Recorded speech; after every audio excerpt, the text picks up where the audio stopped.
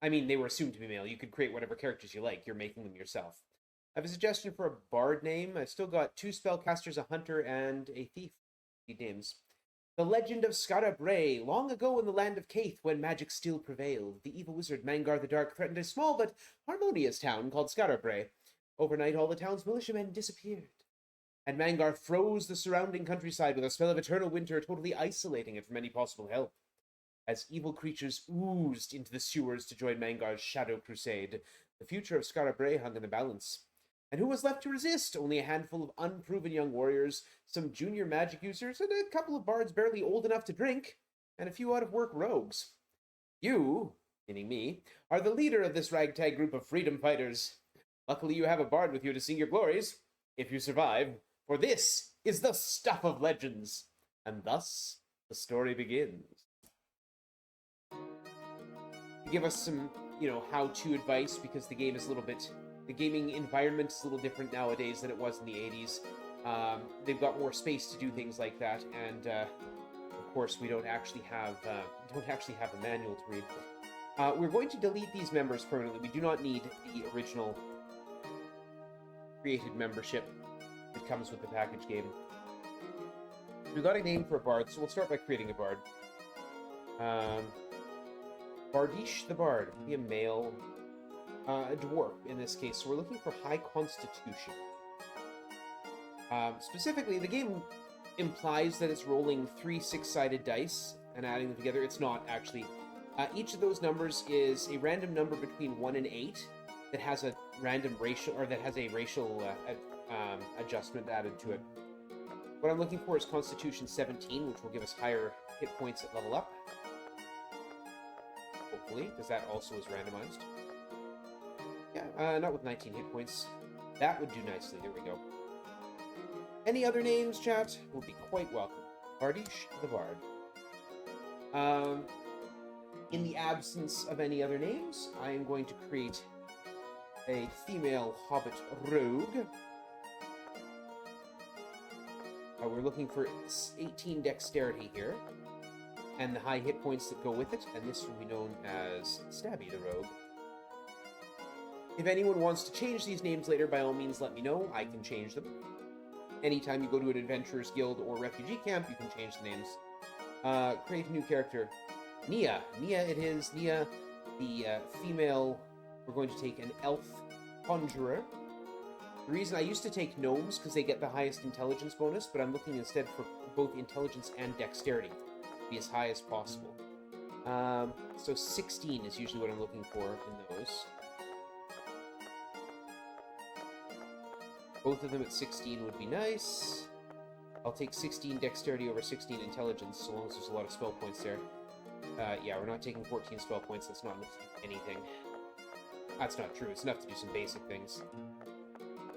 This is why I don't normally include this as part of the character creation, as part of the timer. My goodness. Come on. I don't want to take 15 dexterity. Yeah. Okay, we will accept that. This is Mia. Looking beautiful. Well, thank you. Anna Love. All right. We will.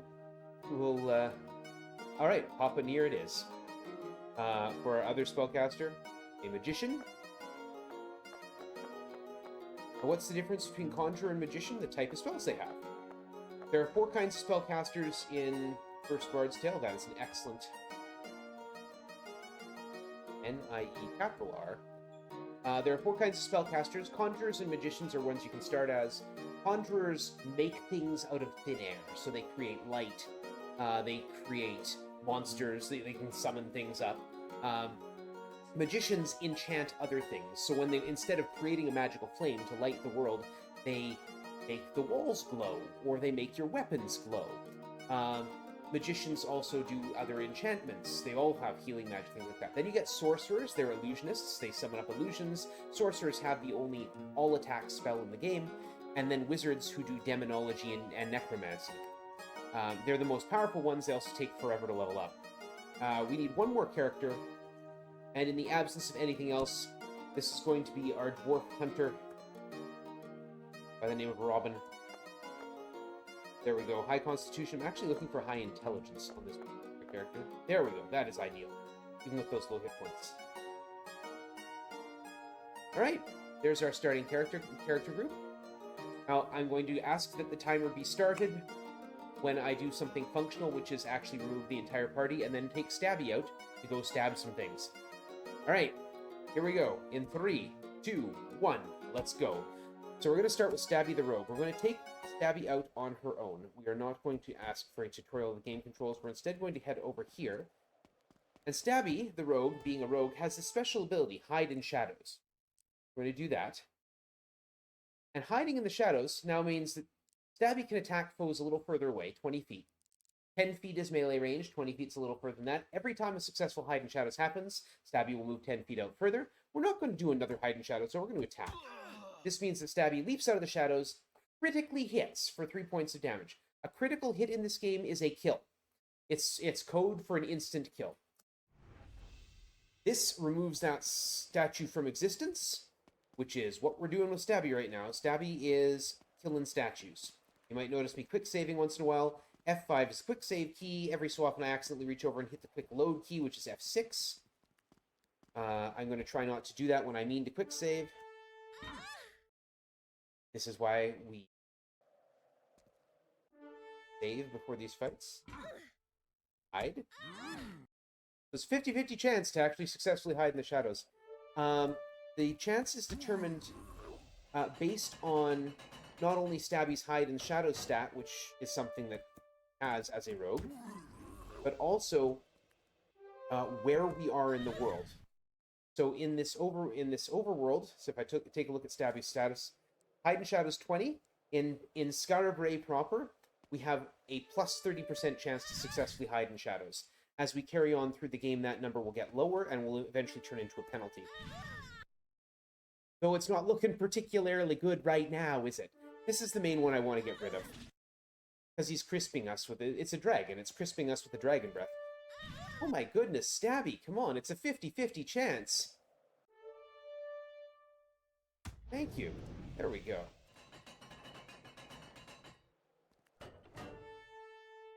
We're not very good at tossing coins today. So we're going to continue on through here. There's some ogre lords that we want to stab. This is also, because Stabby is traveling alone, the experience is really good, too. Stabby's going to gain several levels from this process. Which we will be save scumming. There we go. Party finds a torch. How very nice. Will be useful in a bit. Clearing all these little monsters out, again, gives me a good experience boost at the start for the thief, which will be important, but not super important late in the game. It's important right now. Oh no! Stabby got killed. Sorry, bud. Your party has expired and gone to Adventurer Heaven. What this means is they get sent back to the Adventurers Guild, and we just put the other characters we're taking with us in the party. And we head over here. This is the Thieves' Temple. No charge to guild members for our services. Stabby is dead. And not anymore. There we go. Stabby has a nice little arrow by her name. That tells us that Stabby is ready to level up. In order to level up, we come over here to the review board. We ask to be reviewed. That is a terrible level. We're not accepting that. That is a terrible level. We're looking for double-digit growth in disarm skill and hide in shadows skill. Double-digit growth should not be difficult. There we go. 7 hide in shadows. Graphical improvements. There are some game mechanic and content changes as well. Mostly mechanical. For example, a thief did not have access to... Well, they did have a hide in shadows skill in Bard's Tale 1 and 2. What they've done with this game, even if you play the legacy mode, my goodness. We're not getting good luck right now at the start of this. There we go. Oh. Even if you play the legacy mode, they've taken the thief skill, hide and shadow skill from Bard's Tale 3 and brought it back to the first 2 games. So it gives the bard the ability to hide in shadows as a combat ability rather than just... In the original Bard's Tale, hiding in shadows as a combat ability simply took you out of the line of fire for a round.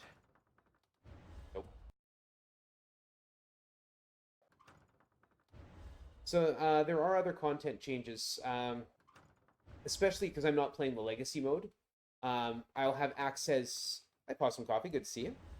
I'll have access to all the spells from all the games, even in the first game. So some spells that got removed from the third game, between the second and third game, are still in the third game. Some spells that only got created for the second game are in this one here.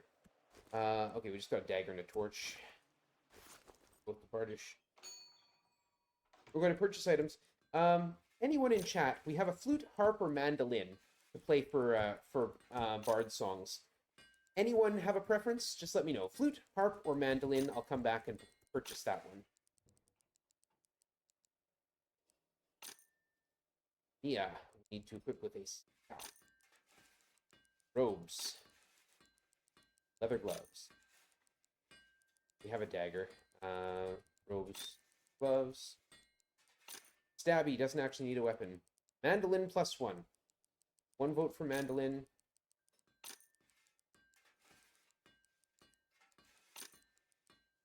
All right.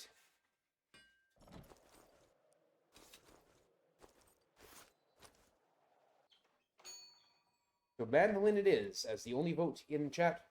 Bardish now has a mandolin. That's what we get to hear for the next little while. There are 6 songs here. We're going to be singing Batterkiln Fest, as it says, an ancient elven melody which heals the bard's wounds during travel and heals the party's wounds during combat. We're going to be doing that while Snow puts Stabby in front of the party, because Stabby has the most levels. And then, in order to recover a bard's songs, we go to the bar. Order a drink, ginger ale, because it's cheapest. So that bard song is a persistent spell. It lasts for 600 in-game minutes.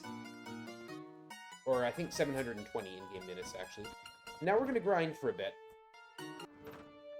I'm running away from fights that I can't win. I can't possibly win this game. We are off to a... We're not off to a great start in the luck department. 6 dwarves, I might have a chance here. Arcfire. So, I only have 4 characters. You might notice they're regenerating hit points. That's a result of the song. Gain 1 hit point after every combat round.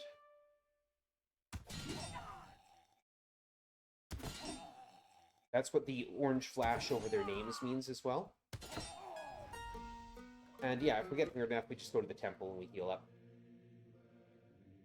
Constant flute seems grating. It can be.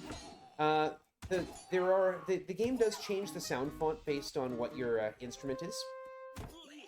It's the same songs. No, we can't beat 6 barbarians.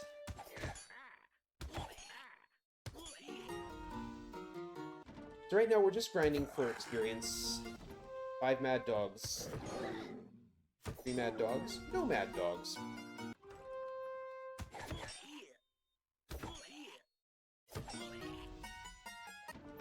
Hobbits. We don't have any rings to offer them, so...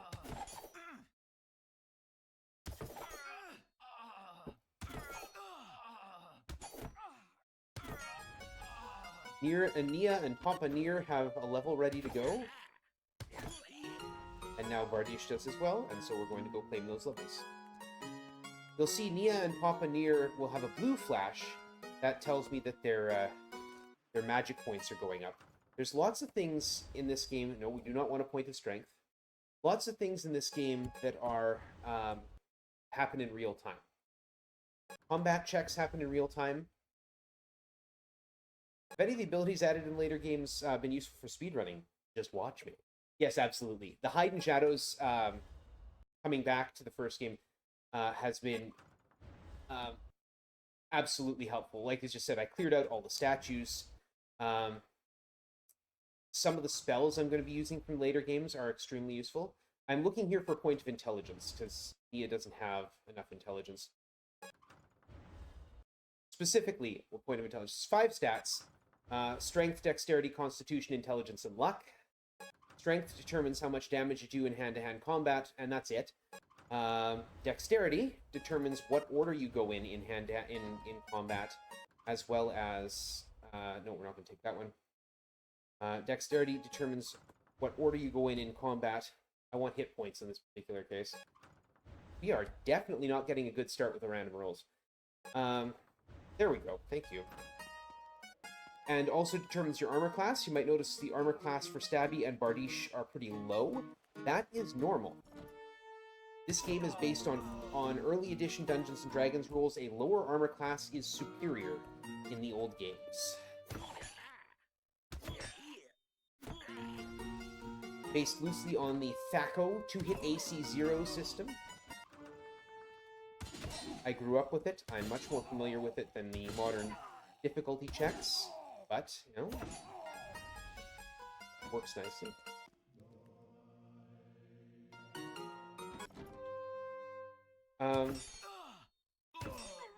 Yeah, so I'm looking to, oh yeah, I was explaining the abilities.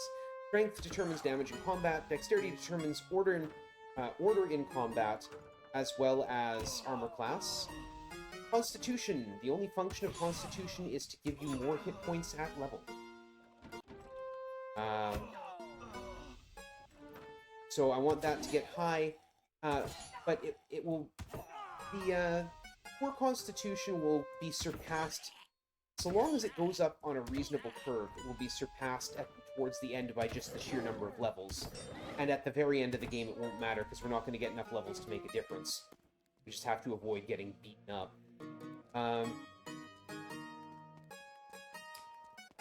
And luck determines how likely your spells are to land and how likely you are to resist enemy spells. Bards. Spells are based entirely on level. And you'll notice the interesting new little thing there beside Nia and Papa Nier's thing. They're ready to learn new spells. Go to the review board and spell acquiring. Nia, level 2 Conjurer. Nier, level 2 Magician. And back we go. You get new spells every odd level up to 13. There are 7 levels of spells. You start when you change class into a spellcasting class. You get first level spells, and then you go up to barbarians. Go up to if you have 3rd level spells in a spellcasting class, you can change class, and that's how you get up. You do sorcerer and wizard, for example. You need to have You need to have 3 levels of spells in either Conjurer or Magician before you can become a Sorcerer, and 3 levels of spells in any 2 spellcasting classes before you can become a Wizard. So it can be Conjurer and Magician, it can be Conjurer and Sorcerer, Magician and Sorcerer, it doesn't matter. So long as you've got 3 levels of spells at least in 2 spellcasting classes. There are 7 levels of spells in each class, and once you change out of a class, you cannot change back into it. So we will be limiting Papa Nier's spells, unfortunately. Papa Nier is going to be getting 3 levels of Magician spells, 5, maybe 6 levels of Sorcerer, up to 6 levels of Wizard, and then all the Conjurer spells. Nia is just going to stay in Conjurer until the final game.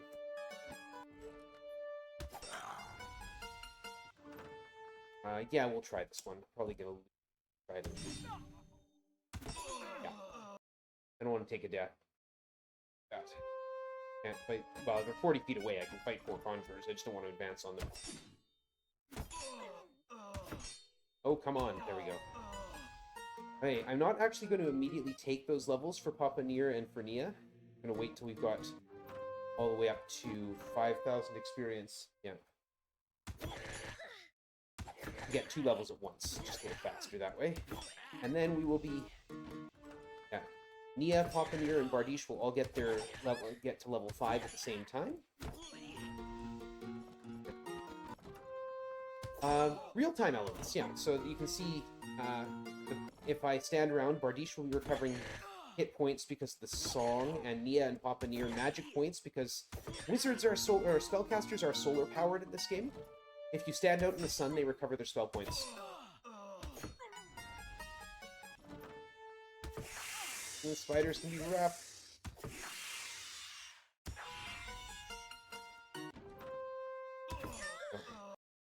We'll go heal. If I stand around outside, every so often it's going to do a check to see if I need to get into combat. I can force it to do a check just by walking into an empty building, which is what I'm doing. Walking back and forth between two empty buildings. I'm just rapidly using both fingers to type up and W, because this game uses both WASD controls and the arrow keys. The original, of course, was before WASD was codified. And so the actual original Bard's Tale control scheme, if you played this on the Apple or the Commodore 64, I played it in the Commodore 64 back in the day, was I, J, K, and L. I to go forward, J and L to turn, and K also went forward, but if you used K, it kicked indoors.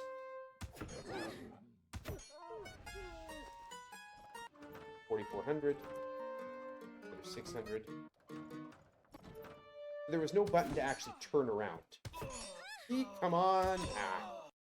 And didn't back you up either. That was how you, like, went through doors. It was how you checked for doors. 4,500, essentially. Come on! Hang on, hang on, hang on! Bards, yeah. Bards don't use traditional magic points in the same way. They have, instead, a limited number of songs, and that limit is exactly equal to their level.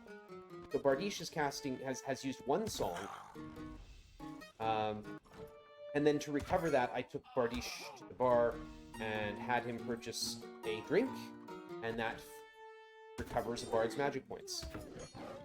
Or songs.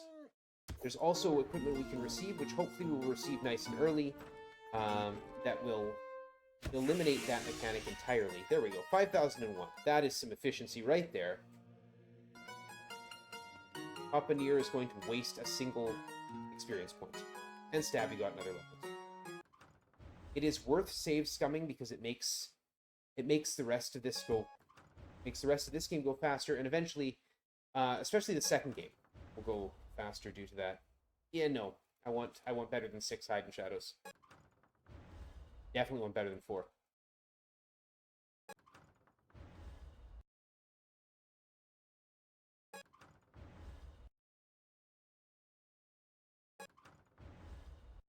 If we get that disarm skill high enough, I don't have to deal with treasure chests. Yeah, we'll take that. Probably shouldn't, but we will. Dexterity, good. Yeah, we're going to save that. Nope, not going to get a constitution. I want that dexterity and intelligence to go up. Come on, Nia, you can do it. In theory, it's a 20% chance for every stat, right? Until they reach 18 in all stats. Because that's the cap for stats in this game. I have to give up 8 spell points, but I need the dexterity. When they're at 18 in a specific stat, it will not go any higher. There, we've got 17 and 18 dexterity. We're going to turn around. We're going to get our... Oh, we're not going to class change. We're going to spell acquiring. And here we go. There's some good ones in there. We need to class change Papaneer into Sorcerer. And then we head over here. As we go back into the Adventurers Guild, our song automatically stops. We drop off our 2 fighter types. So the Bard and the Rogue stay behind. And we're coming over here. We're going to go and order some wine. And it tells us to go down into the cellar and pick out a bottle of our own. So we do. So this is the first dungeon, the wine cellar. And I'm specifically in here. This is a forced fight, not this specific fight, but this spot will always have an encounter on it. You can run away. But this is a forced fight, which is always 6 spiders. We're going to use the War Strike and Star Flare spells. We're going to trap zap the resulting treasure chest. And because we're only taking 2 characters with us, it's much, much better for experience.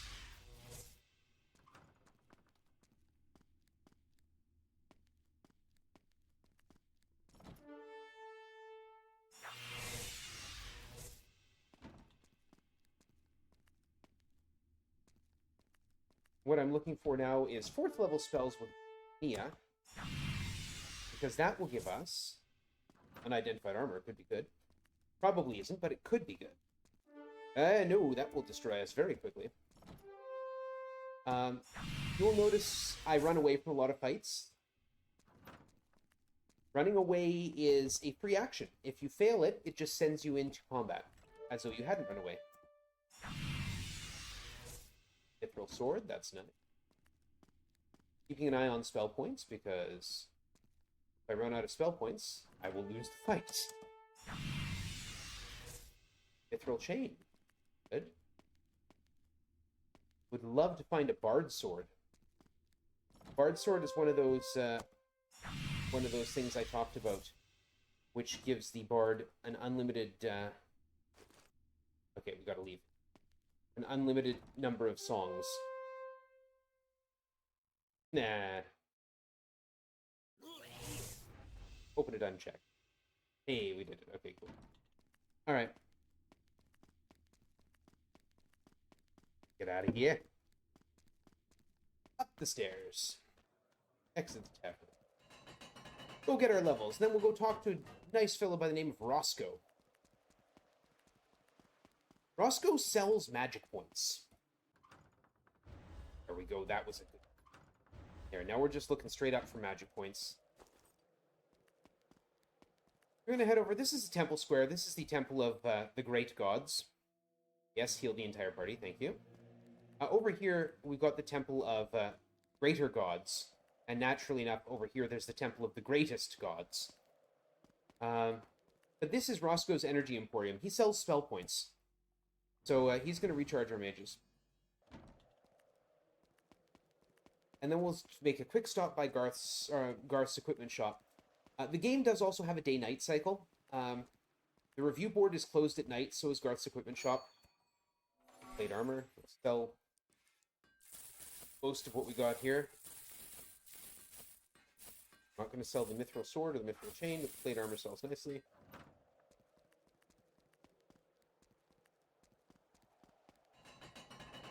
What tavern doesn't have a basement with deadly beasts lurking around each corner? Yeah. I mean, that's a good point. How do you think all the bards get their songs? Everyone has a story to tell. Whoops. Turn off Runaway. This actually connects to the sewers, which is a three-level deep dungeon. It's actually one of the bigger dungeons of the game. We'll be back here before too long to go through those sewers. And by before too long, I mean at the end of the game. So, like, in an hour or so. We will also completely trivialize the sewers. We're not actually going to do them. Like, why would I ever actually run through a dungeon? I don't have to. So yeah, we're coming here. We're going up these stairs. Now, a lot of the Bard's Tale 1 speedrun is doing a grind so that we can do another grind. That's our goal right now. So our goal right now is to do a grind so we're powerful enough to do the next grind. That was a nice draw.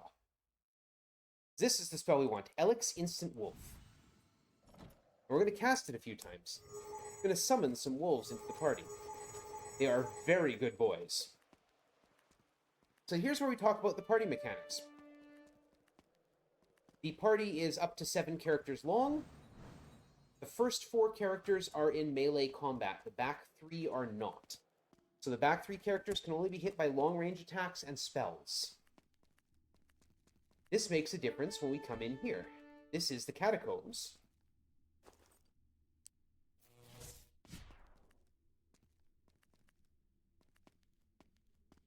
And these very good boys are going to earn their keep very quickly. Right in front of me is a secret door, and then through this is a preset fight of 45 zombies. And our pups are going to stand there between us and the zombies, and there's 11,000 experience in one shot. We're going to remove those pups. We're going to add new pups to the party. There we go. Very good boys. Oh yes, very, very good boys. We're also looking for equipment in this grind here. You can buy basic equipment, like you've seen me do, but you cannot buy anything better than that ever. So all your equipment is found in this game. Arrows, which we do need.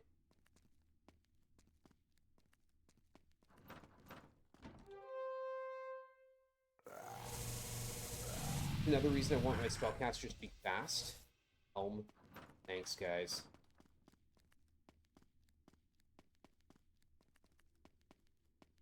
And we'll take on 9 whites. Oh, one of the wolves got folded. You can see now, in order to show you when a status ailment pops up, it will overwrite the character's maximum hit points with whatever that status ailment is.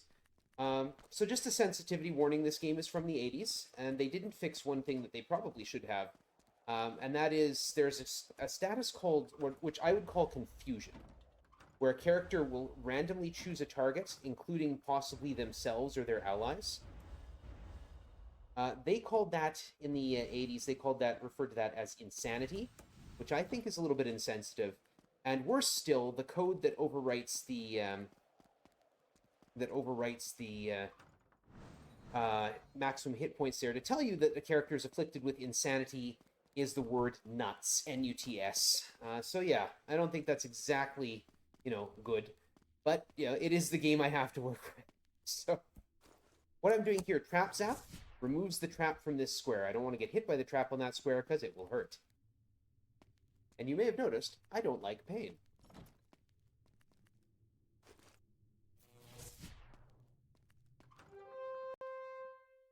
Strike. Oh, actually, I'm going to go up a step. Rock Sphere. You might notice me using those 4-letter codes sometimes. The original game had 4-letter codes for all the spells. Ooh, a Cold Heart. Fantastic. Good. That's an all-attacking... That's a bard's weapon. The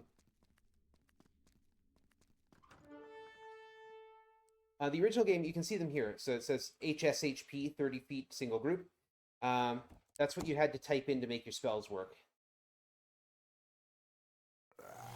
And I know a lot of the codes, so it just sort of automatically used them. Power Shield, not useful. You can buy those. Face death itself in the form of a bunch of zombies. No, do not cast Disbelieve. They're not illusions. Disbelieve will immediately kill any illusionary monsters that we're fighting, which is, handy if we're fighting illusions, and useless if we're not.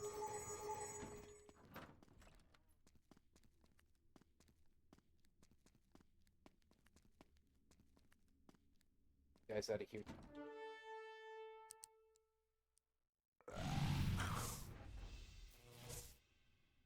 How's our experience doing? 63,000. Cool. Pop in your end.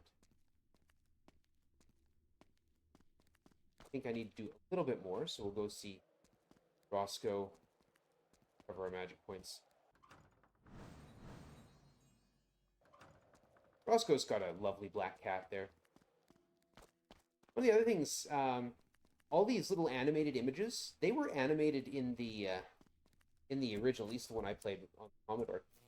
But they're also, you'll notice, they're not just GIFs. They're not just cycling, and yes, I say GIF. They're not just cycling images. Various parts of the images animate differently and at different times not in sync with one another, which I think is pretty neat for today, let alone for 85. Mandolin.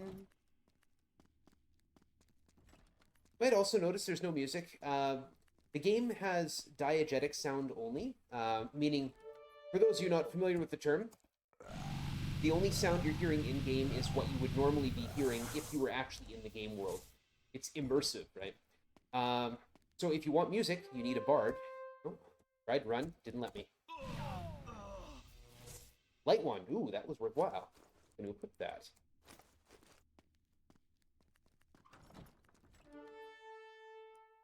And this should get us enough experience to get Papa near to wizard levels. What I really want with Papaneer is a spell called Mangar's Mind Blade. You might have noticed with some of the fights, some of the random encounters in the dungeon, that enemies pop up in groups. I mean, they obviously pop up in groups, but they can pop up in different groups of enemies. There can be up to 4 such groups in combat. Most of your combat spells, excellent, level 9, that's what I want. Most of your combat spells, I just want to make sure I've got that spell list. Mangar's Mindblade, all foes. One group, all foes. Most of your Nope, lost my train of thought. It's cool. Class change, Papa-neer to wizard. There we go. And now we'll go and do big grind.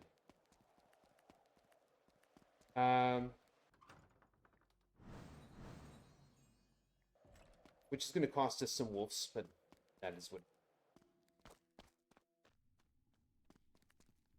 So in order to do the big grind, come here. Again, we got a trap zap. This way. The mini-map on the screen is also obviously a modern thing. That was not a thing we had in 1985.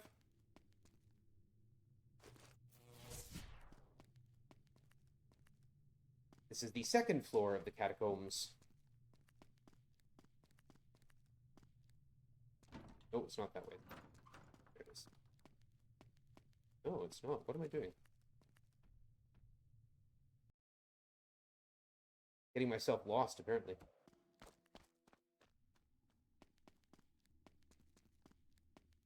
Try again. Why you save frequently.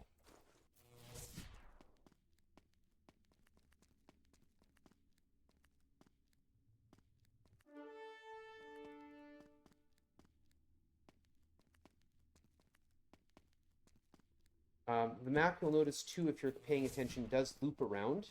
Every map in this game is a 22 by 22 square. Tell me which direction I'm facing, please. Go. This is my door.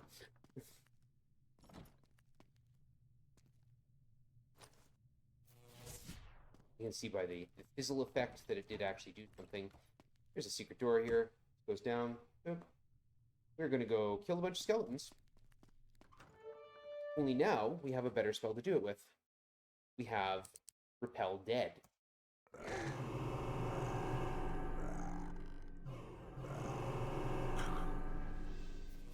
And we'll get better equipment down here, if anything. Unfortunately, lost our wolves.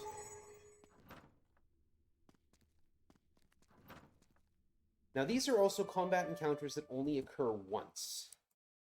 If I come back here after killing all these wolves, I will not find any enemies here. Fire at the ghoul. Holy water at the ghoul. I was hoping that wouldn't happen. Yeah, got aged. Withered. We have to cure that before leveling up, because the effect of aging is to reduce all your stats to 1 point. And leveling up with that... Nice.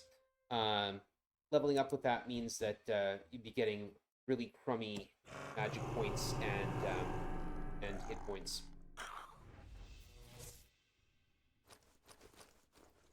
Okay, we're at a point we can leave. And let's not get attacked on the way out, because I don't have the magic points. Both take care of the traps and replenish our wolves. So we'll hope the rolls come in our favor.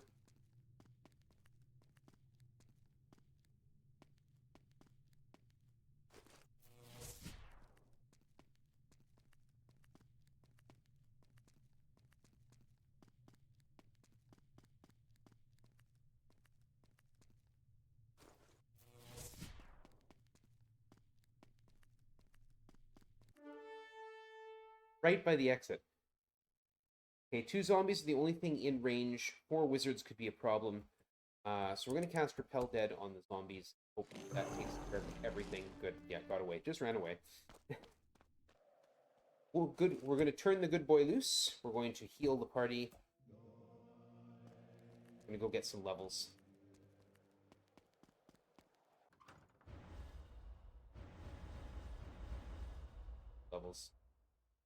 There is Apport Arcane. That is the spell that's going to trivialize things. Also, Elix Instant Slayer. Don't have enough spell points for anymore. So you notice the armor class on those Slayers. That is not a mistake. They are minus 15. Slayers were created for the second game. But we're at nighttime now, I can tell, because we've got multiple groups of enemies. Good, that's what I want. At nighttime, we can't go to the review board, we can't go to Garth's, and can't get into this tower, the door is locked, or the gate's locked. That's Kiliaran's Amber Tower. Garth's is closed. We're going to come in here. We're going to realize we've made a terrible mistake. We're going to pick the 2 worst Slayers and delete them, remove them from the party. And re-add Bardiche and Stabby. Put Stabby up at the front line. And go to Bardiche. You might notice it is no longer nighttime. That is because if you walk into the Adventurers Guild and walk out again, it will come daytime. If it's night. In this version, only if it's nighttime. In the original, it didn't matter. You always left the Adventurers Guild first thing in the morning, at dawn, basically. Thank you. We're going to identify that arrow, and we're going to sell a bunch of stuff. We don't need lamps anymore, because we have a light wand. Boom, sold. Alright, now my next goal is the Spectre. So we're going to take the party down into the catacombs. And now you get to see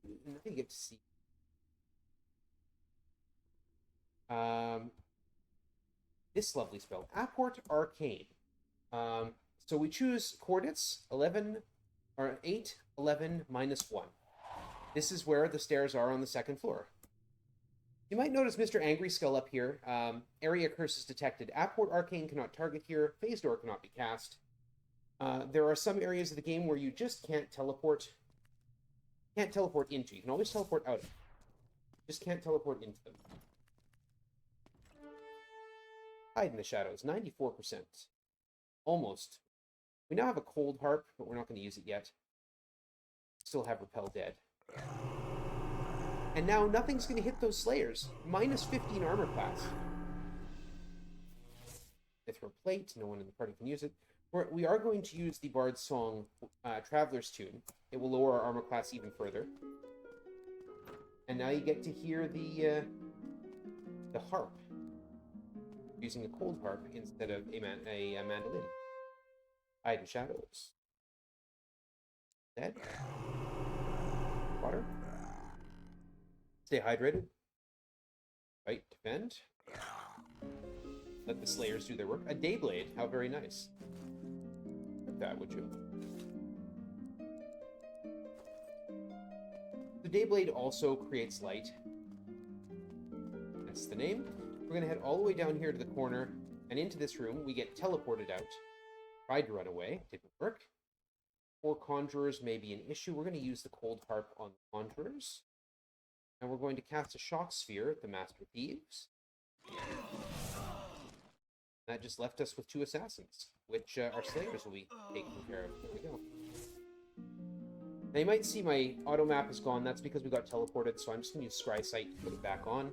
It tells us exactly where we are. 2 levels down, 10 paces north, and 7 paces east of the entry stairs, and tells you which direction we're facing, too. Very handy if you get lost. It is also a spell that works in anti-magic areas. And yes, there are places in this game where you cannot cast spells. But Scry Sight will always work. Hide in shadows, defend, cast Repel Dead.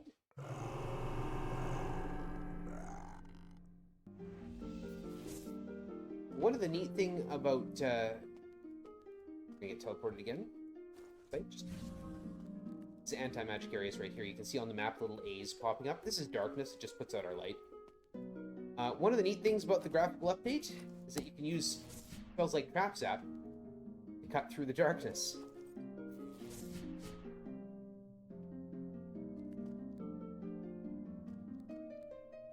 There would be traps here. Anti-magic square.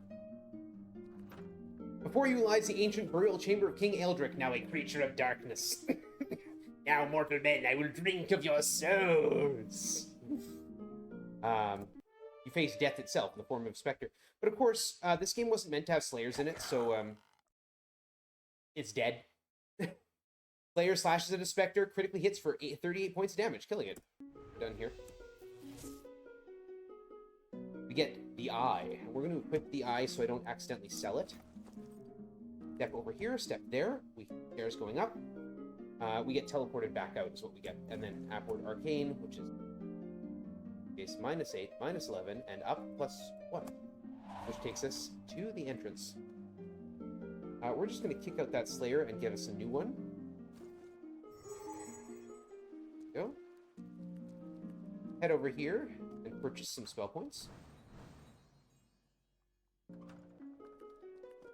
And we're going to go over here where where we killed these statues earlier, especially the statue of a dragon that would otherwise be pretty dangerous. Gonna head in here. This is Baron Harkon's castle. The first thing we're going to do is completely trivialize it by using Upward Arcane to get the Crystal Sword, which is behind a couple mazes, a couple nasty traps, some encounters. We'll just go there. And then teleport to the stairs up. We're going to use that light wand we got. You notice this flame is blue. It detects secret doors as well. If the flame is blue, it will show us where secret doors are. If it's red, it's just a normal light. There's a trap in front of me. Don't want to accidentally walk out that door. Right here. It's death itself. Get smoke in our eyes here. Now we got a riddle. Yeah, I've come to answer your riddle. Once man alive, now living death, it drinketh blood and stealeth breath. Anyone have a clue? Chat, you know the answer to this one? You? Great, because I need to get hydrated. I changed my map over. It's a vampire. It's a vampire. Yeah, pass at your leisure. And there's we get the silver square. Now where we are is directly above the starting square, but we want to go east 11 and up 1. We cannot actually apport to this floor, but we can to the 3rd floor. And you notice the barracks. Official robes are required. We don't have official robes, but I'm sure it's fine. The Legion of Baron Harkon stand before you, recognizing you as intruders, because we don't have official robes. Death to them, they scream. Intruder alert down here. It's beautiful. And the room is filled with 99 berserkers. 99 berserkers at 20 feet, 99 berserkers at 30 feet, and 99 berserkers at 40 feet. But of course, 99 berserkers can't hit a thief hiding in the shadows. What's my chance now? 84% chance, so fingers crossed. Can't hit a thief hiding in the shadows, and can't hit those slayers. We're going to use that cold heart to speed things up a bit. But the main thing we're going to use is Mangar's Mindblade. Be aware if you're wearing headphones, this can get noisy. It sounds a bit like a machine gun going off. Here we go.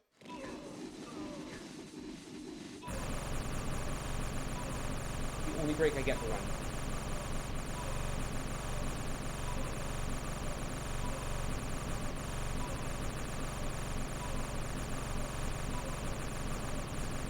It's also the noisiest part of the run by far, until the end of the second game.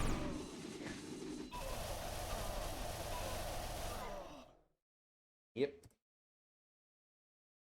And we don't need to actually attack, we just cast it again. It is indeed a lot of damage. We can get official robes. We could go through do the rogue quest. We don't need to fight those, just let the slayers do their work. But the main point for doing this is 250,000 experience. Plus we get some neat stuff. I'm gonna head over here. Here. And now we're going to...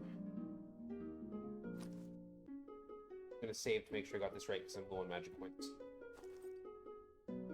It is... should South 2.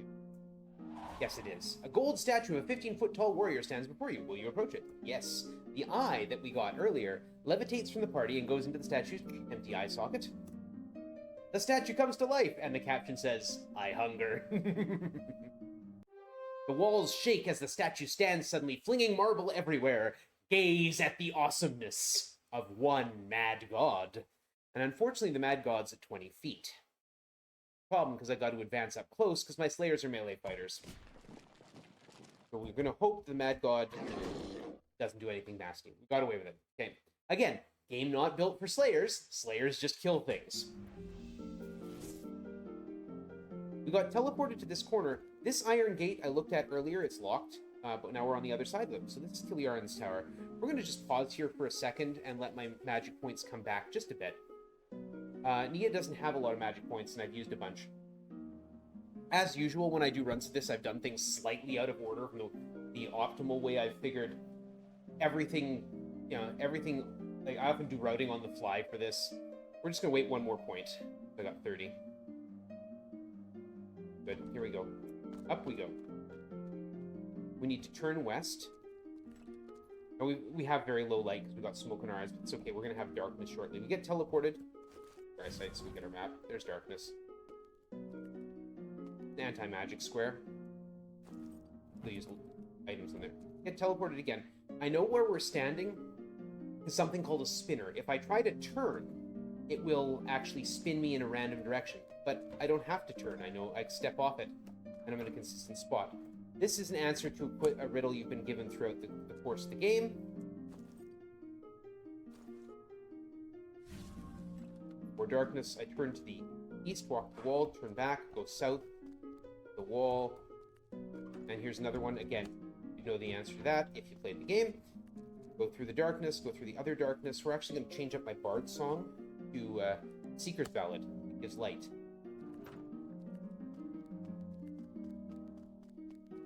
And it's also, I think, a pretty good tune.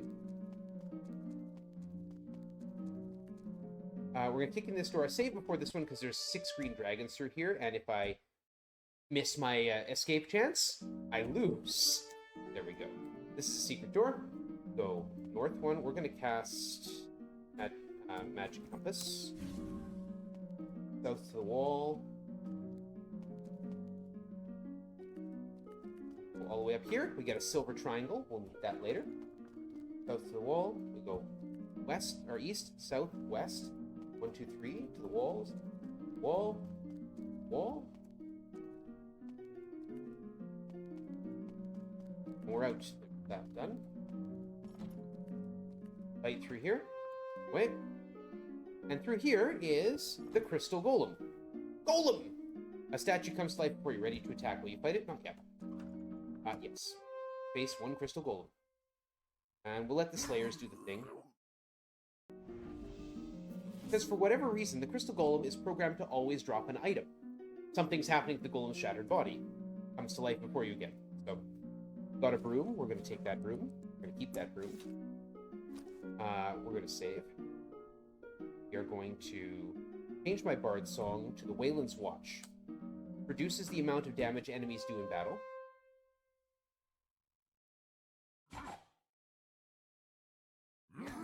Hopefully let us get a few more items out of this. Thieves' Darts. Not actually particularly useful. Sorcerer's Staff. Unfortunately not the kind of staff I want. Adamant Dagger.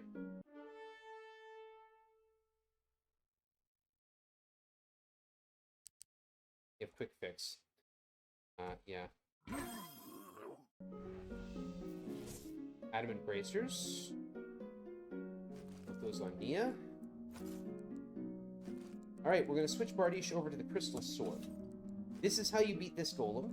You must kill this golem with the Crystal Sword. And in fact, the Crystal Sword has to be the item that does the final blow. That's the way this works. Cool.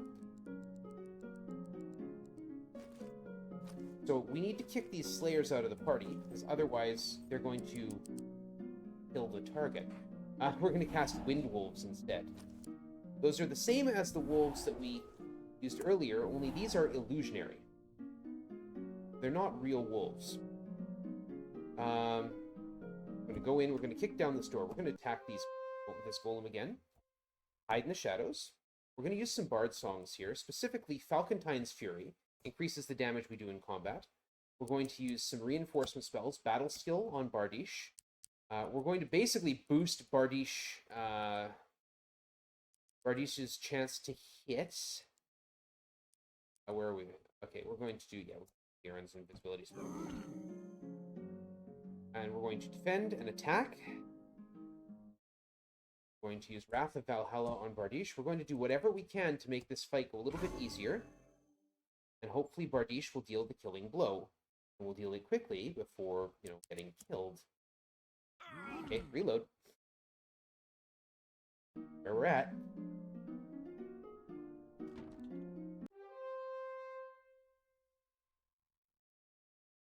Red Song, Falcon's Fury.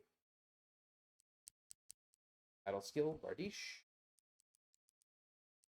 Gauntlets, Bardiche. We're going to use another Bard Song. It's our last one. Wrath of Valhalla, a Bardiche.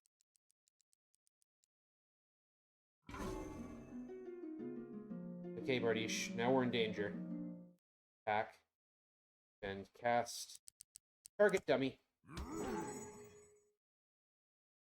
So look, that wolf did 27 points of damage. That's there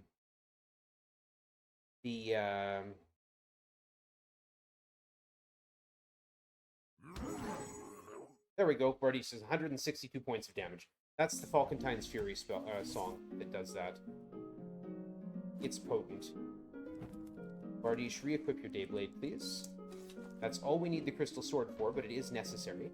We lost our sense of direction there due to an anti-magic square killing our magic compass. This is a long and serpentine path. If we were to wander through the darkness earlier, we would find a clue that said, beware the sting at the end, south, of the serpent's tail. This is the serpent. The sting at the end of its tail is through a door up here. I'll show you what it is. There's no way out. It's a trap.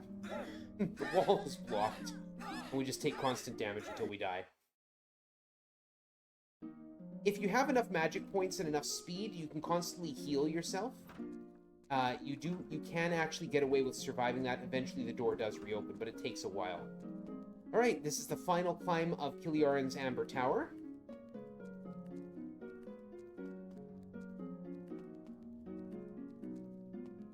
And here's Kiliarin. He says he's a nice guy. He's an ally, not an enemy. We've passed his tests. He's going to give us an Onyx key, which is the only way to get into Mangar's tower, and teleports us out. Go with that. All right. Now we're going to head over here. Back near our beginning area. We're going to head into Garth's. We're going to sell a bunch of stuff. Stuff we don't need. Do not sell these. Those are important quest items. You can sell them. You just have to buy them back. You can sell anything, in fact. I don't need the crystal sword anymore. You can sell the Onyx key. If I do, it's going to cost me 100,000 gold to buy it back. I don't want to do that. All right. One final attempt at save scumming for high stats.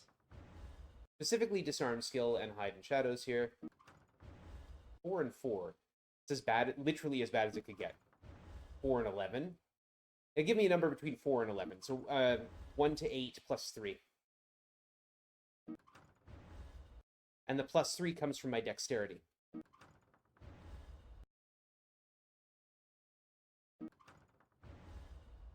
Going back a bit in chat, you castle stuff with a few hundred rotting corpses. Actually, if you go back to that room, it says this room is filled with dead berserkers. I mean, you're supposed to get proper official robes. Come on, game. There we go. 11's on both. Thank you. You're supposed to go in with official official robes. That's the puzzle, right? Puzzle. Come on. Take that. I don't want to stand here forever. I can't take a 4 and a 7. Or an 8 and a 4 and 8, you know. Do a little bit better than that. We'll take a 9 and an 8, sure. 4 and 4. Again, literally the worst it could be. 8 and 11, okay, fine. There, 11 and 11. Thank you. Bardiche, just get some hit points, please. Do those double numbers. Nia. Papaneer. Papaneer has maxed out all stats. and got to level 6. And we're going to change class to Conjurer. The last class Papaneer is going to deal with. We're going to kick out our last good boy. Get some more Slayers. Head over here. The reason we need Papaneer to end in Conjurer is because we need Papaneer to have access to the Apport Arcane spell in the next game. Alright, back to the wine cellar. Told you we'd be going back there someday. Oh, but also, before we do that, Bardiche needs some magic back. Bardiche needs to have a drink. Bardiche is parched. Have a ginger ale, no one is impressed. Order some wine. And rather than doing this dungeon, we're just going to Apport Arcane. -6, -5, -3. And oh look, we're at the end. Stairs a long way up. These gates also are locked. This is Mangar's tower. If we didn't have the Onyx key, we wouldn't have this staircase. This first level is full of traps and really nasty, and I don't particularly want to do it, so we're not gonna. Oh, wait. I got this one. Okay.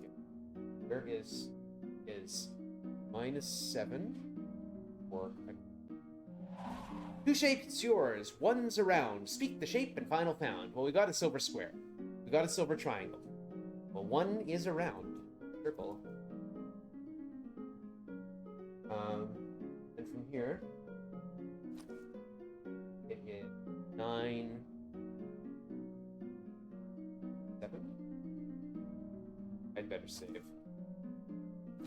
I haven't updated my notes properly, and I often mess up this bit. Yeah, got up there. This whole floor is dark. I'm going to cast Magic Compass. You don't have that spell yet. Make sure I'm facing the right way. I want to go west to the wall. The game will actually stop. It says darkness every time we take a step. When we hit the wall, it just stops there. Go back 2 steps north to the wall. Go 2 north and cast the Trap Zap. Go this way. 1, 2. When it does darkness twice, that means we got teleported.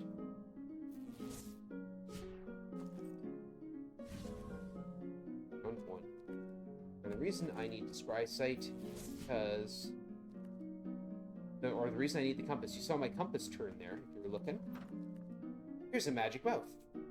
Speak the 7 of the one god. These are words that are hidden around this floor. I happen to know what it says. It's lie with... Oops.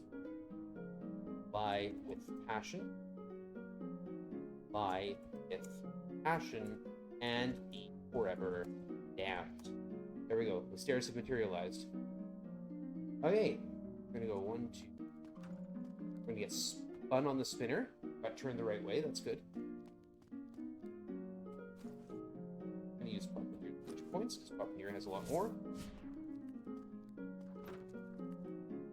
Go through the darkness. Go through the darkness. Run away. Go through the darkness. The darkness. Darkness. Get our anti-magic square, which kills our compass. Buy the key. Master key. Papaneer is going to equip that. Nope. Papaneer's not going to equip that.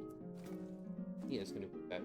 Master Key has 2 functions. It opens all those gates that were locked, so I can now get back into Kiliaran's tower if I want. I don't, but I could, is the point. But I could also...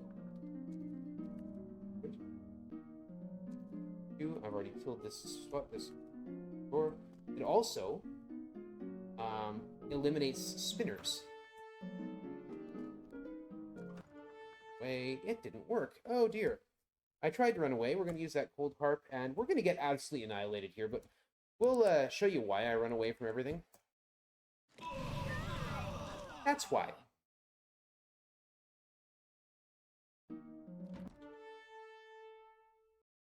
Most of the time, if I don't make a run check, I just forget it.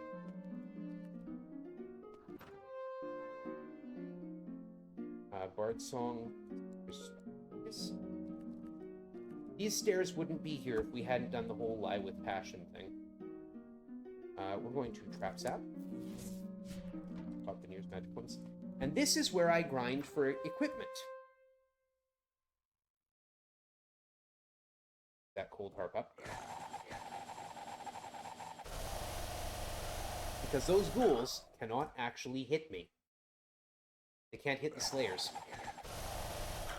And you get the best equipment in this area of the game. 10 arrows and a Master Wizard figurine. Not what we're looking for. And this fight regenerates every time we go up and down these stairs.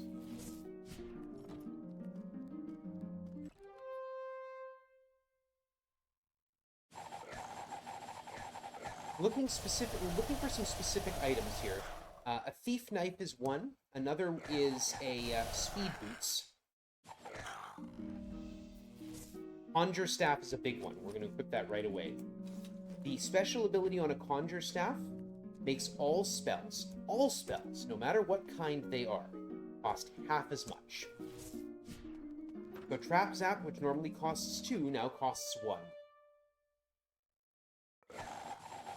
That is an item that will be useful literally to the end of the run, till the third game.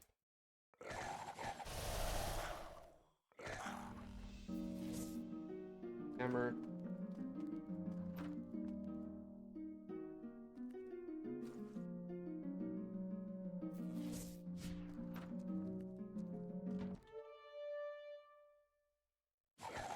That is one of the items absolutely that I will absolutely take that. Unidentified weapon, unidentified ring. Cool. Death ring. It's not as nice as it sounds. Power staff. Also not as good as it sounds. Why am I unequipping stuff?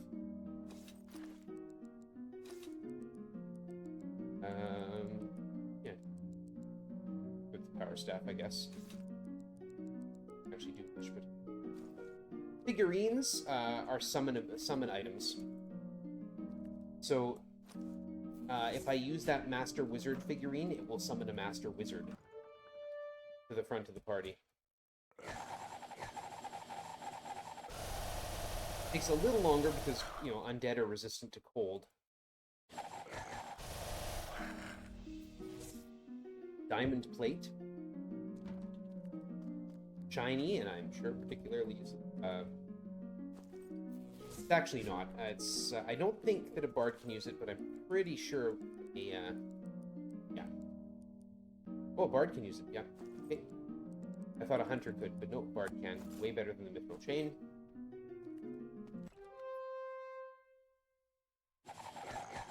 If Stabby ever misses a hide chance, by the way, we have to reload because Stabby will get torn apart by a bunch of ghouls.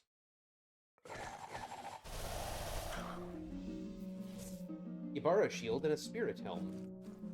Spirit helm, I believe, is one of these rare pieces.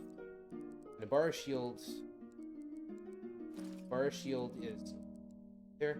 That's for warrior and hunter. Okay. I was gonna say I thought it was a rare piece for wizards, but no, I'm thinking of a lore helm, which is also something I would like to get. I'd love to get another conjure staff if the game will let me have it.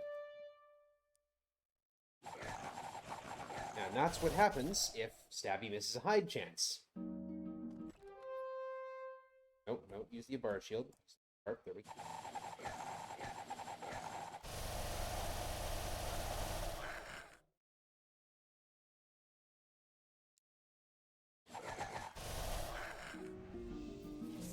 Lore helm, thank you very much. I will absolutely take that.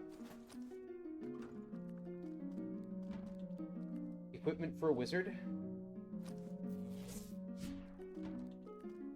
Or in this case, a conjurer, but it's the special ability on it, that's the special on it that I like. Oh. Maybe unequip that Ibarra shield. Zen arrows and Zen arrows. Cool. We don't have anyone who uses a bow, so those are entirely useless. I mean, lots of people who could use a bow, but I don't use bows. It's something I've thought about experimenting with. Ranged weapons actually do a lot of damage because they're not subject to the advantages that hand-to-hand weapons have. So, in order to balance them, ranged weapons actually do a significant amount of damage. Identified armor. Identified. Oh, arrow. I've thought about playing with arrows, especially because I don't know for sure if they trigger critical hit abilities for thieves and hunters. If they do, they could be extremely useful.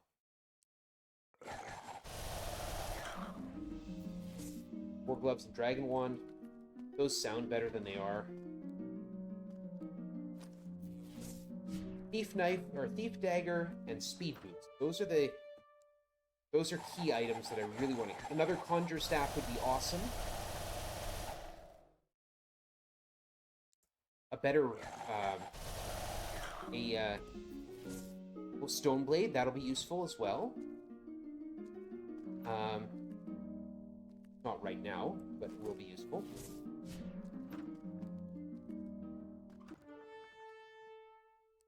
Another an instrument would be good. Because I'm going to run out of Cold Heart very soon. I'll have to switch to actually casting Repel Dead. Oh, sweet! A second Conjure Staff. Beautiful, beautiful. And we got an unidentified thing. Stone Blade. Okay, cool. We got 2. There, if I accidentally sell one, I've got another one. So we both have Conjure Staff. That's good. A third one, believe it or not, will actually be very useful. We will have a third spellcaster eventually. This is my last use of the Cold Harp. We're going to have to switch over to Repel Dead.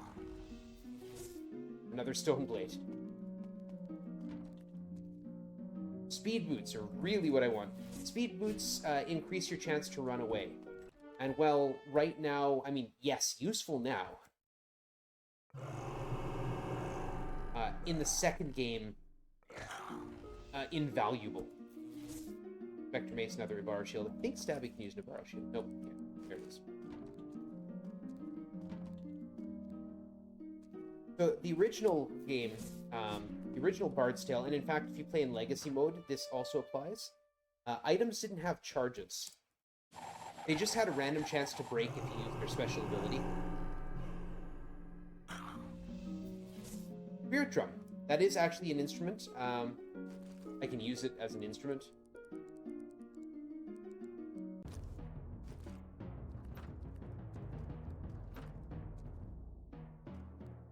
It does actually have a drum sound font. I don't think it does anything useful. Yeah. Summons a third Conjure Staff. My goodness. Well, we're rolling in the Conjure Staffs and the Stone Blades. We're gonna have to ditch a bunch of stuff here.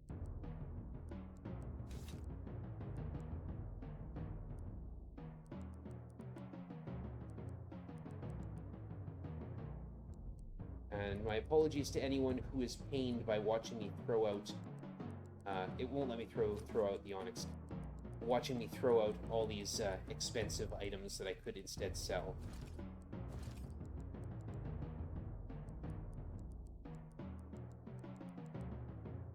Hold on to that for Hunter.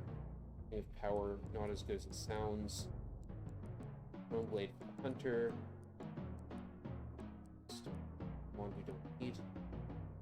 Stone Blades, Spectre Mace we don't need. Okay. Can't remember if we're coming or going, doesn't matter.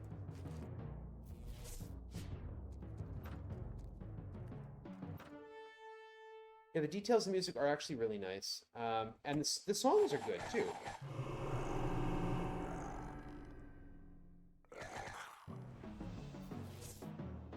I say this as a professional musician. I like the music.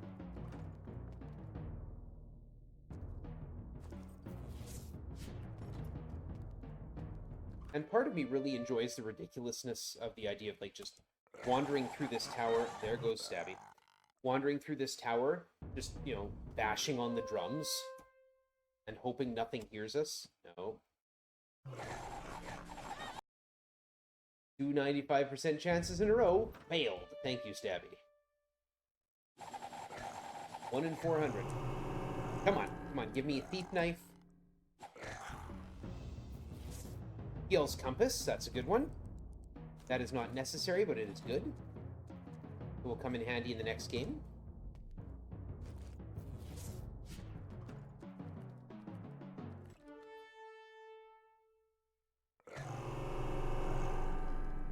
Boom. Staff of Lore, also useful in the next games.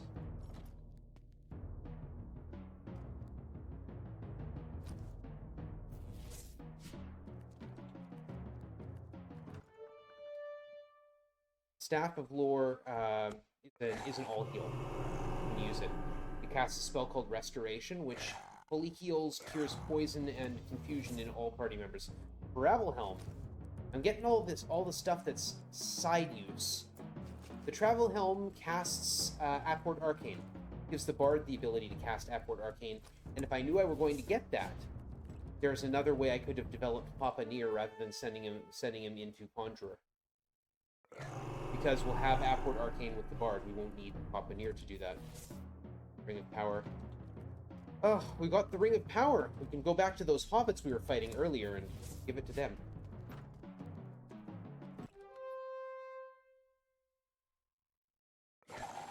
Thief Knife, Speed Boots. Thief Knife, Speed Boots. Spirit Helm, Ring of Power.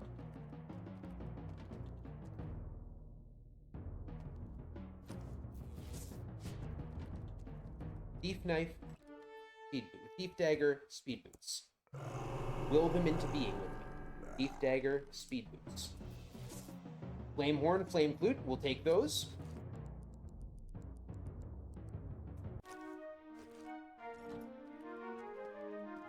Have some fluting.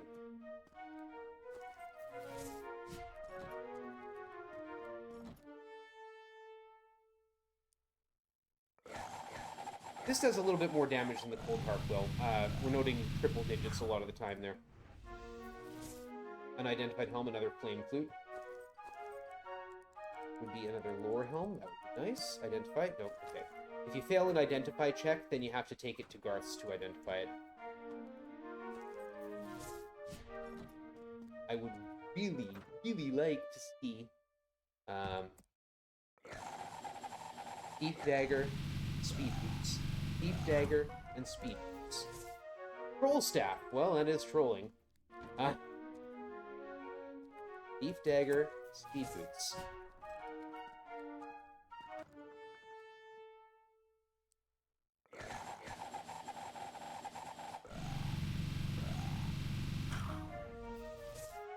Identified weapon, that could be our Thief Dagger. Diamond Dagger. Not that good, but nice all the same. For some reason, the Diamond Dagger gives a 4-point armor class bonus.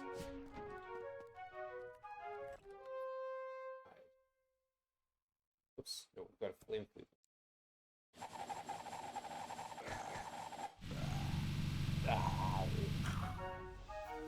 Stoneblade.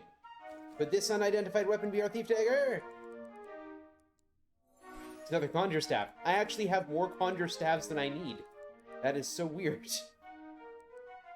Don't need Power Staves. Thief Darts. Titan Figurine. Then Arrows. Yeah, I've got 2 extra Conjure Staffs. I need 1 extra Conjure Staff. I don't need 2. I need Dragon Wands. Plate. Actually, I did need that Mithril Plate. Doesn't matter. Your drum isn't actually going to do much for me. Staff of Lore I want to hold on to. Okay, cool. Okay, we'll do a couple more, and then we'll just accept the fact that we will not be getting our Speed Boots and move on. You might notice, again, it doesn't matter how high I push Stabby's Hide and Shadow skill, it will always cap at 95% chance. If I give Stabby a Thief Dagger, it will uncap that and go to 100% chance, which makes life a whole lot easier. Especially in the second game. Troll Staff. Trolls regenerate, so a Troll Staff gives the character who's using it regenerating hit points.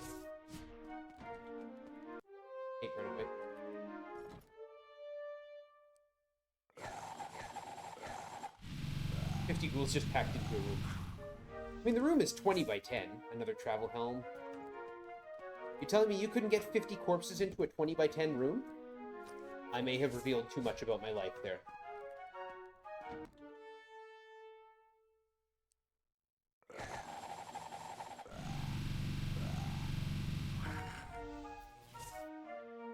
Spirit drum. Give this a couple more tries, then we'll zip out of here.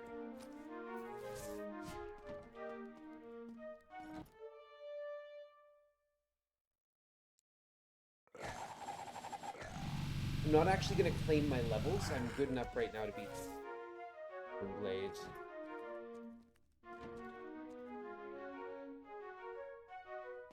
Why don't it take a single spell to hit them all? Exactly, they're packed into a 20 by 10 room. I've played Dungeons & Dragons. I know what space a fireball occupies.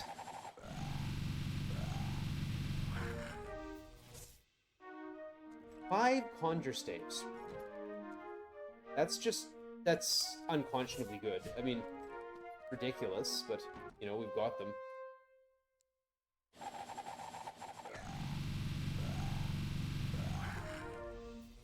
Ark's Eye. 6 conjure staffs. What the heck is going on here? Oh, you want to keep that? That equipped for. We'll hold on to Ark's Eye. 6 conjure staffs.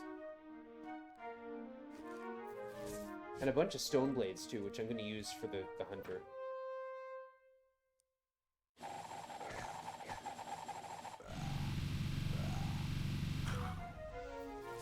Hornblade and Death Dagger.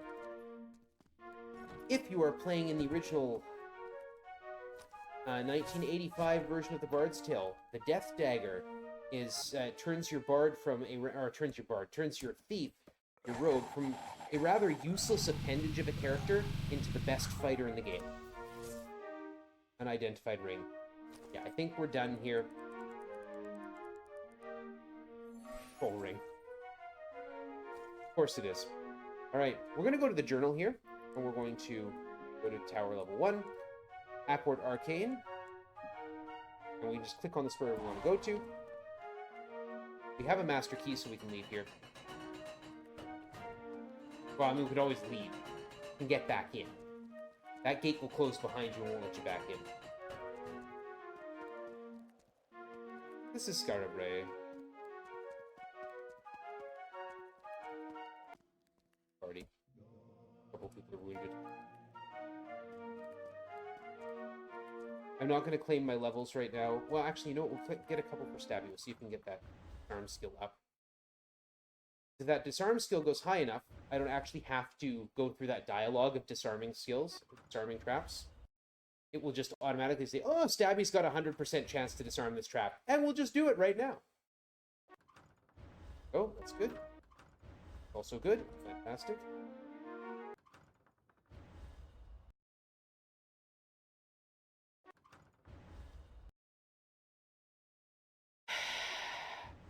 Four and four. Four and 4. That's 3 times I've reloaded on a 4 and 4. There we go. I think we'll just stop there. That should be good enough. No, it's... There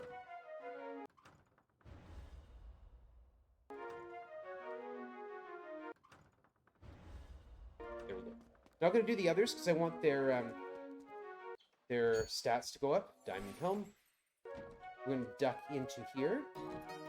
We're going to remove Nia for the moment and add Robin the Hunter in, and so I can equip Robin the Hunter. Dagger, Helm, Death Dagger. Have a critical hit on its own. Might actually. If it's got its own critical hit, then I don't need the Stone Blade. I should hold on to 1 just in case it does. Helm. That Dagger and Diamond Helm. Yeah, and I unfortunately got rid of the plate. Oh well. Move Robin. Add Nia back in. Go to Garth's. Sell off all the stuff we don't need. The Cold Harp. Then arrows. Hold on to those because we'll need them. Got 3 extra Conjure Staffs. And look, they don't even sell... Like, I can't understand why they don't sell better than that. Huh? Ark's Eye, Travel Helm, Fire Shield, we've got a secondary flame flute. We've got a flame horn as well. We don't have the spirit drums. Troll staves. Troll staves give you a regeneration. Spirit helm summons a thing. Troll ring, regeneration. Conjure staff halves all spell point costs across all spells, and it only gives us that. Like, I don't understand. I do not understand the way the game costs things sometimes. Restore spell points, please. Thank you.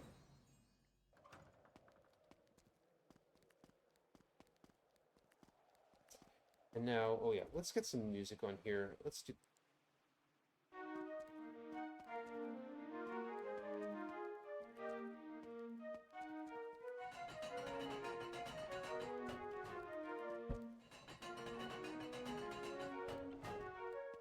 And the master key to open the iron gate north of Vanguard's tower. Alright, this is it. We're going in. 7-point Apport Arcane.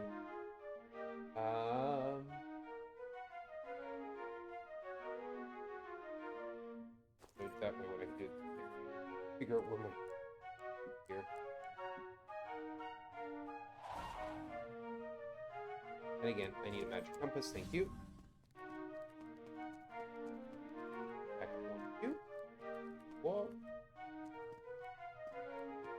This time, all I need to do is trap zap this one. Trap zap this one.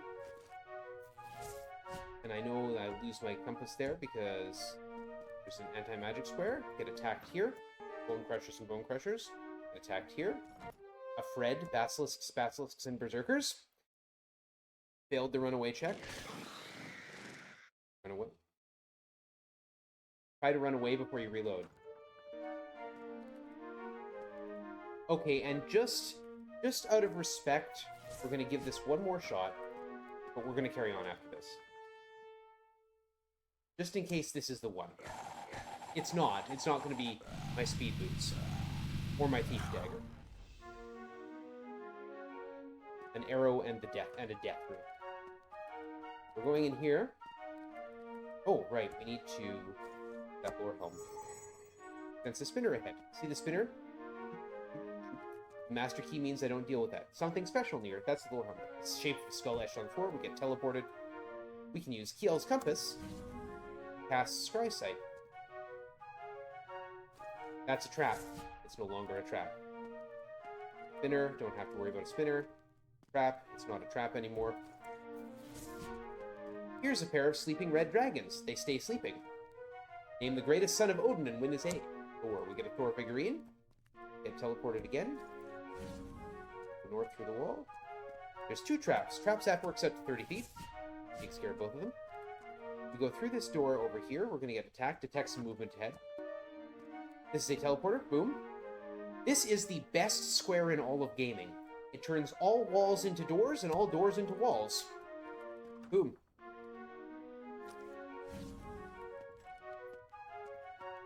So this is where we fought all those ghouls. That's the door we came in. It's no longer a door. You need this to get down here. And to go through here. And we're going to use a broom, which gives us levitation. Go up through a portal. Get teleported. We just get attacked for no apparent reason. Storm giants. And fight. Something special near. Specifically this. There's dissension in your ranks. Notice Slayer number 3 is possessed. We cast the spell Dispossess on Slayer number 3. Done. That particular problem is solved. Fight here. Get teleported. We'll deal with the smoke in our eyes.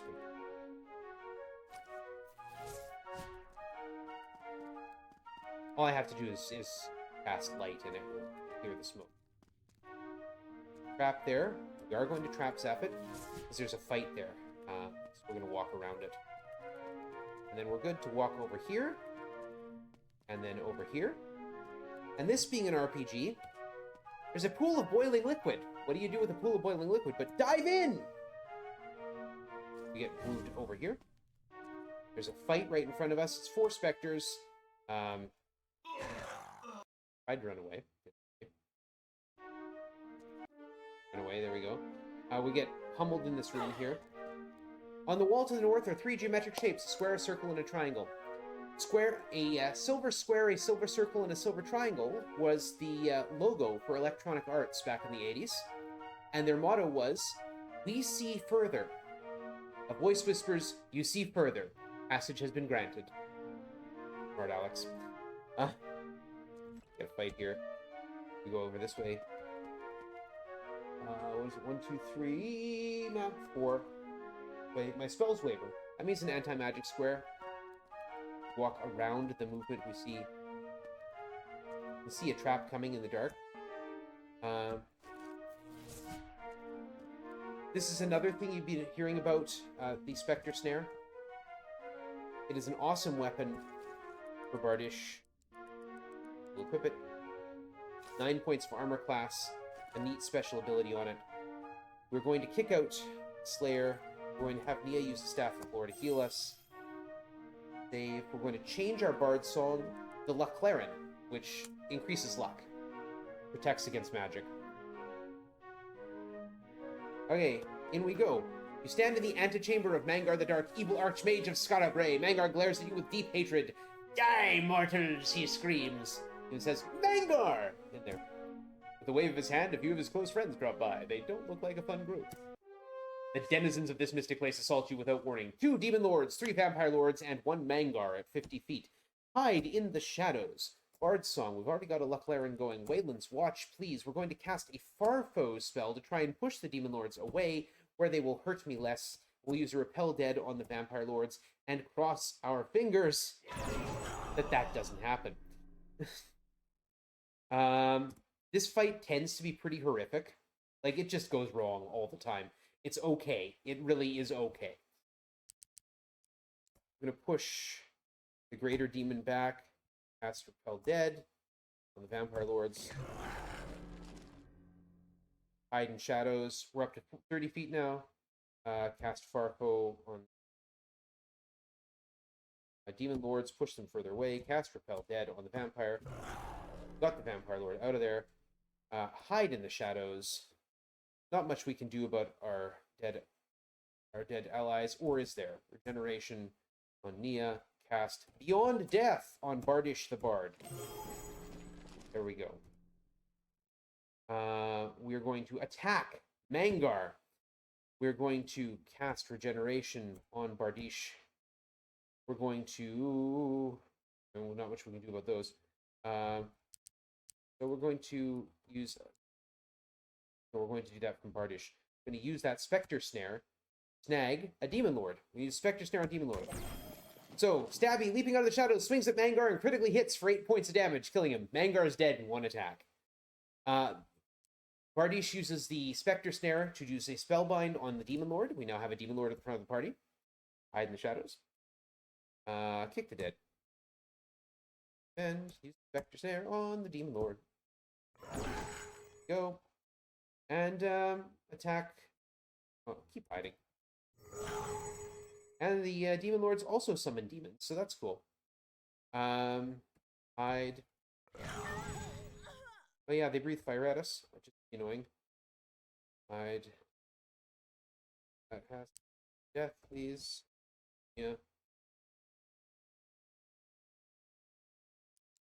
Watch. Okay, attack that greater demon, and we're out of here. And then Kaeliaran shows up and says, "Hey, you did a good job. Here's 300,000 gold and 300,000 experience points. We're going to send you back to the Adventurers Guild. Game 1 is finished, but we're not done with it yet. We're going to head down here. We're going to use some of that money that Kaeliaran gave us to heal the party. We're not going to level up. We are instead going to go over here, Garth's, and sell a bunch of stuff.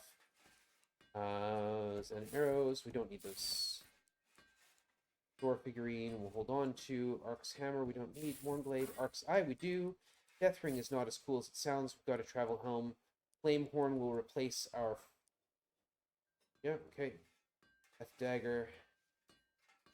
Yep. And keep a stone blade.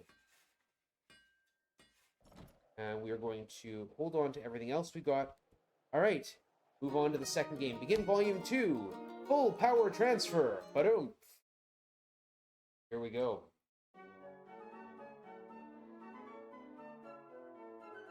Little cutscene.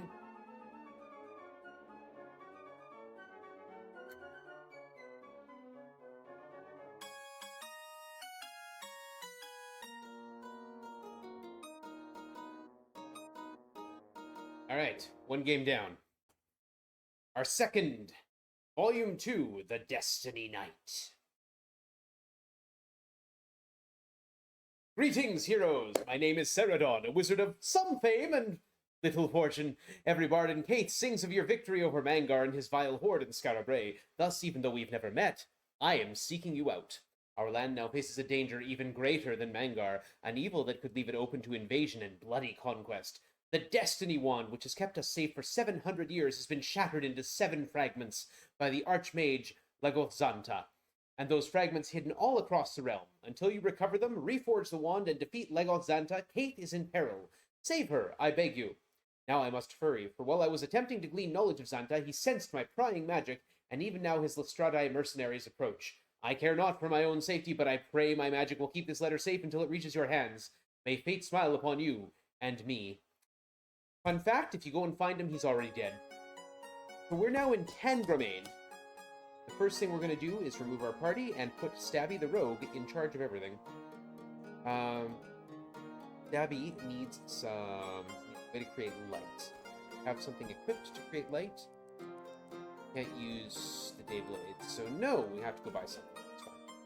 Enter the city. Stabby, purchase. Lamps, please. 3 would be fine. Garth has let himself go between the games. Okay, this is the fastest speed run of the 3. We reserve everyone but the Rogue. The first thing we do... And quite often after that fight with Mangar, only the Rogue is left alive, so I just don't bother reserving the others. This is the Grey Crypt. So we need to find 7 pieces of the Destiny Wand. We're going into dungeon number 6 here of 7. And this place is terrible. It is entirely made up of anti-magic squares. It is full of enemies. Like, you can't use any magic in here. It's full of enemies that do all sorts of nasty things that would be better cured by magic. But of course, you can't use magic in here. Here's it. Oh.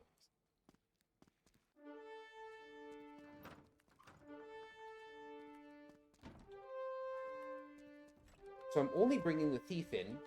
This is why I would hope to have speed boots. I'm going to run away from a lot of fights. To continue on is to cut off all hope of life. If you go through this door, you can't get back through and get back to the stairs to leave. Sphinx asks a riddle with 2 answers, one of which allows release through sword, and one of which wisely brings you closer to the snare. Okay, we're actually going to go this way. We're going to go over here. Tried to run, so we're going to hide in shadows instead. And now we're going to run. Step up here, we get teleported, and this is why I want Yell's Compass, so I can put my map back up.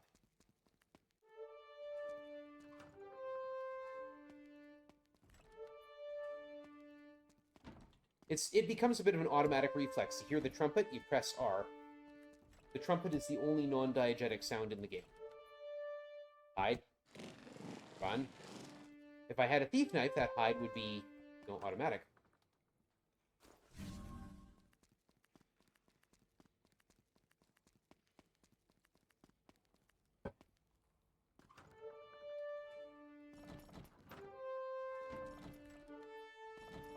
Instead, there's still a 5% chance of failure.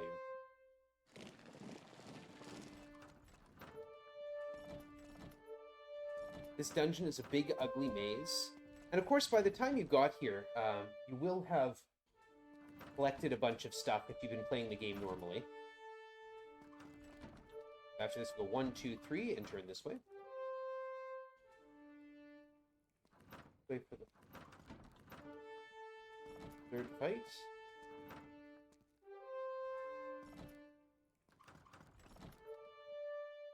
Right.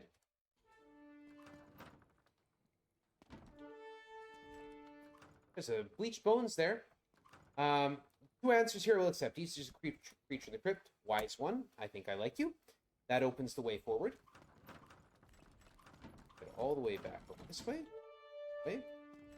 And we need to go back here where we got teleported away from earlier. There. And follow my path back to this door. All those A's signify anti-magic squares.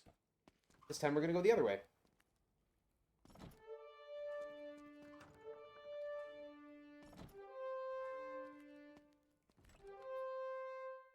Right. Run. Try to run, you try to hide. Don't break on through to the other side. These stairs would not be there, but we answered the question correctly. And now we need to go this corner. Go through. We're going to be walking through a bunch of walls here. Get into a nice wide open area here. Walk past there. Walk up that and past here. Go into here. Get Drex.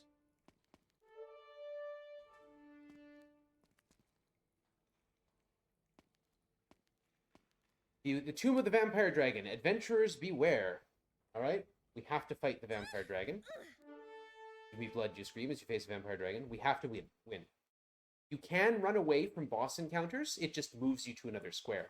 So it would move us back out the door we just came in. We fight. And of course, we can critically hit the dragon. And that 100% chance of disarming traps comes in handy. We get another Keel's Compass. Look at that. Now here we go. Prepare for your death, O mortal fools. The sixth snare will beat you, and few are those who've ever solved this twisted pattern. Yeah, we got Mr. Angry Skull here telling us we have death snare number 6. We had 900 seconds to start. This is a real-time puzzle. There are 7 death snares. Each of them guards one piece of the Destiny Wand. And they are real-time puzzles. If you fail, if the timer runs out, you game over. Or, well, you don't game over. Your party gets wiped out, and you get sent back to the Adventurers Guild in Tangermain. So we're going to bring our map back up. There's a spinner in the middle over here. I'm not going to step on it because it's annoying. Instead, we're going to teleport from over here. The spinner is gone. The purpose here, this is where the spinner would be. You can see it's 4 rooms that are all identical. Or 4 directions that are all identical, because that's how you deal with spinners, right? And if you walk into one of these and stand here, it says, "Mistake! Seek knowledge nearer to make it clear." A mage in a grey robe appears and says, "The game you thrice must commit." And I'll see you in a bit. Yeah. That one you ever look through here? We need to go in here and go in here. Yes, I think you've got it. We head over here. We see a mage in blue. A sequence lost must now be found. With that, I think I'll see you around. Need to go up here. Yes, I think you've got it. But now, the door number 3 has not happened. Has just here. Yes, I think right.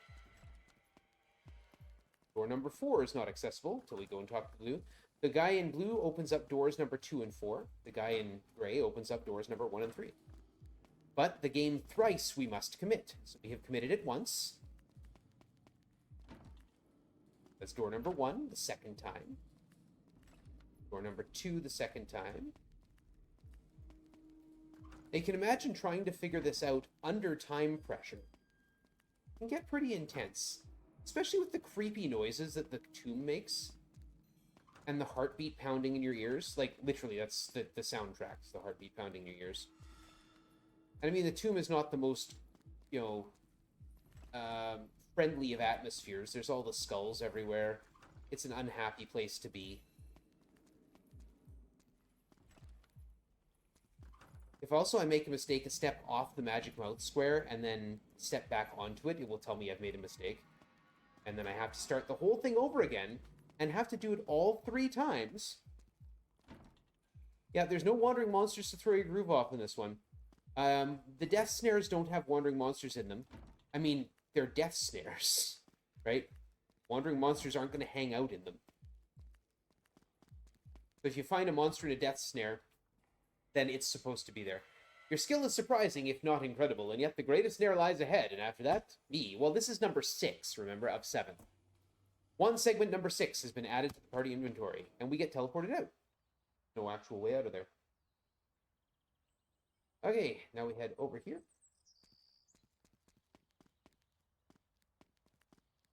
Over to the town of Ephesus. Now, any biblical scholars around? The towns, other than Tangermain, the towns are all the places that Paul wrote his epistles to. So Ephesus, that is the... Put our party back together. Get the band back together, so to speak. Now we're going to get some levels. Especially for Papaneer.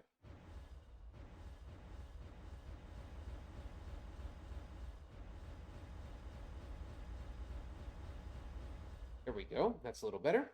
We need to class change Papaneer. Oh yeah, we need to actually get the spells. Yes, all of them. Papaneer now has 7 levels of Conjurer. There's a new spell class, Archmage. We need an Archmage to beat the game. It is required. We have some jams again, yeah? Down here. We're going to talk to the Scarlet Bard, Master of Song. We can buy some magical tunes. So that's the end of our Karak. We're going to be using that. Sanctuary Score, Archer's Tune, and Melee March.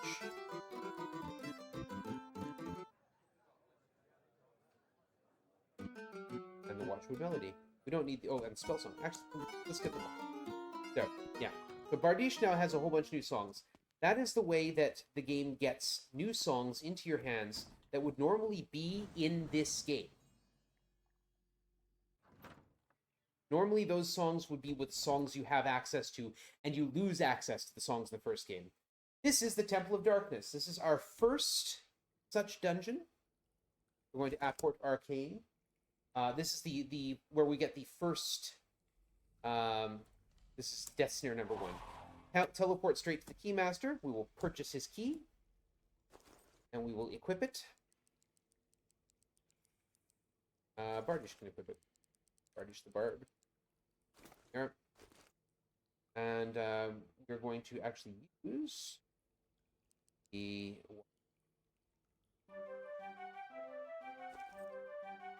And from here, we're going to go 6 and 2. Take the stairs down. 4. Gonna get attacked. Go through this here. Now this is the first dungeon. Well, there's a starter dungeon in Tangermain, but this is the first functional dungeon. So it's actually not too bad. We're actually probably overpowered for it, just because we're coming from the first game, and we a lot of fighting there. Okay, this is the first Death Snare. Your time draws close, mortals. Show the answer to me or perish. We have 600 seconds for this one, 10 minutes. So, you know, my goodness, you look thirsty. Quickly, mortals, contrariness is often the key. There's an old warrior here. Allow it to join. Sure. Also, we need to drink poison. Just have to. Part of the rules. There's a toxic giant here. Allowed to join. He's not interested. Death and Drek, you curse, as you see a toxic giant. So we'll just kill it. Wow.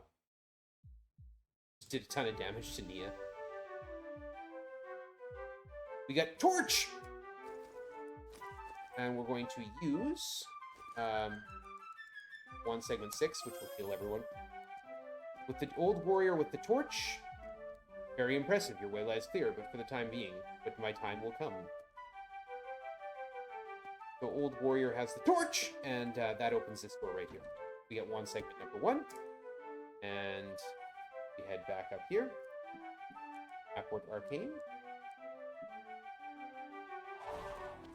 Oh. Exit.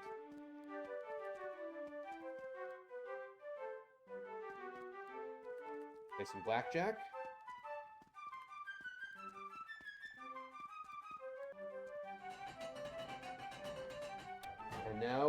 to find segment 2.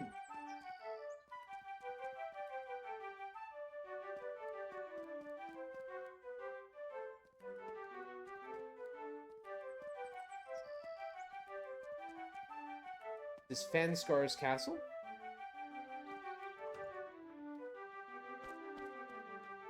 I'd kick the old warrior out, but because he's carrying the torch, we have to remove it from him.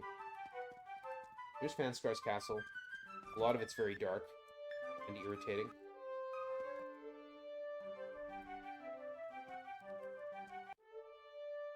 Oh.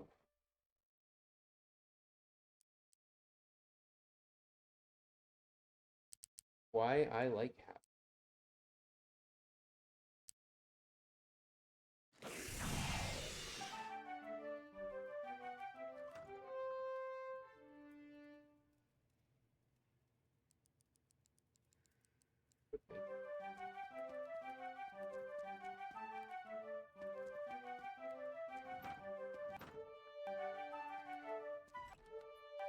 Why I like having speed boots.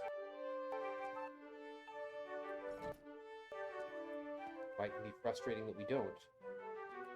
With the Watchwood Melody, I don't have to use anything to reset my mini-map. Upset. And actually use Warhound for why I'm trap zapping.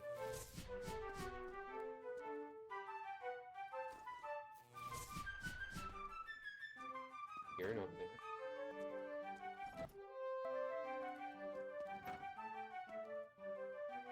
There, down here. These squares here, those are Discord squares, whatever you'd call them. They take any allies in your party and make them hostile to you, so you have to fight them. Annoying. Okay, we go through here. This is Fanscar's quarters. You've entered the living chamber of Fanscar himself. He and a friend are rather surprised to see you. Kill them! Fanscar screams. I think you're in trouble. Yeah. Not really. Hide in the shadows. I'm going to use that Spectre Snare we picked up. We're going to use that on a friend. We're going to cast Balor's Spellbind on Fanscar. And now they're in my party.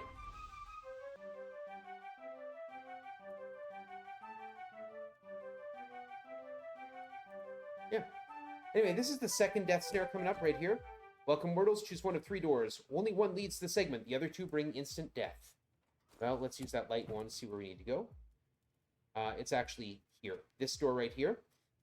If you go up into the corner, you'll find a guy who says... You'll find one guy who says... The man in white speaks the truth. And the man in white says, go to the door on your right. If you explore the entire castle, it says... There's a man in gray who says, the man in black lies. So, anyway. That's it. You succeeded again, mortals. Just one segment 2. Yeah. Just have to pick the right door. It's the Monty Hall problem. Let's get our Bard song back. Oh, that's the wrong one. Watchwood. 1, 2... where's my... Okay, we're anti-map. Where am I? Where am I? There I am. Okay. Turn around, back up. Run away. 1, 2. Okay. Where am I? There we are. Alright. Dungeons like that are really frustrating. They just are. They're annoying. And we need to head up here. The next town.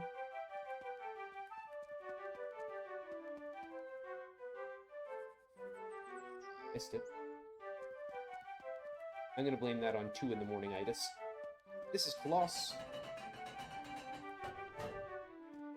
This is where we're going to find the 7th dungeon. We're going to head here. We're going to remove Stabby. Take a break. And Mia also take a break. Bardish and Papa Neer are going to play the rest of this out.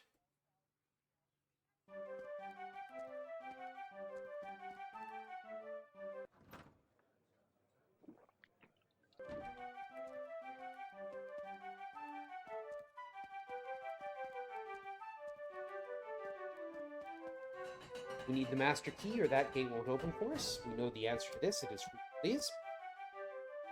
You go into the crevice.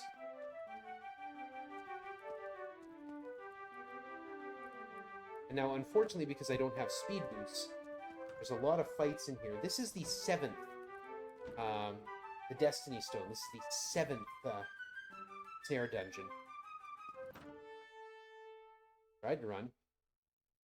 It's gonna go very badly. Thank you.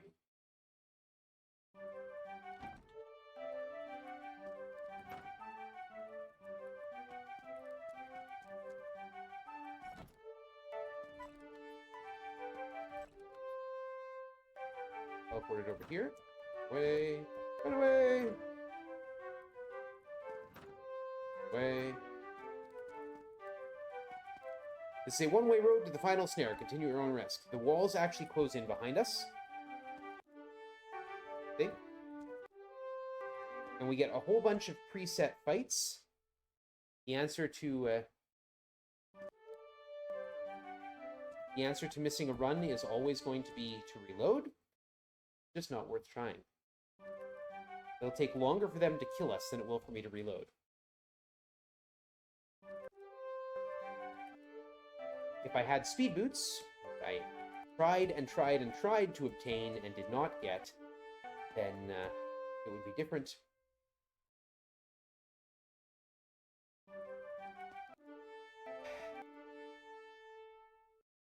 Ogre Heroes.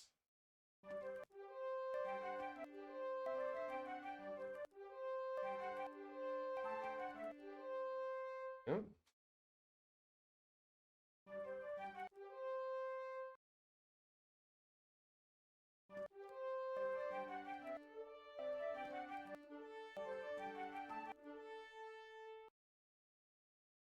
No.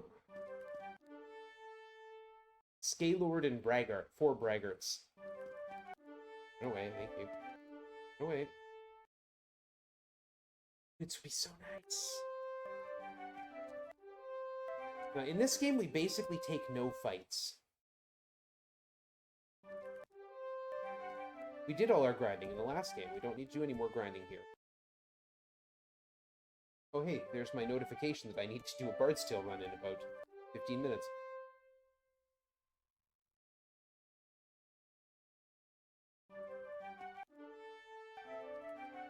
Alright, finally got to the end.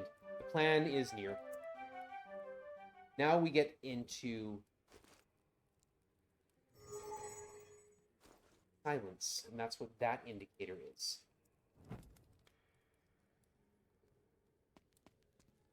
That's what these bubbles are.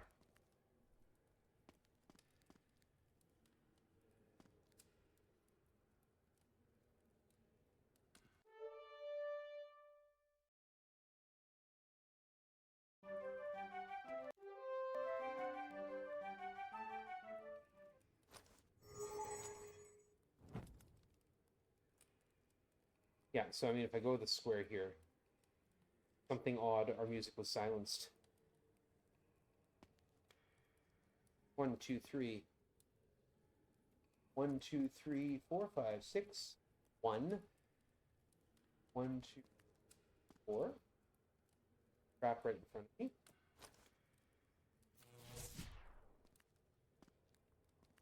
There's this. Right, so we need to get up to the 3rd floor. So we're going to use Bard's Song of Watch. Nope. Watchwood? Zandivar Karak, that's one. Excellent. The statue of a blue lizard. Let's look at it. It comes to life. Your foes seem endless, their tails unknown. We're going to use a Spectre Snare on that Basilisk. And Fanscar's just going to cast Mangar's Mallet and kill it. Got a Molten Heart. Nice. Look at this. This is a Gandravolk. Use that Spectre Snare. Oh, here we got a Gandravolk and the poor friend. Heals Compass. Oh. Where's wand segment number 6? Why is that not equipped to you? Papa-Near, equip wand segment number 6, please. Then you can use the battle too. Look at this one. This is Death Adron. Use that Spectre Snare.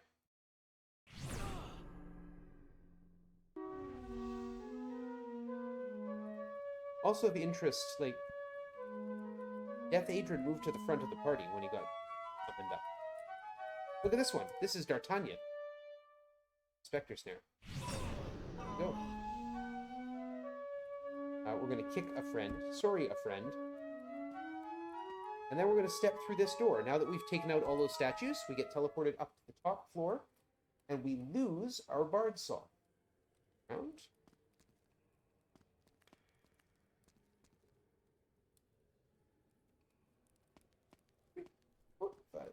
7, 8.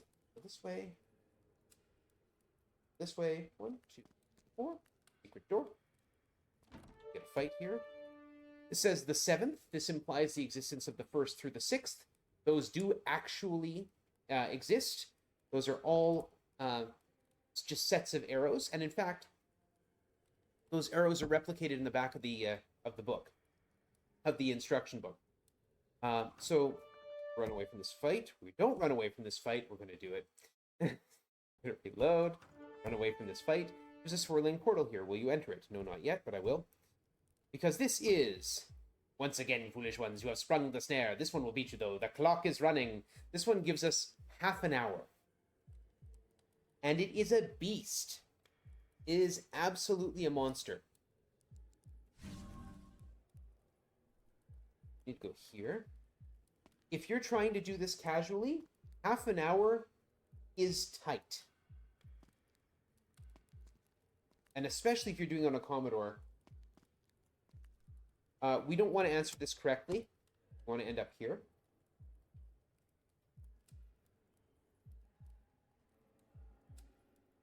We want to go 1, 2, turn, go into here. So this tells a nice long story. You're supposed to write it all down. I know what the answers are all in it. We need to ask about the Zen Master, someone we've been hearing about a lot. So the Zen Master needs to join the party.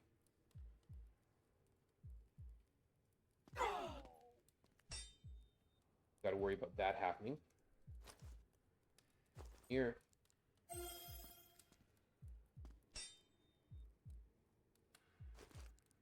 This whole area is in silence, though, unfortunately.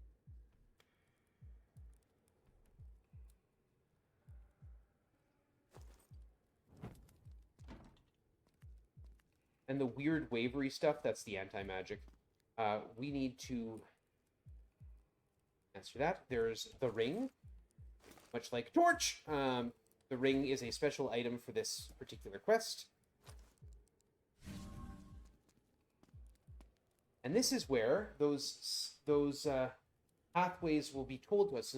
So all those arrows that you saw with the 7th, I've got them all written down here. So we go south, south, south, west, north, 1, 2, 3, 4, north, east, 2, 3, 4, north, west, north. That's our first loop. So again, there are 7 loops, which is why it said the 7th. Now we can bypass this bit because we have the Zen Master. We don't have to go get him.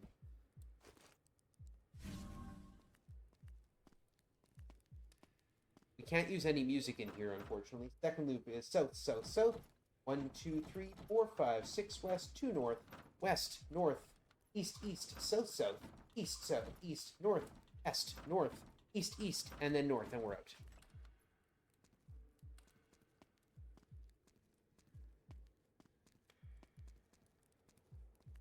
And again, we answer Storm Fists. This whole area is anti-magic and silence, which is annoying. Okay, so here we go. West, south, east, south, south, west, 2, 3, 4, 5, 6, 7, 8, north, 2, 3, 4, east, 2, 3, south, south, east, east, east, north, north, and we're out of there. That's 3 loops. those doors change every time we do a successful loop. Storm. You can actually make it through by brute forcing it, but it's tough. West, south, west, west, north, east, north, east. That's 4 loops. It's kind of too bad that, because this is the 7th snare, it's kind of too bad that the clues for those aren't hidden in the other snares. That would have been interesting.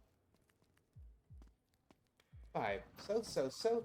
1, 2, 3, 4, 5 to the west. North. 1, 2, 3, 4, east, north.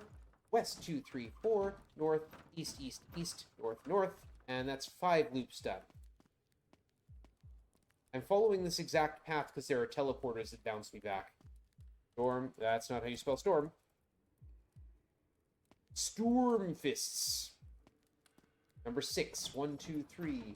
West, north, north, west, south, south. West, 2, 3, 4. North, east, 2, 3. North, north, east, and north. And we're out of there. That's 7 loops, or 6 loops. This is our 7th time. Storm fists. We go south. West, 2, 3, 4, 5, 6. South, south. West, west. North, north, north. East, 2, 3, 4, 5, 6. We get teleported to a different spot. We'll go 1, 2, and we have a final riddle. Our cast. We've been given that clue, and we step out here. Curses, I'll see you soon, foolish ones. Seek me at the hut of the sage and meet your destiny. So the sage is in the overworld. Get out. Sage is just a guy.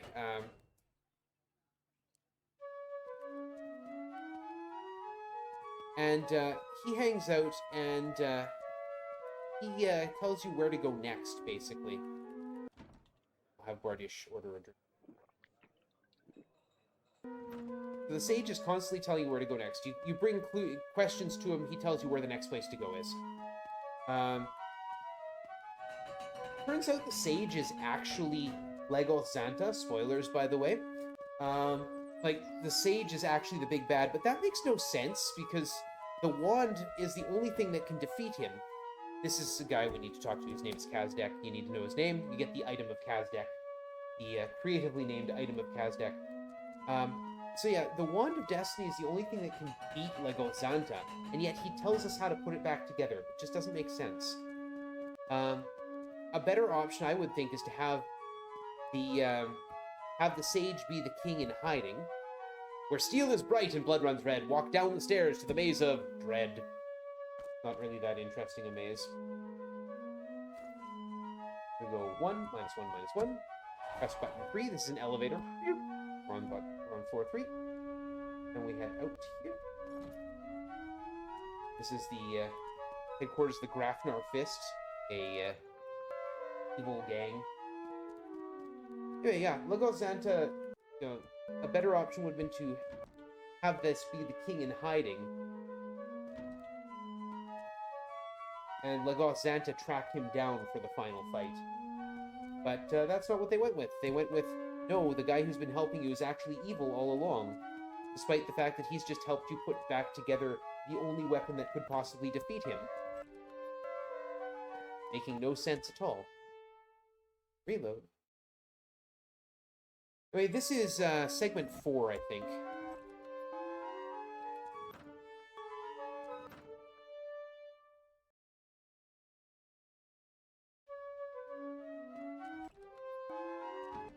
I missed my speed boots.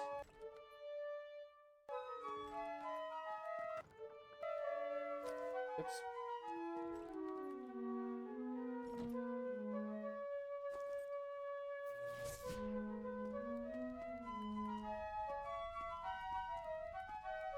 Groups beware, ahead lies the real-time puzzle snare. Proceed at your own risk. Nice of you to warn me.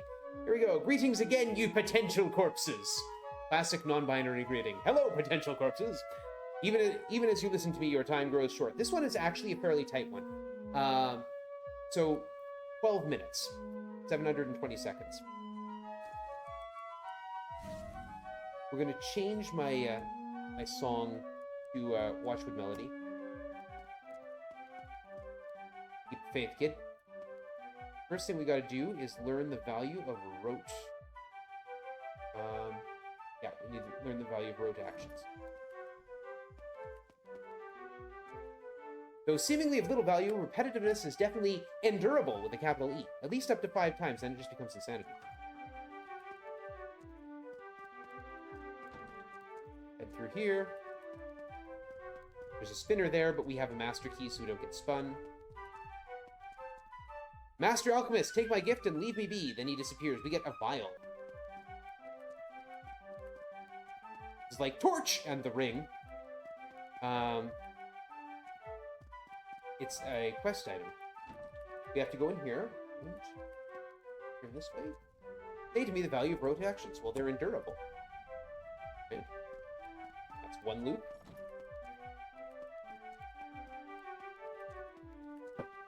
Keep the faith, potential corpses, indeed.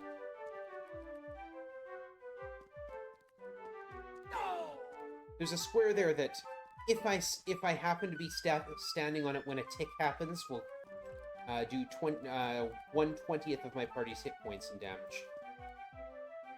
Hello? Where'd I end up? Missed it. There it is. Endurable.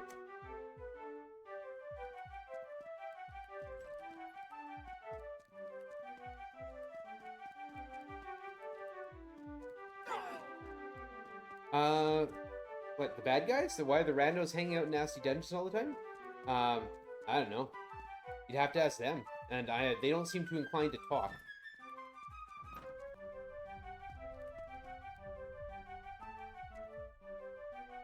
Rote actions are endurable. That's the value of them.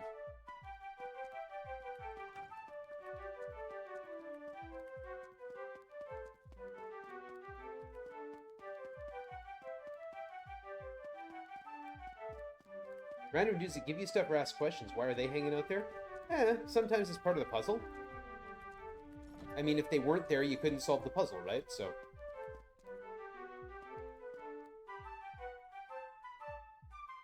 definitely endurable. That's 4 loops. Also, just because there's anti-magic doesn't mean you can't use items. Well, there's one segment. I get one segment number 6 first because, again, usually I've only got the thief alive, and you can do that. Well, I do the Grey Crypt with only the thief, and it's also a full heal. Like, the item is a full heal to the whole party for free forever. Endurable. And then that should be it. Once again, thou hast defeated my snare, and yet you see you're about halfway there. Proceed, small ones, and meet my dare. One segment number 4 has been added. And, yeah, I don't particularly need to hang out here, so we're just going to Apport Arcane ourselves back up to the entrance.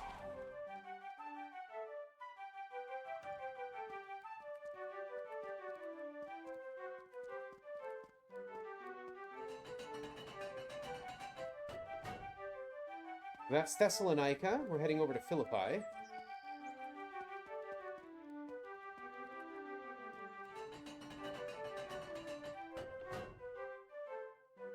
Okay, we'll go to Dargoth's Tower. Which, again, if we didn't have the Master Key, we wouldn't be able to get into. First thing we do is Apport Arcane ourselves. 6-2-2 and just bypass the entire thing.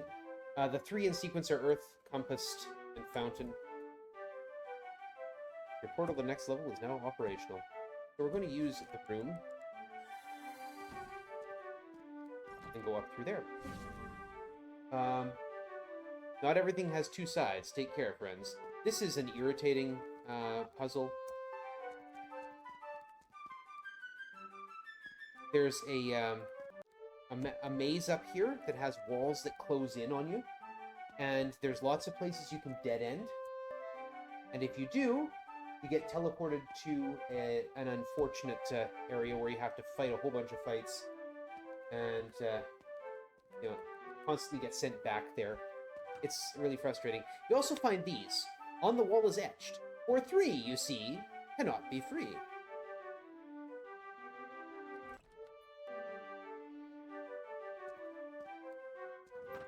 If you're wondering what that means, 1, 2, 1, 2, turn, 1, 2, turn, 1, 2, 4, and turn, and here is our stairs going up. We're still in darkness. If you're wondering what that means, there's actually a whole bunch. That's the wrong melody. Watchword.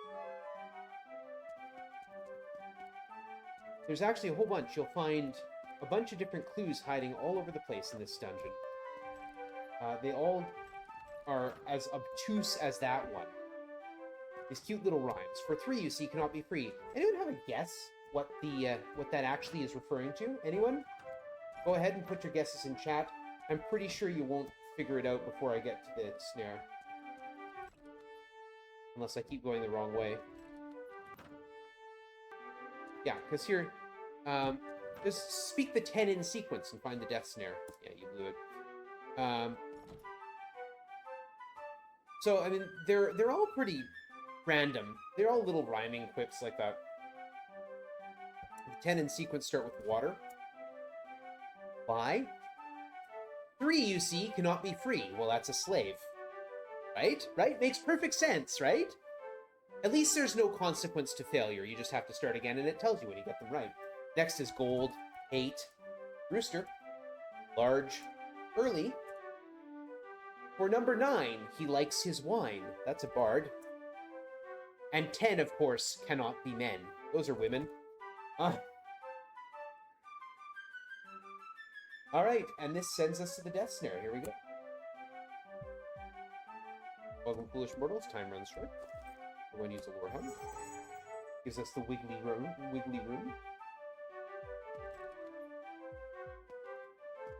Could hear laughing. Yeah, good. That tells us where we go. We're in the right place.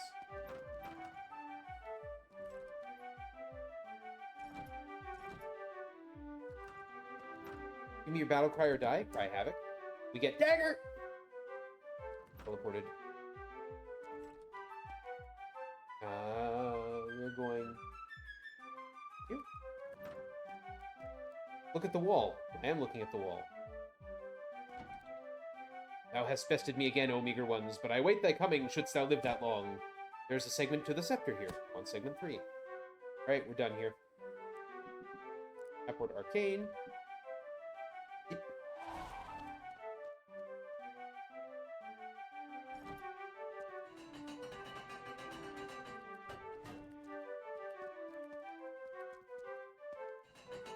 We leave Philippi and we head for Corinth.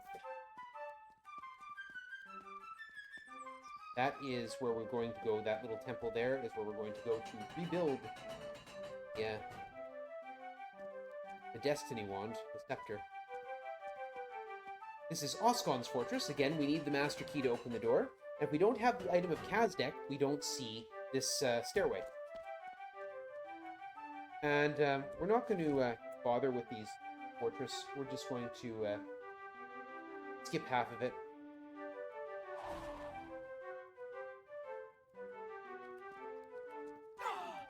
Okay, what we have here is a tripwire. We have 10 seconds to leave this corridor or we die. Cool, huh?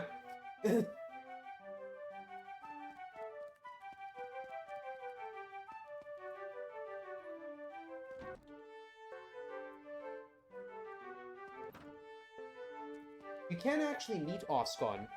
He's not happy with us. Remember, we killed Mangar in the first game. Mangar was his brother. So if you meet him, he decides he wants to kill you. Lots of other guys we could have fought too. There's a route I'm planning out of this, which is all bosses. And all lore. Blood. Next some movement ahead. Yeah. Around this little thing. Say it to ascend. Still. There weren't stairs here before, but now the stairs have appeared. Wait.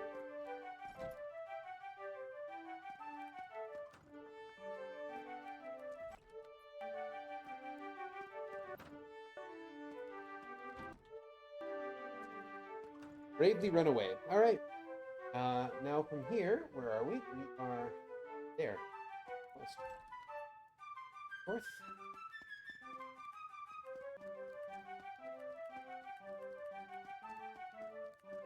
Turn, turn.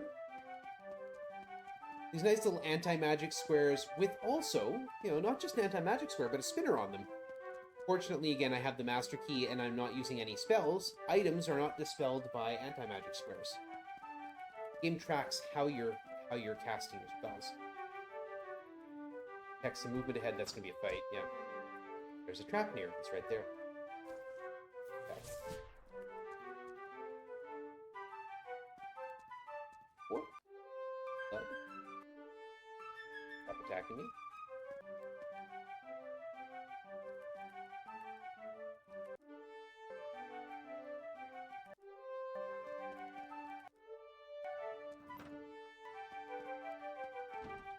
And this is the next death snare, and our final one. Okay, here we go. Once again, I greet thee, O ye soon to die. You are within the death snare and must seek the solution before you are totally lost. Hit the wiggly air. We're going to kick Fanscar to the party. You've been cool, but you need to go. Zen Master, remove the ring, and you can get lost. And Death Adrian, you too can get lost. There we go. So we're going to come out here. There's a strange statue here. We'll say his name. His name is Rock. I believe he's the famed... I don't think he's the famed Mega Man Rock. This one here is Scissor. There's a third one, too. Any guesses as to what the third one's name is? It's Paper. We need to put them in the proper order. Rock goes first, then Paper, then Scissor. We go up here. That which flame can defeat can win over the one which leads to light. Travels converge on this or death. Time's a wasted. So basically we have to go back here. And through this door. If we go through any other door, we get burned alive and we lose. Lucky ones, and yet I'll crush the life from you. Your pain is my strength and your despair my laughter. Also an excellent greeting. Hey everyone, your pain is my strength and your despair my laughter. Good to see you.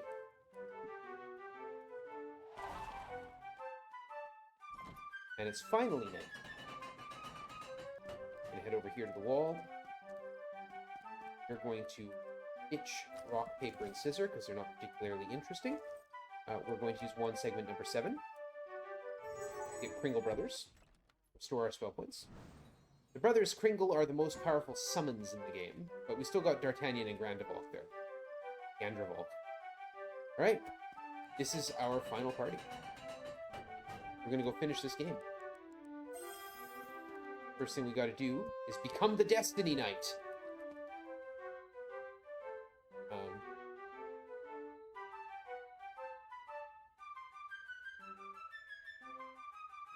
Approach the altar, Papanir. Something strange is happening to Papanir. Papanir has become the one of legend known to all as the Destiny Knight. Power courses through him as never felt before. The full extent of Papanir's powers are yet unknown, but they appear to be incredible. It was foretold that you shall receive power when the spirit has come upon you. You must now go and be the witness to all this to all. The scepter. Here's the Destiny Knight, if you highlight that. Destiny Knight is immune to all status conditions, cannot be turned to stone or killed with a critical hit. Any damage to the Destiny Knight that would normally kill them will instead reduce a small amount of their spell points. If they run out of magic, they can still die. So, we now have the scepter.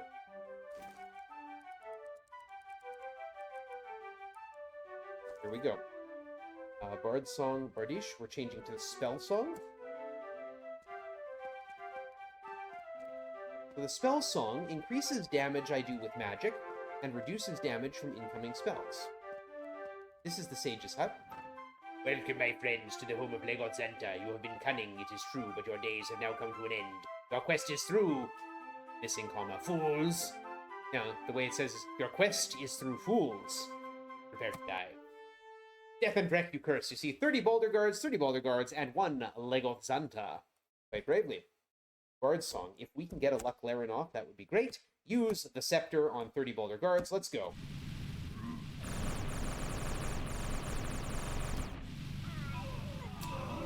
This is normal. Here comes the Scepter. Use the scepter, A. And now we're going to watch those spell points drop. Every time that Copaneer takes a hit, it will go cost 2 spell points.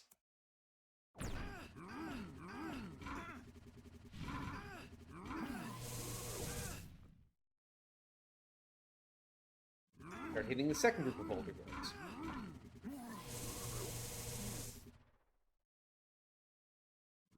But because of the spell song, I'm doing double damage, like 1,000 instead of 500 on every one of these targets. They've got a lot of hit points, obviously.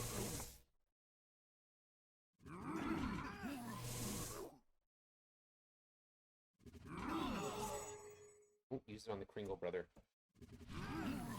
All right, target Legosanta.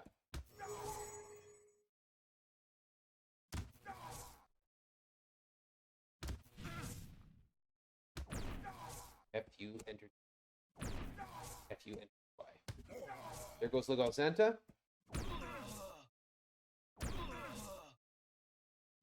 And we're done. That's the second game down. Well, we got a harp. That's great. At the death of Zanta, the armies of the realm mustered and marched to defeat the invading hordes who will easily fall. The king himself enters the hut. You know, just happens to be hanging around the area. Decides he's just going to pop in and say hi. Because something obviously was happening there. O mighty ones, I thank thee for thy service to the realm. May the All-High bless thee and keep thee strong and prosperous. In my own little way, I will give thee all a little bonus. He doesn't, actually. Which is like, you know, congratulations, your quest is over. Jerk of a king doesn't actually give us anything. So we're actually going to head over to Garth's. We're going to sell a bunch of stuff that we don't need. Item of Kaz deck, the dagger, the torch, the lamps, the ring, harp. Hold on to the broom. Don't need a dragon shield. Arrows. The reason I'm selling it now is because in the next game, we get to sell nothing. We're not allowed to sell anything in the next game. Restoration figurine. Switch up the molten harp. All right. Begin game 3. Full power transfer, please. So here we go. Hear the tale of Skara Brae. We're back there again. A god returned to have his way. Creatures of darkness, spawn of night. The mad one's kin destroyed the sight. We're back in Skara Brae, and it's a ruin. Which is actually kind of neat. They took this game and, you know, eliminated all the stuff you do in an RPG. Defenders fell, their bane came true. Garth, Roscoe, Kiliaran too. As doom approached, the helpless fled. It did no good, the streets ran red. Yeah, there's no equipment shops. There's no Roscoe's Energy Emporium to recover your magic points. There are temples to heal at if you need them. Survivors few, they sit and mope with but one final ray of hope. Cross time and space, the legends say. Heroes at last, who steal the day.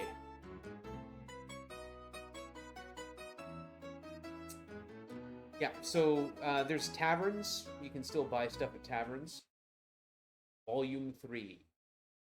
The Thief of Fate. As I lay dying, I leave this record, so those who come after will know what horrors the mad god Tarjan has perpetrated. And so that they will not be lulled into believing that Skara Brae was his sole target. We held a great festival to celebrate the victory over Mangar. Then Mangar's master, the mad god Tarjan, arrived. His shadow ravaged the city, and foul creatures burst forth to assault fair Skara Brae. People ran, but Tarjan's minions left none untouched. Tarjan gloated that Skara Brae was merely one in a series of conquests that would complete his revenge. He laughed when I promised the legendary Hawkslayer and those who defeated Mangar would return again to triumph. As payment for my threat, he gave a swift twist of his jeweled sword into my belly. Tarjan must be stopped, for upon this rests the fate of more than Skara Brae, more than Kaith. Failure will mean the extinction of all life, save for wretched Tarjan and his servile parasites. Pray for success and life renewed. Here we go. We're finally going to put our party back together, including Robin, who's been waiting very patiently. Take the lead. And, you know, we'll get wiped out very quickly.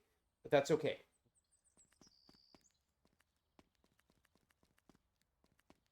So here's Skara Brae. We actually have an overworld now. We're going to stop in here. This used to be the stables. There's a bunch of stuff stored here. We're going to grab it all. Otherwise, it's going to be annoying.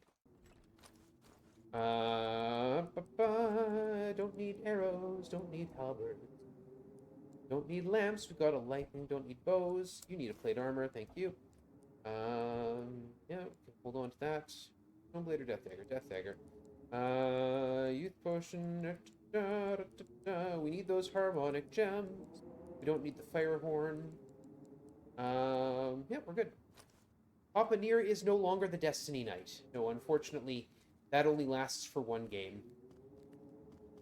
This is, where the temples were, the temples of the gods. There is one temple still left. It's this one. It's the temple of the Mad God. We're not going to talk to it. Like, why would the Mad God destroy his own temple, right? So we're going to head up here. The review board is still here. Yes, you are the prophesied ones, but you have come too early. No matter. Beneath Scarabray, you will find one of Tarjan's devotees. Brilhasti Aptard is a foul necromancer, and his life impedes my efforts to stave off disaster. You may enter the catacombs under the Mad God's temple by uttering his master's name, Tarjan. Destroy Brilhasti Aptard and return to me for your true quest. Well, we've got some advancement to do here. So, let's do that. Rogue. Get some dexterity, get some... Papaneer. You need some levels. Go. Yeah. More levels as a conjurer. I'm going to keep as a conjurer. Bardish, you will also be getting levels. Oh yeah, we have to buy the spells. Spell acquiring, Papaneer. And there's the big one, heal all. That puts Bardish back in front of the party. And then we'll once more go here and get Bardish's levels. Get some hit points, please. Get a single thing of Constitution. That's frustrating. Yeah, Constitution's still only 18. So, Robin has come into the fight. Before we go into Brilhasti Aptard's place, we hear some music. The old Dragon Breath Inn. Here's the Scarlet Bard. We'll approach him. Well, our Bard. It is good to see the living among so much death. I'm trying here to sing the ghosts of this place to rest. For 10,000 gold, I can teach you some magical songs. I apologize for asking so much, but the money will go to the refugees, and I hope one day to help rebuild Scarabray. Again, if you're coming here from the second game, you've got money. If you just started in the third game, you've got these songs already. Already know all my songs. But yeah, that last one you heard, Sir Robin's song. Where's my Monty Python fans out?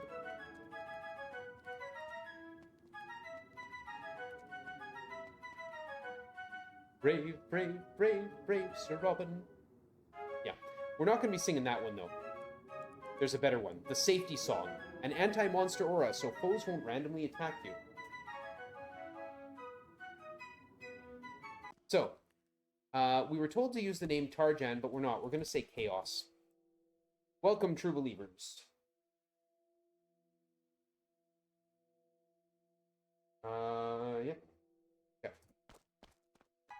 So this is the actual dungeon. We're going to start by casting Upward Arcane. 1 east and 2 down. There's a portal below me, so we'll just drop down through it. Cool.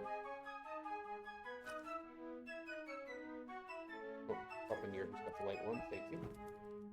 We have to follow a very specific pathway here. We're going to get smoke in our eyes. It's annoying, but it's not terrible. 4, 2, 1, 1, 2, 1, 2, here. We get told to go around the outside here, so we do. Because of the sanctuary or safety song, we don't get those random encounters. 1, 2. We're gonna go north up here. Wall. This is the room for Brilhasti Aptard. We are going to change my song. We're going to change the song to Spell Song. There it is. And we're going to go after him. The party has entered the chamber of Brilhasti Aptard. He doesn't seem pleased to meet you. Have a good night, Cossum. Alright. So we're just going to fight. We're going to use that Spectre Snare on Brilhasti, who is a boss, I will remind you. Hide in the shadows. And we want to cast some all attacks. Then Scar's Knight lands at the guards. Shock Sphere. Yeah, Shock Sphere at the guards. They advance all the way up. And we've captured Brilhasti Aptard, which is hilarious. Attack, attack, attack. And tack, tack, tack, tack. Oh, Stabby got driven insane. Harmonic Gem, Vanquisher Figurine, Harmonic Gem. The party is killed real hasty up card. Forces developed in the party. We get brought back up here. Going view board. That's not what I want. We want to take ball. Go.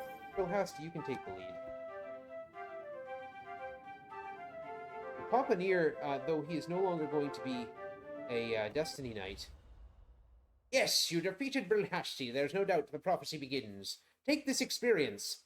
Your warriors are instantly advanced to level 35, and your mages are given the wisdom of a 5th level archmage. That's to set us up. But I want to check Robin. Did not get enough intelligence. We're doing this! So, that which laid waste to Scarab Ray is an ancient evil recently released, threatens to destroy all reality. If you cannot stop it, it will consume the universe. If you do stop it, you will be rewarded beyond all your dreams. Prepare thyself and hasten to the place of trees. Arborea, the home of Valarian the Bold, can be reached through the powerful magic that only a Chronomancer can control. Bring me Valarian's bow and the arrows of life if Valarian will not return to you. Okay, let's check Robin. 21. So I'm looking for high intelligence coming out of this. 23. Good enough. Okay. Next, we need to class change. Papa Nier. Chronomancer. He is stripped of all thy spells and knowledge. He'll be more powerful than ever before, but more vulnerable as well. Now we get Apport and Reditus Arborea, and the really crummy heal spell, Vitality. Alright.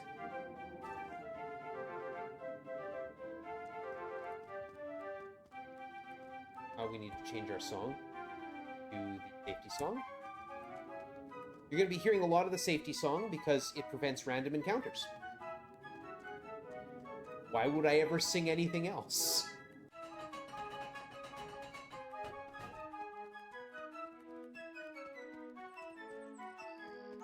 Going over here.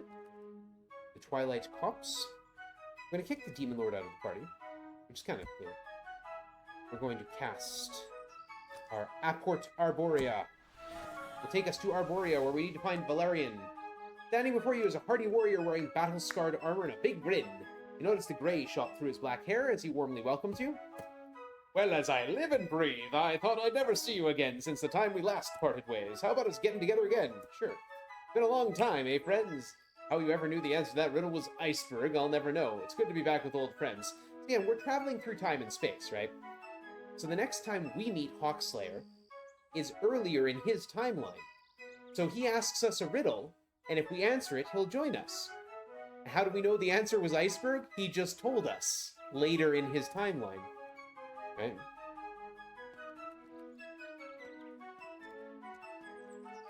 The first thing we need to do is come over here. Not there. Here. Beneath the waves of the lake, you see a building. Yeah, I wish you went to it. So we're going to jump in the lake. We're going to immediately start with an Apport. That's the wrong person. Apport Arcane. And that Apport Arcane is 1 and 3. Step through this door.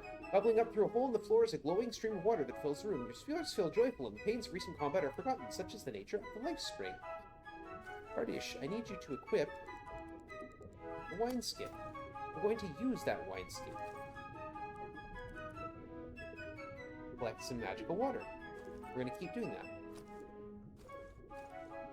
Fill the wineskin. And then we're going to Apport Arcane back.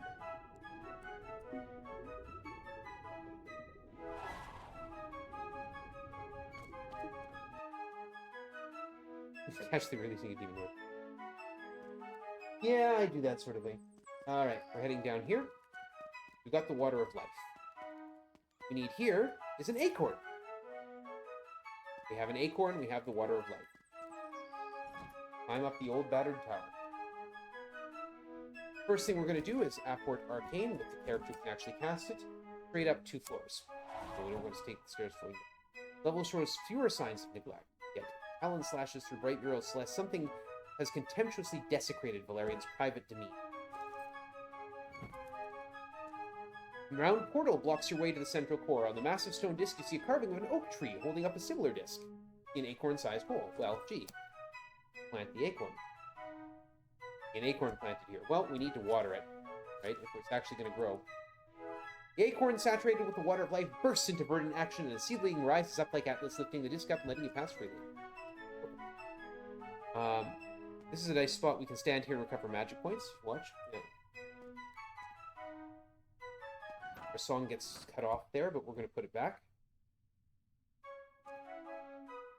But yeah, we're getting spun around because I don't have any way to prevent getting spun.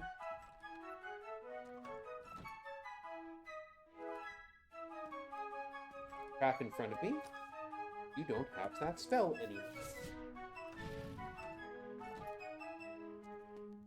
Hidden away in the secret closet, you see the gleaming night spear. No light reflects from it. The black metal looks like a slice of the starry night sky. We need that. I have to say, like, the writing in these games is actually really evocative and very good. It was a time before we could have fancy graphics, right? So the writing had to be good. A deep, dark pit scarring the land like a wound. This is the festering pit. We're here for one thing and one thing only, and that is to kill Salatha Garnoth. Salatha Garnoth. Party has entered the throne room. Salatha Garnoth. Mortal fools, you have blundered to your deaths. You see Salatha Garnoth. Cool. Let's just end his life. Attack, attack, hide. There we go. Robin slashes at Salatha Garnoth. Critically hits for 15 points of damage. Killing him. Critical hits are awesome.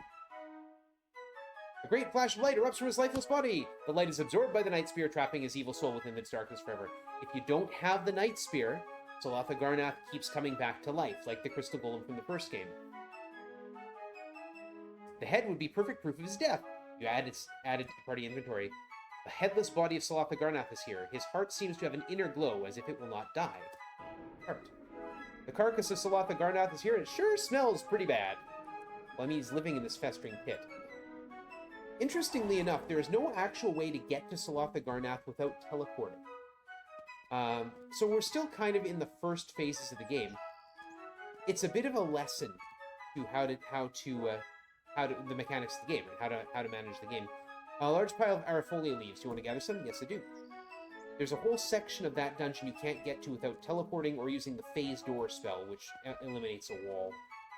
This is Ciara Bernaya. This is where we're going to talk to the king. The king says, I know you're here to recover the arrows of life in Valerian's bow. I cannot permit the desecration of his tomb. Darn, Valerian's already dead. Until the land has been ridded of Salatha Garnoth, bring me his head and I will allow you access to the sacred grove. Yeah. So, hail victors! We have his head. Anyone who has done that is more than worthy of Valerian's relics. Good, thanks. All good. We're going to use that light wand. Dark in the sacred grove.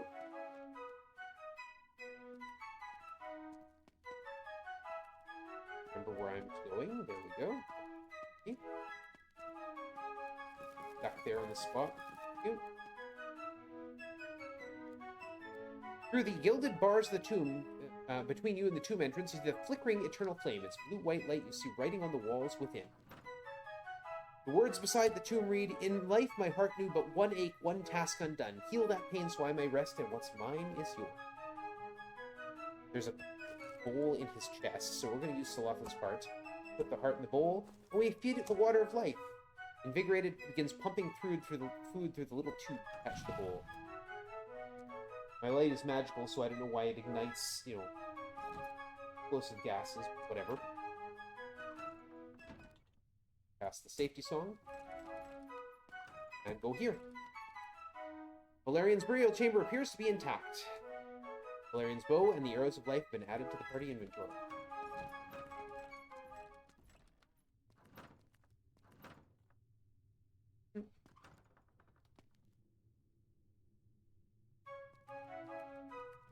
Go back the way we came. But I don't want to fight anything. No. We're all done here. Got Valerian's bow and the arrows of life. Came here for. And we got one Aerofolia leaf. Aerofolia lets you breathe underwater. So we're going to cast Raditus Arborea. Hawkslayer decides to stay behind. He's hanging out.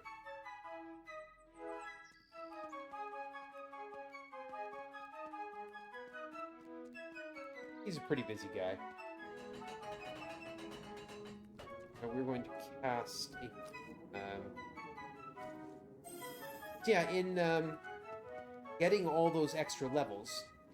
So in getting... The reason I kept Nia as a conjurer is to get a whole bunch of extra levels as a conjurer, and then get the benefit of 13 levels each of Magician, Sorcerer, and Wizard before getting 5 more levels of Archmage.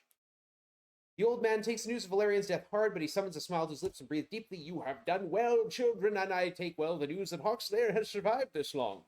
Now you are bound for a place far distant into the dimension of magic, known as Delidia, and if your chronomancer is able, I will share the spells to get you there and back again. I shall teach a poor Delidia and Raditus Delidia. Teat out Cold Peak to the northwest, they will only work there. Bring Lanatir with you, or if you cannot convince him to come, coax from him the Wand of Power and the Sphere of Lanatir. Gives you each 600,000 experience points, and re-energizes the magic users. We're going to get some levels here. Robin, I need some intelligence. Thank you. Good, we're going to hold on to that. No, not those.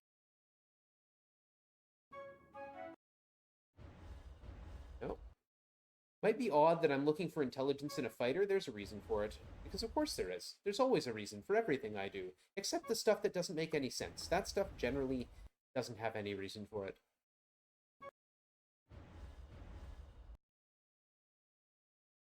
Normally I can't stop it from giving my fighters intelligence.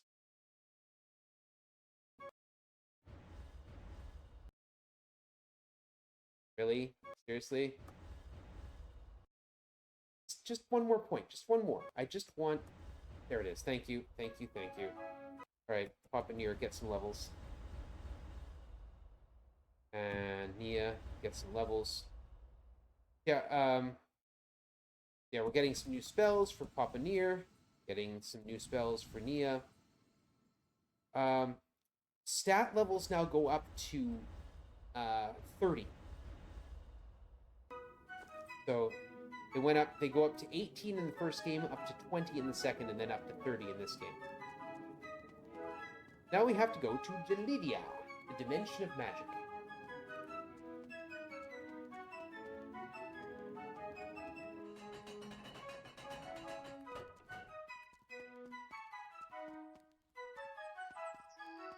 Delidia and the Sphere of Lanatir. It's up here. Cold Peak. Point Delidia. There we go. Go 1, 2, 3, 4, 5 east. Go south. Past this ice. That's where we're headed. If we stand around outside, we eventually start to freeze. Just lose hit points. So this is a nice big maze, or a nice big puzzle. I'm going to start by using Phase Door, which opens that, and brings us here. Between you and the doorway, you see an opalescent hulking creature with 4 arms and 3 eyes. Scrawled on the wall, you see, Wolf to sate hunger, a hero true but not one at all. Focus its attention but better not be seen at all. So those are references to spells. We need to have an Archmage with all these spells. You need a Chronomancer to travel around, you need an Archmage to cast, like a Wolf to sate hunger. So we're going to cast Alex Instant Wolf. Okay. A hero true but not one at all, a Wind Hero. Wind Hero is an illusionary creature. Focus its attention, Anscar's Force Focus. But better not to be seen at all, Clearin's Invisibility spell. A passageway up here, do you wish to take it? Okay. So this is the Grey Tower. And we need to... Half-Orc Arcade. Of course we do. -2, +3. There, that's fine. And we're going to kick Brilhasti out of the party. We're going to get us some Grey Wizards. Bard Song, Spell Song. Go. Fight.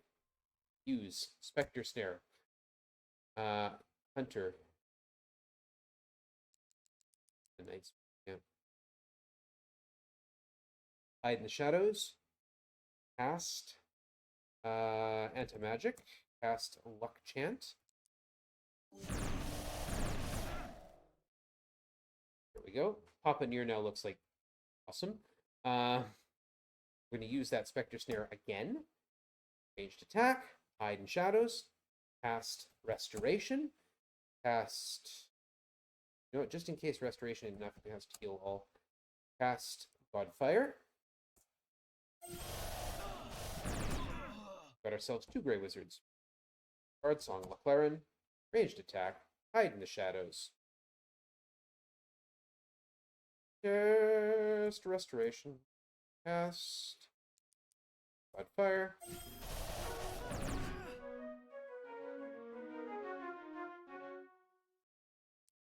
We got 25. Okay, we're good. Sanctuary score. Ranged attack. Attack. Now we're 40 feet out with our hiding in shadows. This is where that mechanic starts to come in handy. Cast Mage War. Mage Maelstrom. That's the one I want. And Godfire.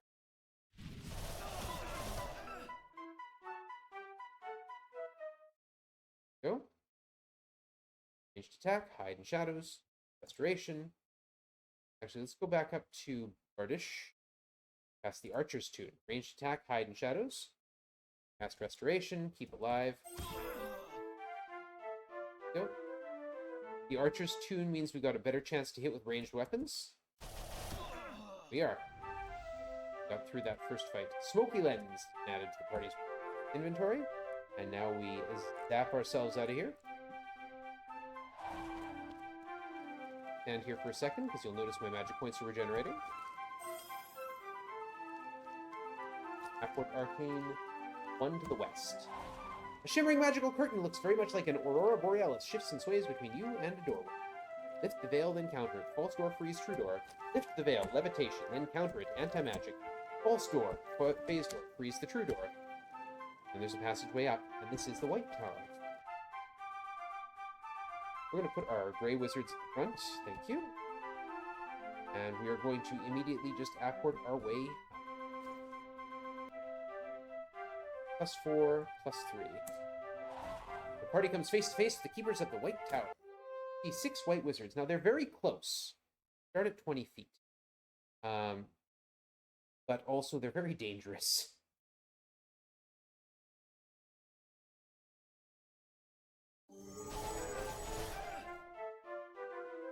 They summon a lot. They summoned a couple herbs. Herb's a pretty cool guy. He'll hang out for a while. Bard Song, I just used the Archer's Tune. Attack Herb, ranged attack B, attack B. What are we going to do? We're going to do some restoration, please, and we're going to cast... Do I need to kill the herbs? Not really. Wither Fist on the White Wizards.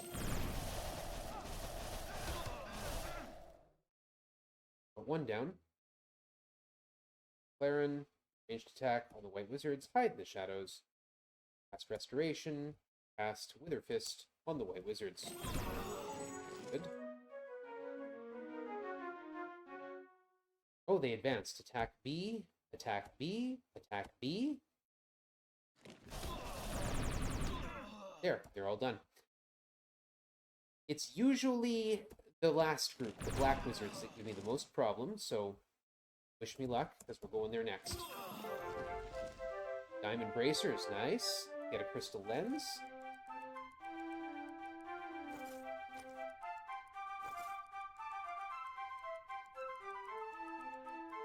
Robes.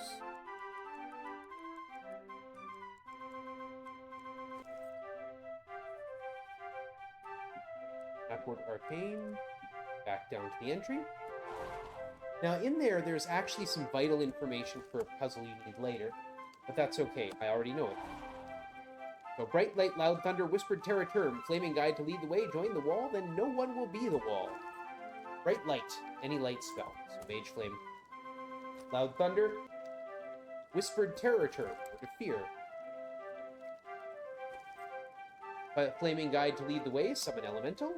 Join the wall, and I don't know why this means join the wall, spellbind, and no one will be the wall. So the Black Tower is a really annoying maze because you can't see the walls.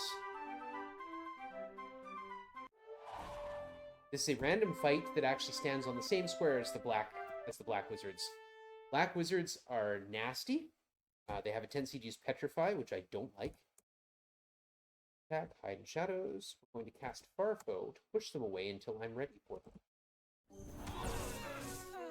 As I said, they have a tendency to use Petrify, which I don't like. My Farfoe did my attempt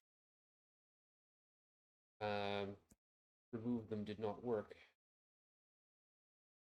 Okay.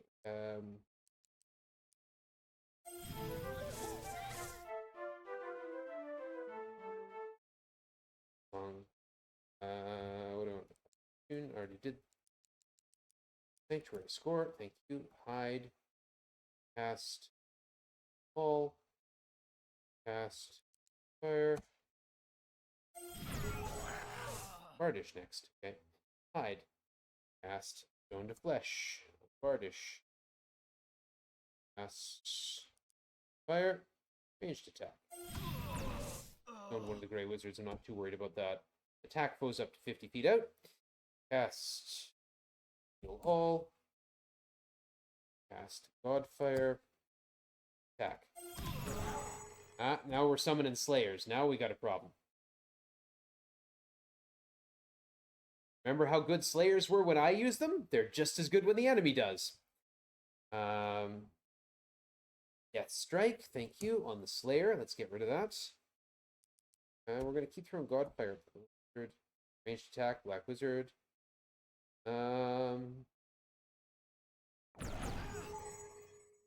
Okay.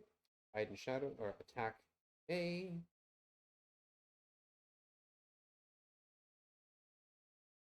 We're going to keep sending guys my way. Attack B, and we're going to use that Spectre Snare on the Black Wizard. Okay, we killed it first. That's alright. A Tau Ring. Got the Black Lens. Several bodies here who look like they've been run through a garbage disposal.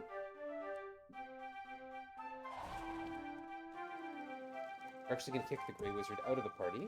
Change my Bard's Song back to the Safety Song. And then my order is messy. So Rogue, Hunter, Bard, Archmage, Chronomancer. There we go. Cast Apport Arcane. When someone is killed, they move to the back of the party, and they don't get replaced. Slab of white marble sits flush on the floor. A gold plug sits in the center and reeks of magic. Light falls from the disc and silver disc in the ceiling. Carved in the stone above the gold disc, you see 3 overlapping circles. 1 arrow points each of the pathway's towers. It's a crystal circle, smoky circle, and a black circle. We're going to put the black lens in, the crystal lens in, and the smoky lens in. And then we have a passage that leads down into the depths. Alright, now from here, we had to kick the wizards out for a reason. Where's my... We're going to get rotated here, so we're going to actually cast... So I know facing. Good. Facing north. Facing south. Good. Fantastic. That was not a problem at all. Wall. Smoke in my eyes. Yeah. And stairs going down. There we are. We're going to cast traps up. Because the map rotates. Map loops. We're going to turn around south. Use our music. Smoke in my eyes. We're going to put our safety song back up. We're recovering magic points here, but I also need focus. Need to face right. You. Here lies RRLAT8, last guardian of all magics. Only in the name of his blood may you enter. This is one of the hints you get. The name of his family. Healing hit points here. Healing hit points here. The Wand of Power and the Sphere of RRLAT8. There they are. The things we were sent to get.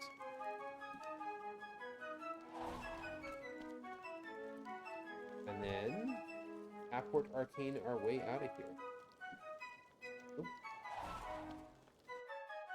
Because again, we have a spell that trivializes dungeons. Why wouldn't I use it?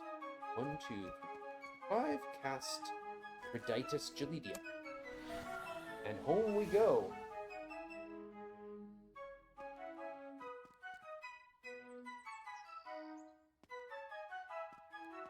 A bit of a money check, which I got easily. I need 160,000 gold, or 130,000 gold. I got 680,000. Won't have it for long, because we're going to use a spell called the Safety Spell soon. Safety Spell is from the second game. It did not make the transition to the third initially, but they figured it might as well. It sends us back to the refugee camp, but it does so with no money. Takes all our money away. Good, some intelligence there.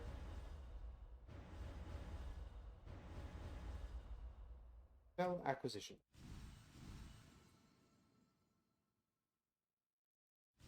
Okay, Nia's got all her spells.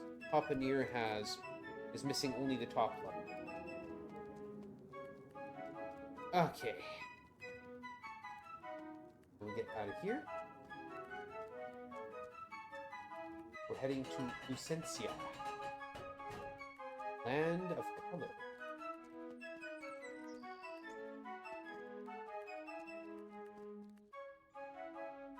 Past. Port Lucentia.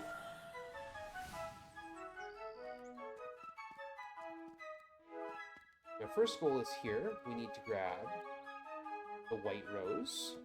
That alone. That. And this is the Violet Mountains. And again, we're going to completely ignore this dungeon. Apport Arcane, 6 to the west and 1 up. Through here. Open the eyes. You've entered the lair of a rainbow dragon. Lunchtime, it says. Enjoy your next life, you snarl. One rainbow dragon. Hide in the shadows. Use defend. Use that specter snare that we've been holding on to. We now have a rainbow dragon. Crystal key. The body of the dragon, the rainbow dragon that joined us. The body of the dragon is surrounded by... Okay, whatever. We're going to collect some of that in our wineskin. Dragon blood. I'm going to put the rainbow dragon in front. We're actually going to have to kill that rainbow dragon shortly. Because it's going to go nasty on us. Yeah, it's like... Cool.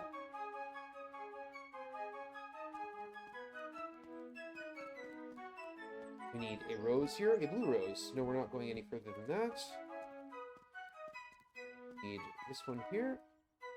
Rose, we don't get more than that. This is Cyanus' tower. It's a decrepit tower.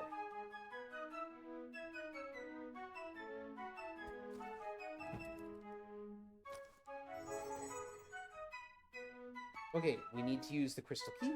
Small keyhole. Alright. Now we need the safety song.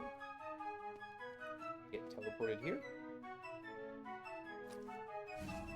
We're on a spinner.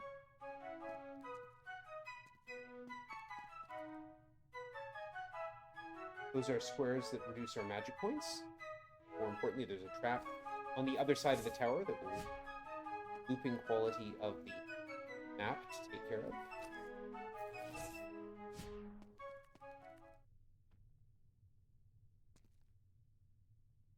How many songs ago? Open my eyes here. And right here is a dissension square. Hide the shadows.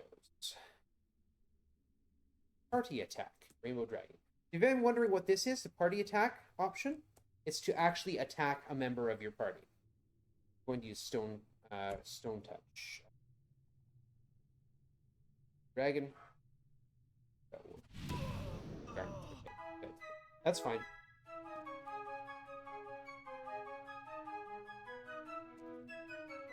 Some grasping gargoyles frozen in the walls reach out toward you. Beyond them and on their bodies, you see the carvings of Cyanus and Illyria as they once were. We're aiming to get... We were told to get Illyria. Or Illyria's belt. Illyria's belt and the Crown of Truth. So obviously Illyria is not still alive. And that's actually what the situation is here. Dianus is actually tormented by the death of his loved one, and has done terrible things. Trapped with an azure stone that moves in sluggish slow motion, small demons repeatedly play through battles old and forgotten. The once smooth wall now rise with figures obscene and blasphemous. Cyanus and his foul insanity pulse through this tower at level and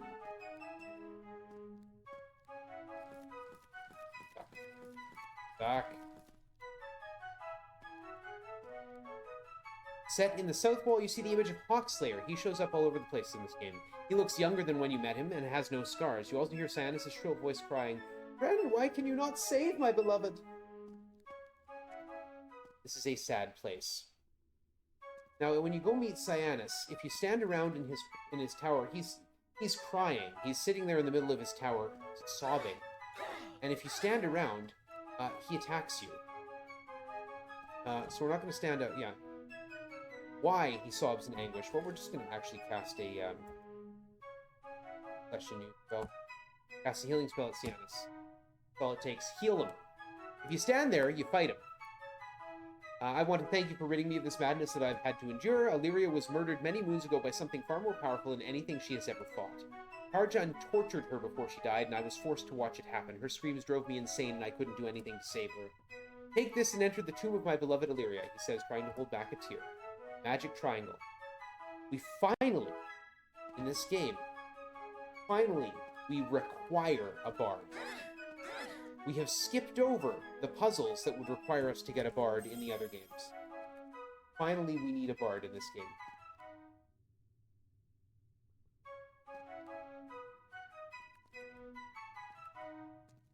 And unfortunately, can't easily leave this tower. We have to walk it out.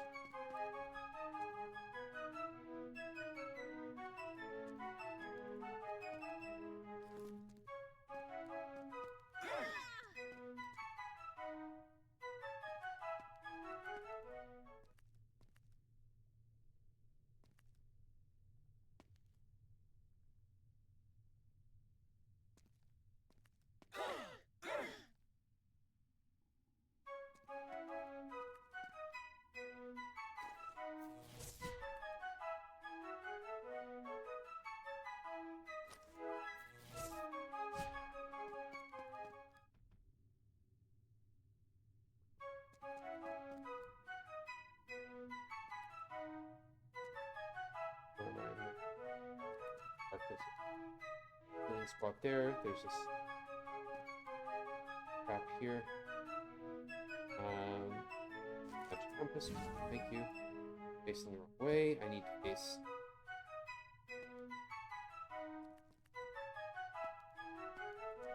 Teleported here.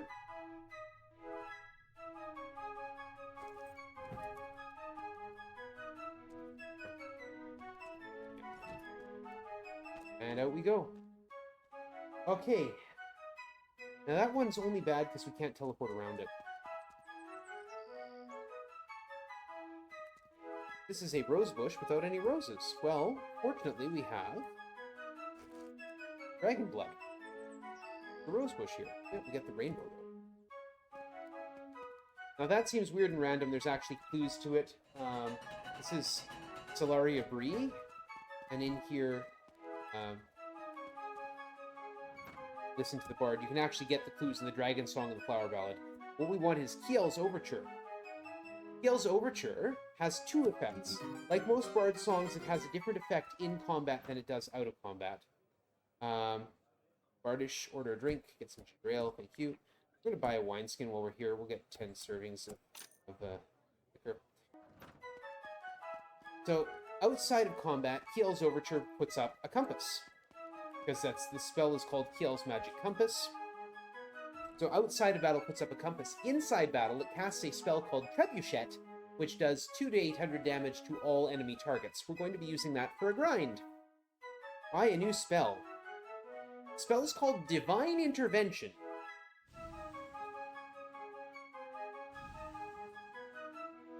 You might assume from that it's really good. And in fact, it is. The first thing it does, it takes all illusionary characters in your party, if you have any, and it makes them real. So they can't be dispelled by dispel illusion, and they can't be taken out by disbelief. Okay.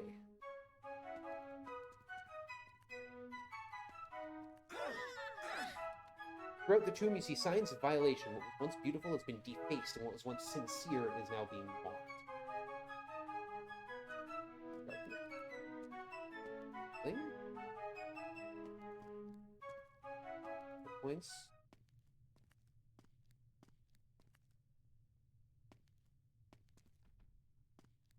In front of me, yep. Their trap up here.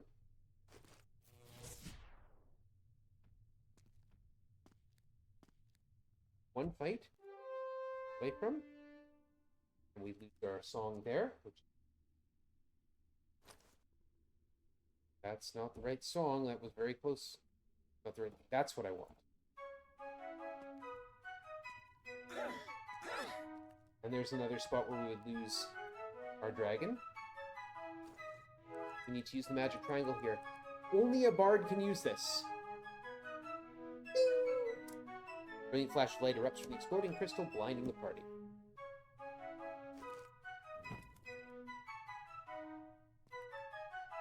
See no signs of the desecration that took place in the outer chamber. The walls glow with intricate memorials lovingly created by the gnomes of Solaria Bree. Here's our compass. They want the flower of truth. Have to learn which of these they are. Again, there is an order to them. Flower of truth is the white rose. Like the gift and fades away. If you give her the wrong one, she doesn't like the gift, pushes you back, or takes it away and doesn't let you through. If you try to walk through without giving her one, she pushes you back. Where's my map? Okay. I want the flower of valor. Flower of valor is the blue rose.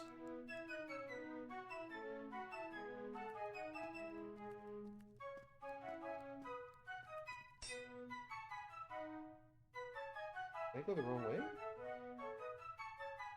No, I just forgot to trap zap.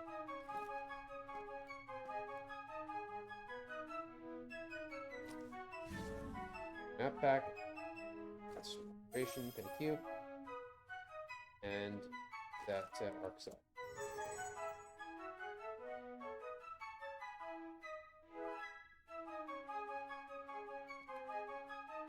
I didn't detect that.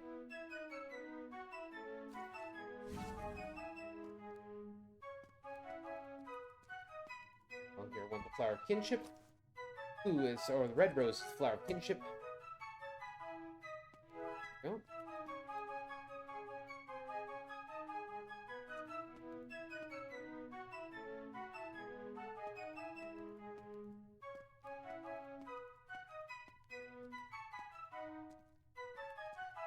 I want the flower of nature. That is, of course, yellow rose, not the rainbow rose. Now we walk.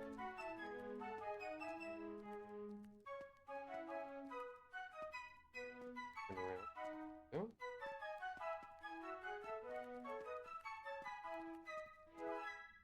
Flower of Illyria is the... That is the rainbow rose. And now, we get the Crown of Truth and the Belt of Illyria. Now we're going to cast that safety spell. We lose all our money, but we get sent back to the refugee.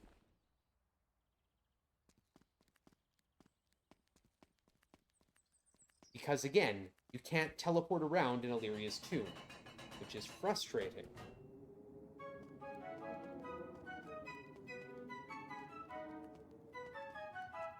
And so it's faster to just safety song out of there. Or safety spell out of there. Safety song around here. Yeah. To distant Canestia. Port Canestia Reditus. We need the Hammer of Wrath and Pharaoh Fist Helm. I know Pharaoh Fist yet lives. So here is... On Robin, intelligence, please. How good is your intelligence? 27. Okay, good. We're good. Gonna need all that intelligence. And pop a near. We cannot buy our last spells yet because I used the safety spell to get out. That's okay. Don't need them. We're not actually going to be doing anything with magic in this place. We're going to Kinestia.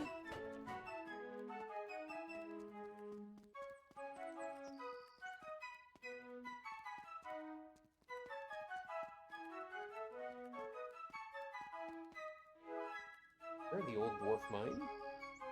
Papa cast us Apport Kines. And we are just going to flip around this place. Apport Arcane, 11 steps east. Passageway here. Yeah, we'll go through it.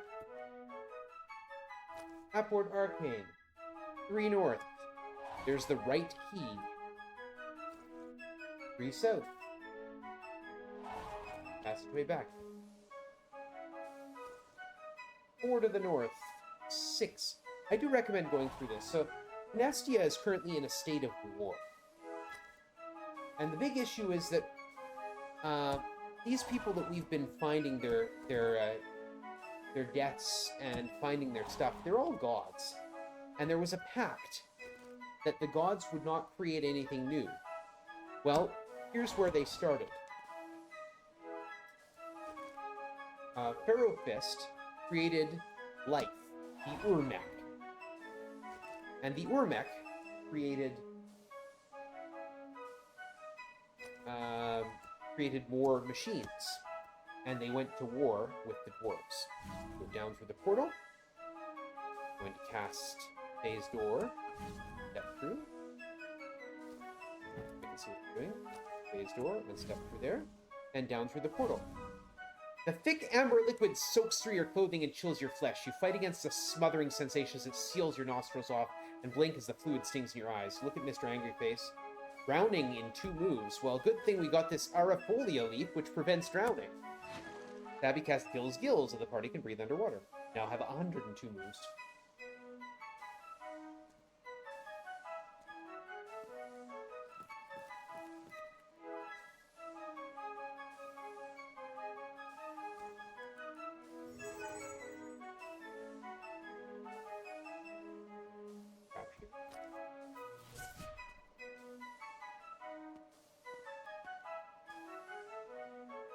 Sure.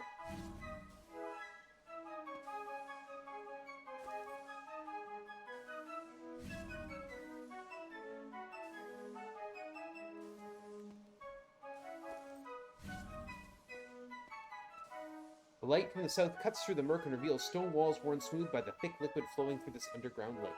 An opening in the ceiling. Up to the sanctum.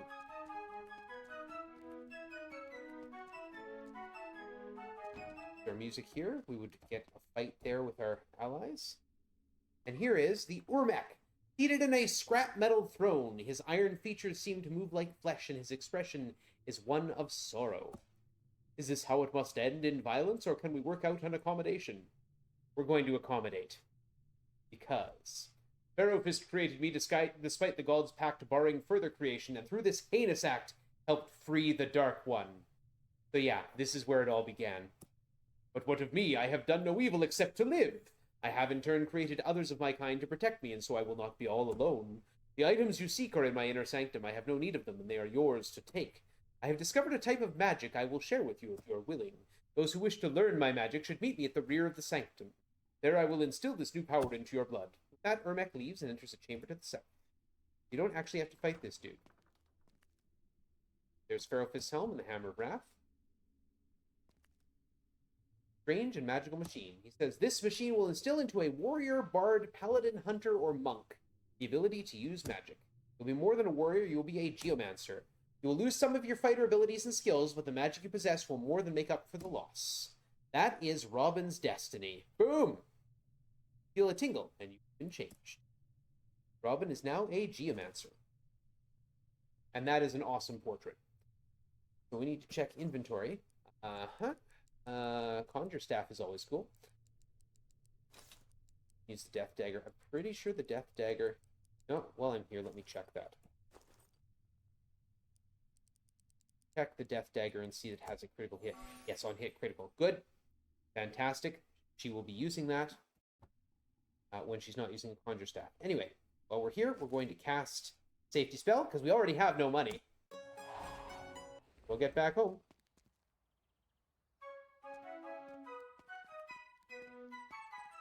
And when I'm going to go talk to the old man at the review board, and I'm going to take a quick break. Actually, before I do that, I have to go and grind for money. Before I do that, I need to take a quick break and replenish my water, which is empty. So, I'm going to do that. I will return immediately.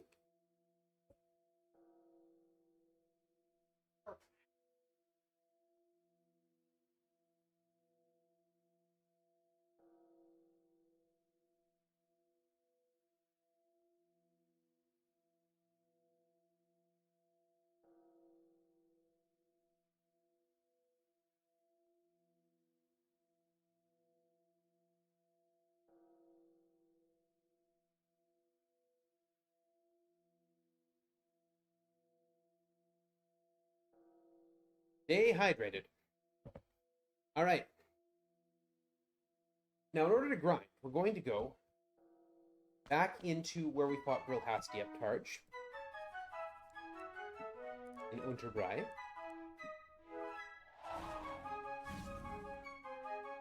We're going to raise the dragon from the dead. We're going to change my song to Zandivar Karak.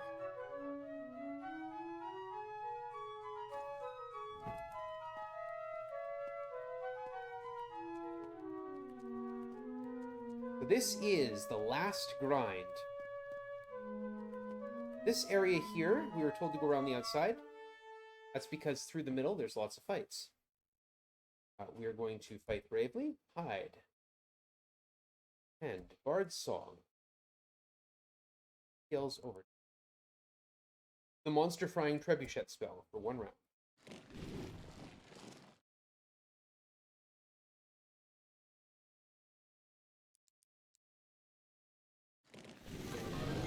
There we go.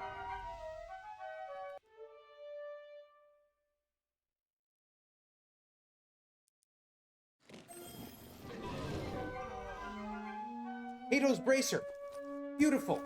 Kato's Bracer is an item equipable by monsters that means they never lose their loyalty.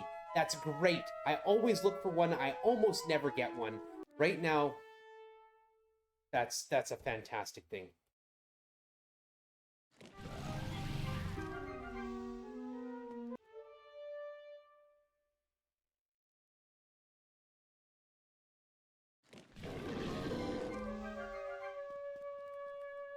One of many things I'm looking for. I need to go into my inventory and clear it out.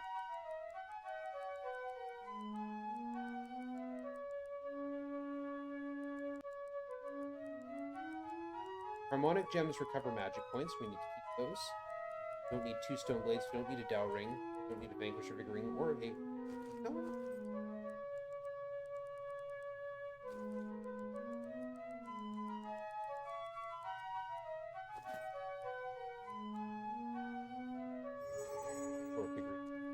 Why not?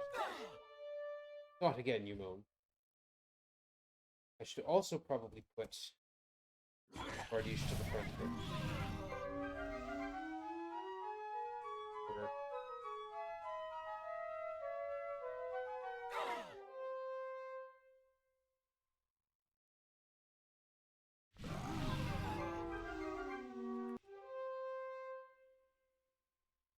One thing I am looking for is if I see monsters called magic healers. That is my one concern. Everything else, I just use the Trebuchet song. Now, when it comes to grind in this game, and in all the Bard's Tale, with some few exceptions, with very few exceptions, get treasure based not on what you're fighting, but on how many of them you fight. So if you want money, you are better off to fight 1,000 grunts than to fight a couple of big guys. So it's a lot easier, and I want money, a lot easier to come here, fight, and grind, than it is to fight in later areas of the game. The one thing you can get in later areas of the game is better stuff.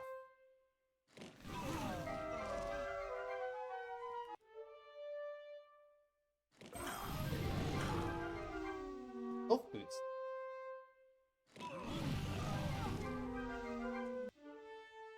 Like, I have Conjure Staves, which reduce the magic I use to cast spells. There's Staff of the Gods as an option later, which gives a 3/4 reduction in the cost of spells instead of just 1/2.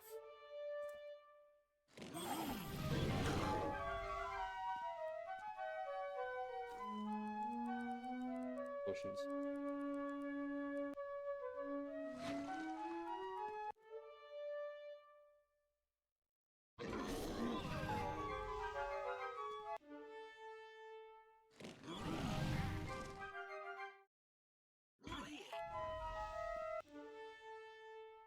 Yep.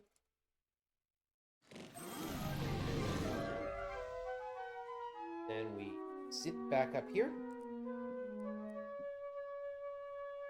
Drop back down. And because we changed floors, all them enemies are gone. Or are back.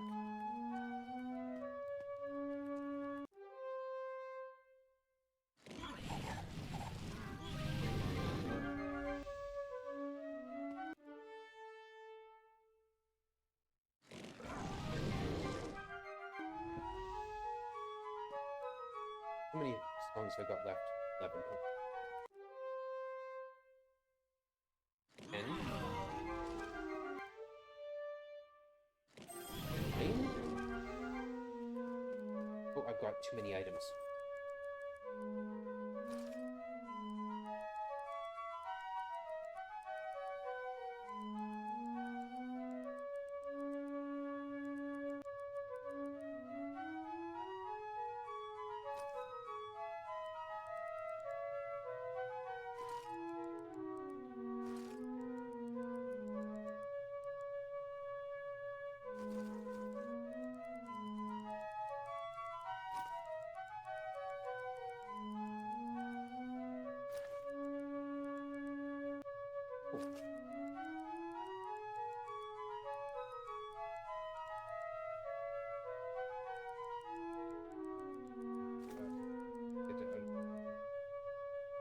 Blade anymore. Got enough light. Can't throw out the good stuff, unfortunately. You can only carry 40 items, and I am doing a bit of an item hunt. I can get those speed boots I'm looking for here. Also looking for a song axe or a bard sword.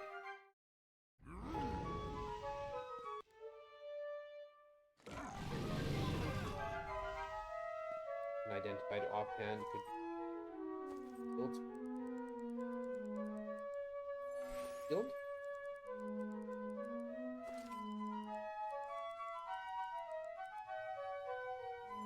Power step. Not useful.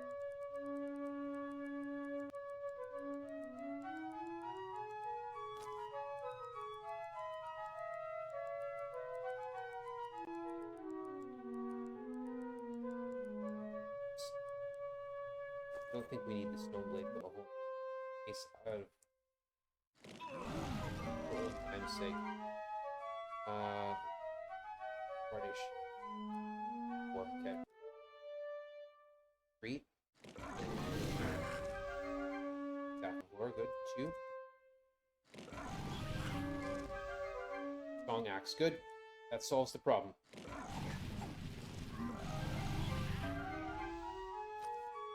One song remaining. We got a song axe with 1 song remaining. Boom. Now I don't have to worry about it.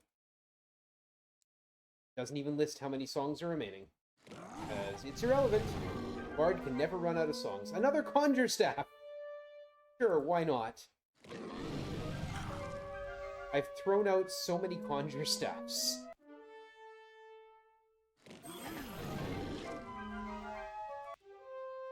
Harmonic gems are great. Potion is unnecessary.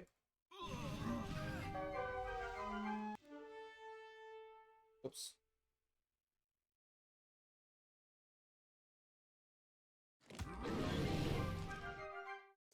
Magic eaters are a pain.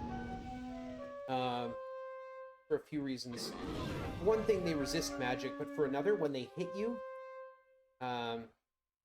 if they hit a spellcaster, they take their magic points. No spin ring! No spin ring! Yay! So that makes us immune to spinners.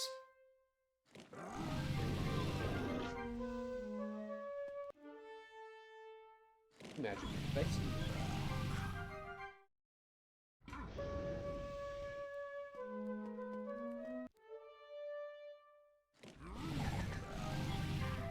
What we're grinding for here is a lot of money. Oh, unidentified boots. Probably elf boots, but it could be the speed boots up in the...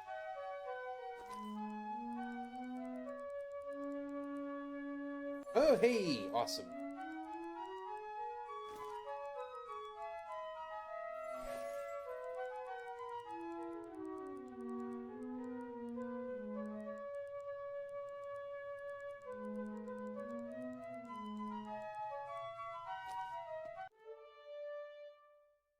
Okay, finally we're getting some equipment here.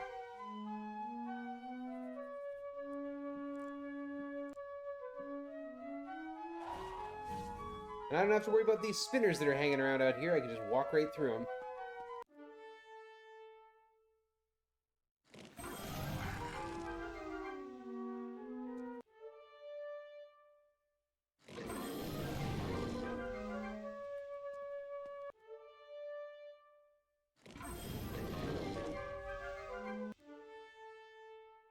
Thor, by the way, is considered a top-level monster from first game. So just so you know, that's where we have come from the first game. Thor has 188 hit points. At least this incarnation of him has 188 hit points. Like, I sneeze and do more damage than that.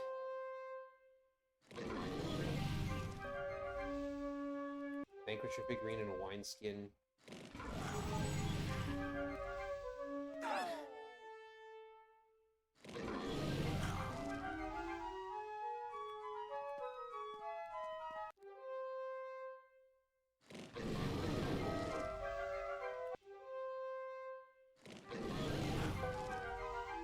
Pan's Pipes, that's good. Pan's Pipes means I can get rid of all other sources of light, because Pan's Pipes don't have charge, but they provide light when you...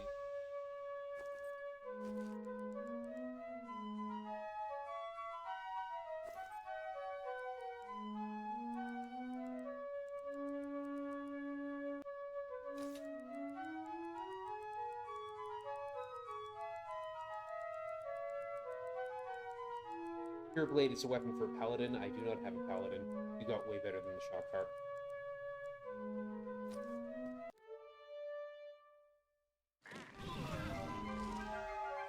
Bags, arrows. Harmonic gems are good. I'm gonna need them. I don't know if Thor got killed.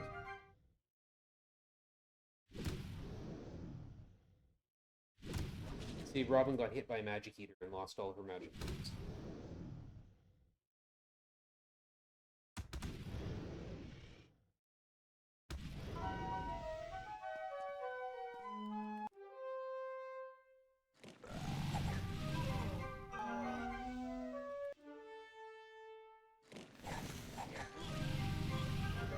The reason I like the Rainbow Dragon so much is because it is, I mean, and look at its hit points for one thing. 2,000 hit points, pretty awesome. But also, hey, gotta go fast. But also it casts Restoration once in a while. Got on. Seven.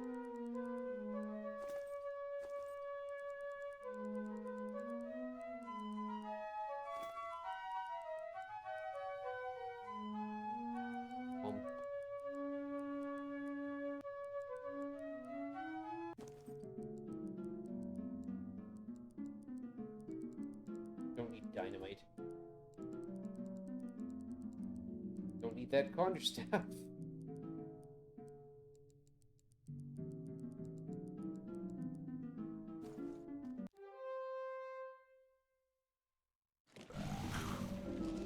Death Stars. That's a throwing weapon for a hunter. Dragon Wand. Cool.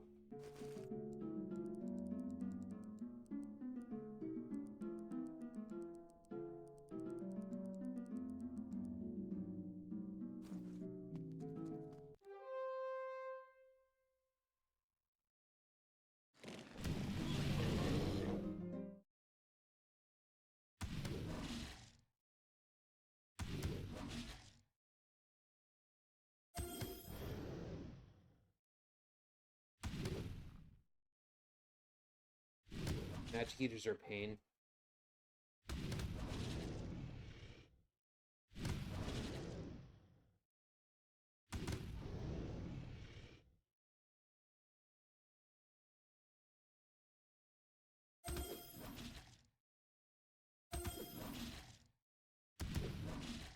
Come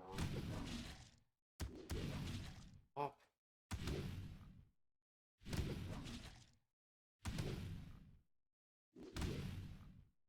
Ay, ay.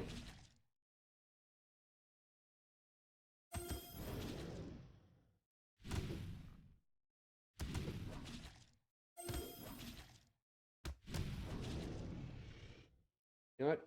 Put on that Death Dagger.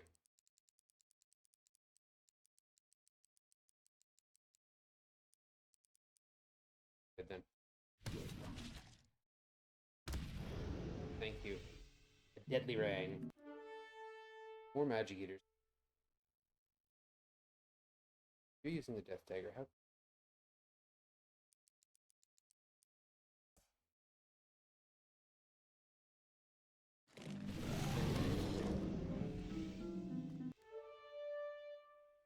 Magic Eaters again.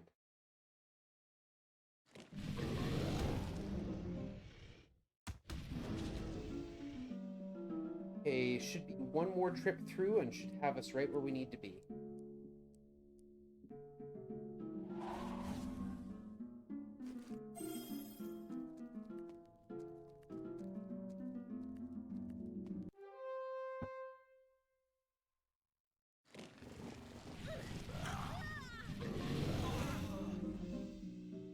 There, figurine.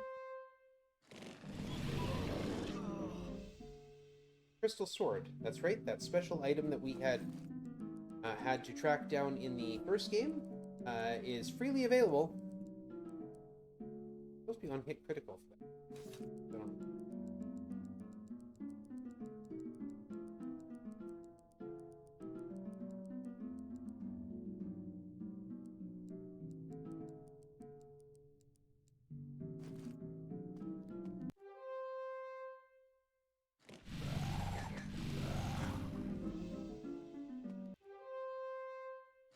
two Magic Eaters in there, yeah. Robin slashes. It critically hits. Yep, good. Good. Fantastic. You can critically hit with that Death Dagger, we're good.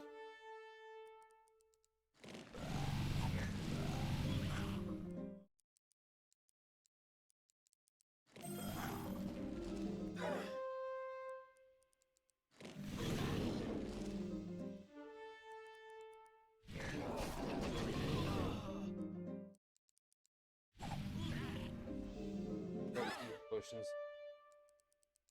And our Chronomancer can also cure age. Hey, we got a Holy Hand Grenade.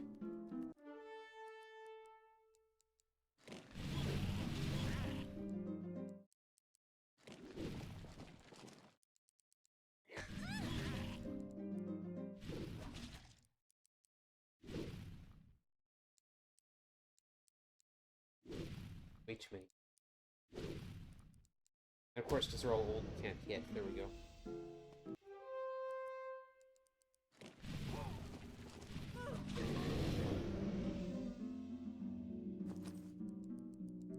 We'll throw out the Conjure Staff. Oh.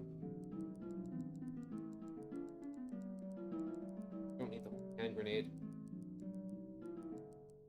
Stone blade, because the death dagger does the job.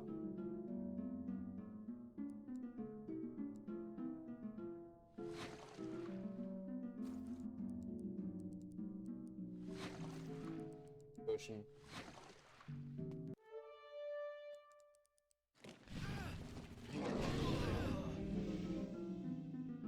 Adamant bracers, nice. Another song axe, not necessary. Bracers, you don't. Diamond bracers are better. Cool.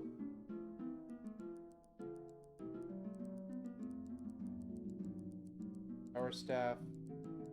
Need 2 wineskins. Long axe, there we go, with the Vanquisher figurine.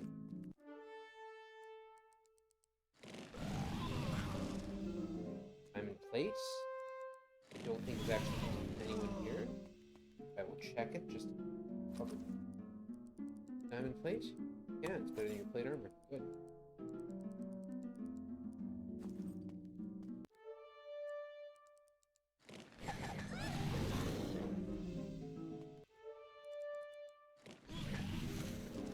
Yeah, we're doing good here. Just magic eater. Okay.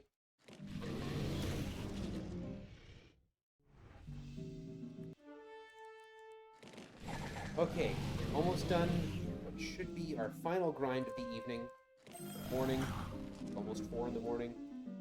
Identified weapon. We'll identify that in a moment. Identified item. Ditto. That's a rogue's job. Thank you, dragon. Unidentifieds. Harmonic gem, good. Hawkblade, useless.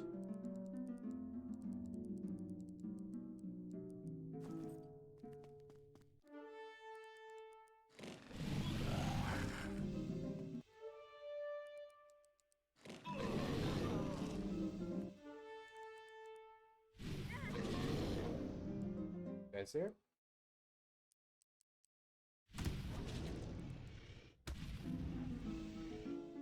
Okay, where is Robin's experience? 700,000? Yeah, we're good. Okay. Right. Now the fun part about this is that we don't actually have to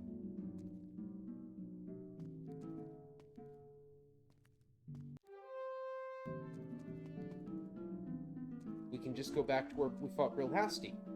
A force envelops the party and shoots us back up to the refugee. An alliance with the Dark One, did he say? It's well he realized his folly in the end. That's assuming he actually talked to Pharaoh Fist, which we didn't. Tenebrosia. We need to find Shadow's cloak and Helm of Justice. Advancement. Now remember, Robin is a spellcaster. And of course, Robin has 27 intelligence. And intelligence gives a bonus to magic points at level. That's better. He has now maxed out all stats.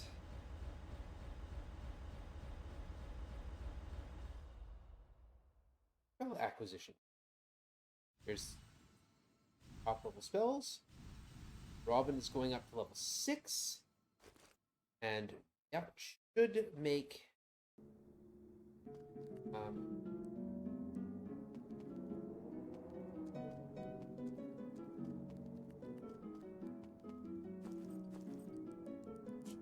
staff is on and door and kick the out. Rainbow Dragon though has a Kato's bracer. Okay, we're done there. We need to go to Tenebrosia.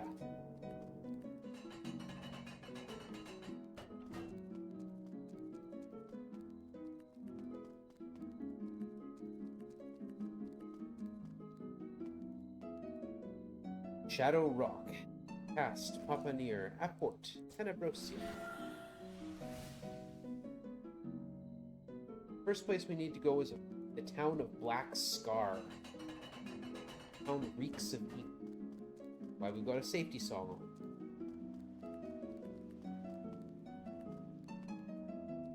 Go to the center of the town. Here also find a Wizard's Hall. Spell acquiring. Buy a new spell, not for Robin. Gotter Damero. So to give you an idea of how powerful that is. And one thing, the 4-letter code for it is nuke, N-U-K-E. Mangar's Mallet, most powerful spell from the second game, does 200 to 800 damage to all enemies within 90 feet within the fight. The most powerful Chronomancer spell, Fatal Fist, does 400 to 1600 damage to all targets. Gotter Dameron does 2000. Anyway, we want Minstrel Shield. Bardish now has Minstrel Shield. It is a defensive song we'll be using in any big fights we come up against, and there will be a few.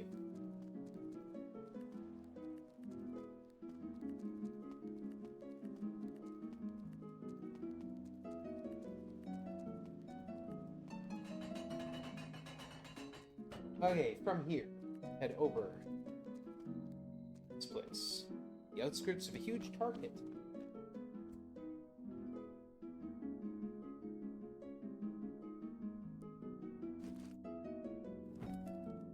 Okay, there's a maze you can walk your way through.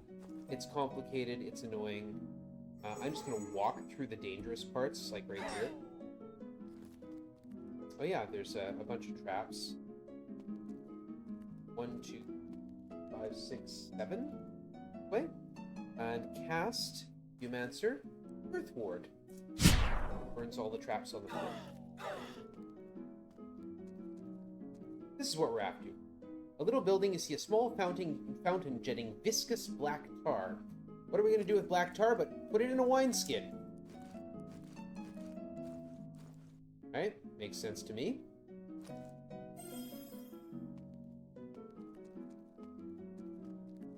All of these squares, too, that have all this nasty stuff on it, also have Discord squares that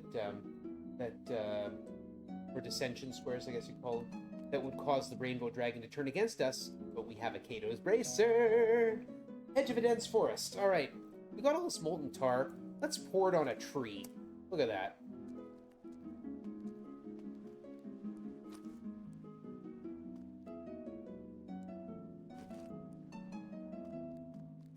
Just pouring more molten tar on these trees.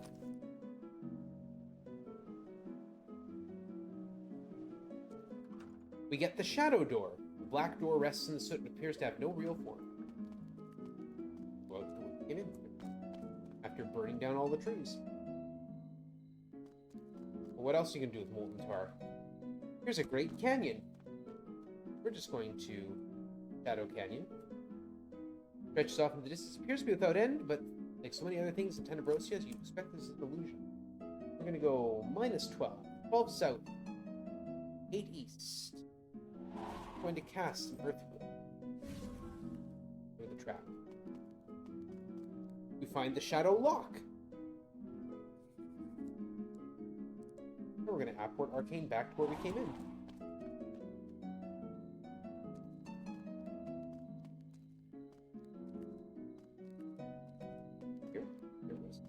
You seem to be in the middle of nowhere. Well then, let's use that shadow door. Place the door on the ground. There doesn't appear to be a way to open it. Well, if you're going to open it, you need a lock, right? The door springs open. Hold the ground open. And, you know, we would walk through this dungeon, but, why? Why would I do that? I can go straight to where I'm going. And here's where we'll fight Shadow. I want... What song do I want? I want...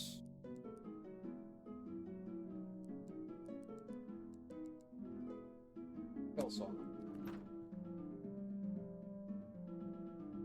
Shadow is seated on a tall throne. It's easier to see him by not looking at him. I know what you have come for, but I cannot surrender it to you. attacking you with shadow. That. Start song.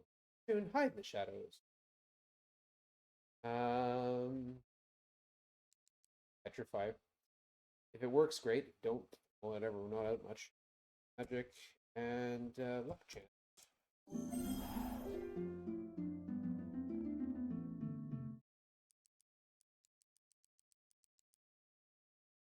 Fury, hide in the shadows. Really, we're not going to be doing much here. The Ice Spirit. Got him.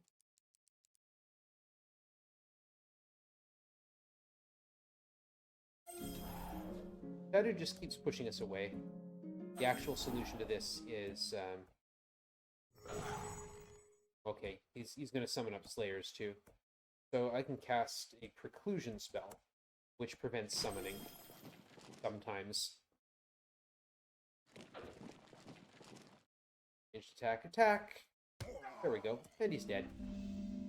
Diamond suit, 2 diamond suits. Damn you, Tarjan, he swears and falls unconscious. And he's dead. We get Shadow's Cloak and the Helm of Justice. Now, diamond suit, I think, is armor. Warrior, Paladin, Geomancer. Really good armor. Because suit is its own slot, right? Yeah, no one else can use it. Warrior, Paladin, Geomancer. All right, we got what we came here for. Let's get out of here. In order to get out of here, we actually have to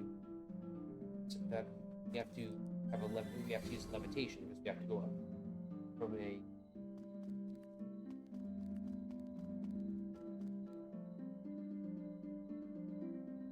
through a portal. And I would normally use the safety spell, except for one thing. We need the magic points we've got left. Or we need the magic points. We need the money we've got left. Oh, I'm tired.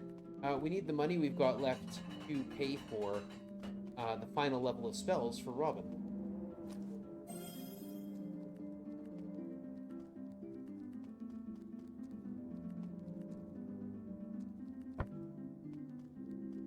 Two more realms to go. Not Shadow as well. The Dark One is utterly mad. Still, he burns the chaff while I sow the seed. Off with you to Tarmithia, the land of unceasing warfare. Where is Shield and the Strife Spear? It is almost done. The circle is almost joined. Alright, Robin. Intelligence.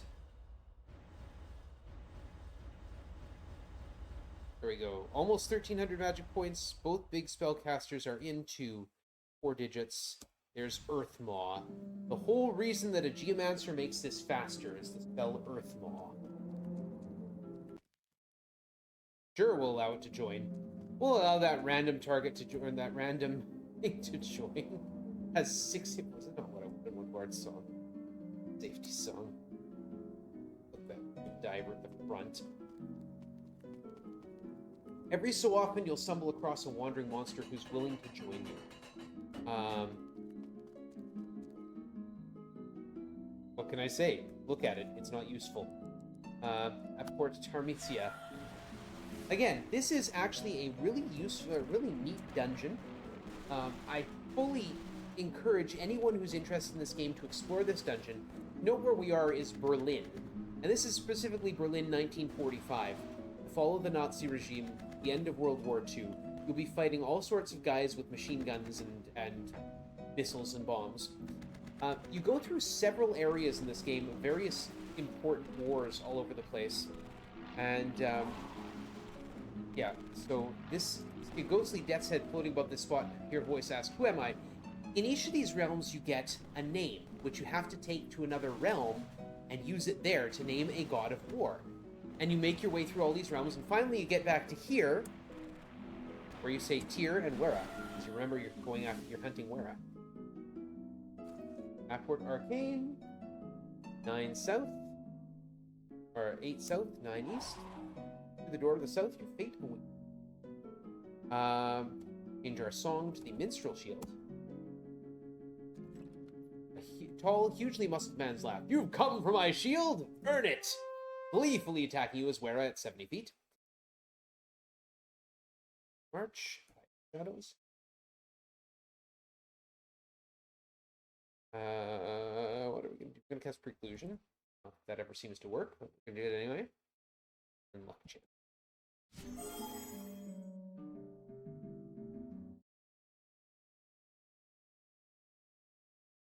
Ballad. I'm just using spells that. Well, thank you. The Wind Diver took a shot for me. I'm using songs that increase my chance to hit. That's what I'm doing here. Kick and.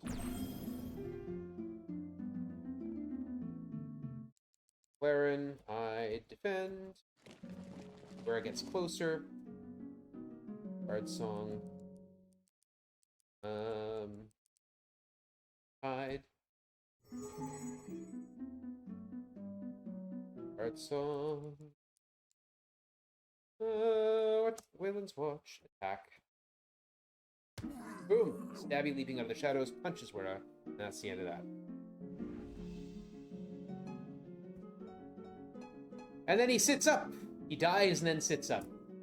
Come, you didn't think mere mortals could kill me, did you? Here, my shield is yours. You'll find the next room. Wild screeching sound fills the room. Black shapes manifest themselves all around you. Uh-oh, is all Wera says, as you see 6 black slayers. These guys are exactly as bad as the name suggests. We're going to cast an Earth Maw spell. If it works, they're dead. We're going to cast a couple Gardedamerons. There you go. Robin casts Earth Maw on some Black Slayers, and the Earth swallows them up. They're gone. That's it. Hallie's Garrot and a Shield Staff. Well, we haven't seen a Shield Staff yet.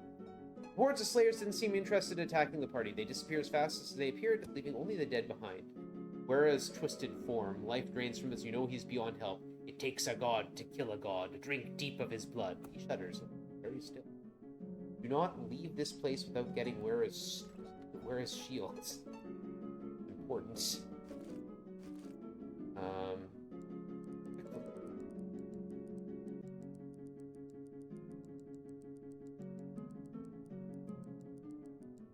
Hallie's Garrot.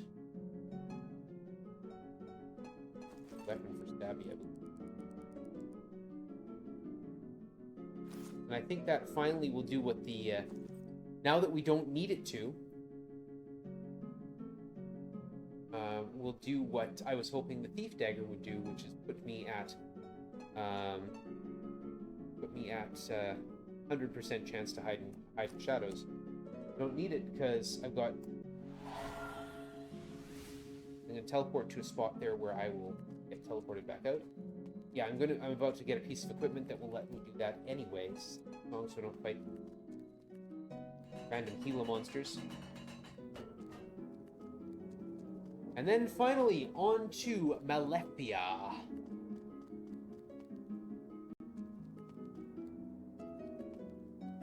The old man at the review board, well, he's not well. He's not doing great. I know, the old man gurgles, Wera lies dead. I too have been slain by the mad one. Gather up the prizes you have won, the special ones I requested. Hawkslayer's already ventured into Malefia, the land of evil. I placed the prizes in the storage building at the entrance of Scarabray. Get yourselves hence and help him. Destroy the mad god Tarjan before he destroys all reality.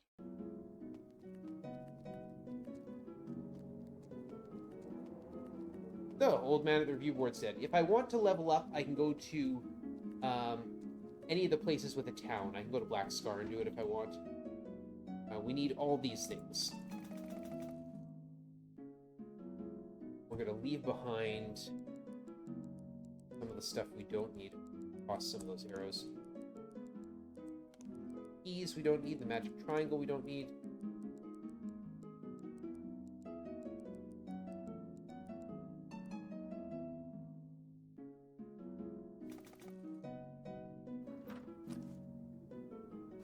Kicking that dragon out. Got a Kato's Bracer. I'm not kicking the dragon. A lot of harmonic gems. We're going to need them.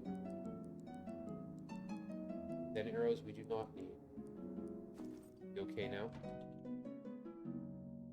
Good shield, yeah. Okay, now we need to gear up. The rogue. Arrows of life. Valarian's bow. Tadu's cloak and the helm of justice. Geomancer. Spear of Lanatir. Crown of truth. Whereas shield and the sphere of Lanatir.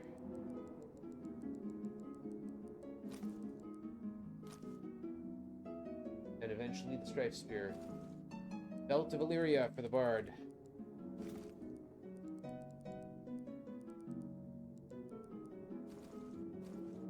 And the Archmage get the Wand of Power.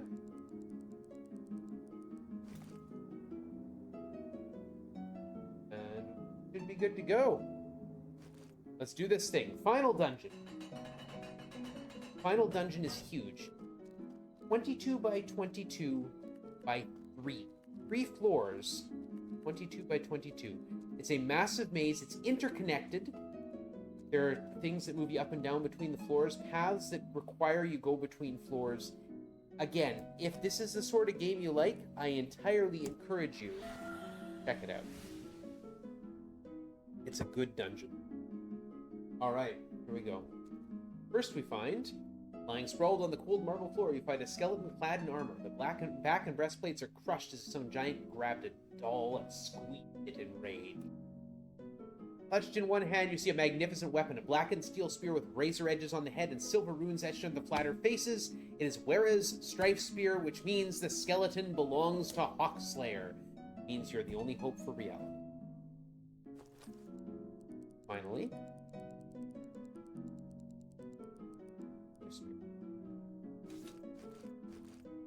All those. Alright. Strife Spear is also, I believe, on hit critical. Stop here for a moment, recover. I need to stretch. This is it, the final dungeon.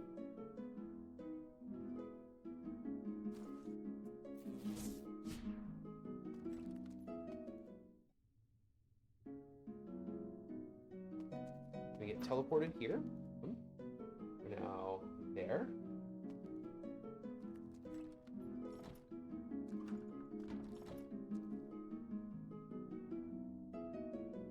Oops. Go up.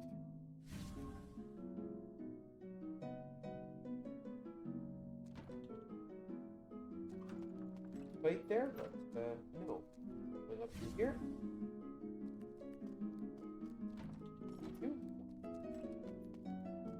1, 2, 1, 2, descend. Okay, from here. Ground. Now, we're gonna find our first of the gods. Looks like Valerian. Dabby, use Valerian's bow. Statue fades into nothingness. Cannot be defeated by what he can see. Alright, now I need to follow the next path. We lose our light, but that's fine. There's a spinner there, but I don't have to worry about it because I have a no-spin ring. Head back this way.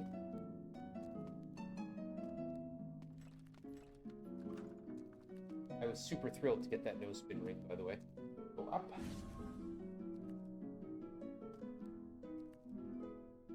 Lose our sound there. Put it back up.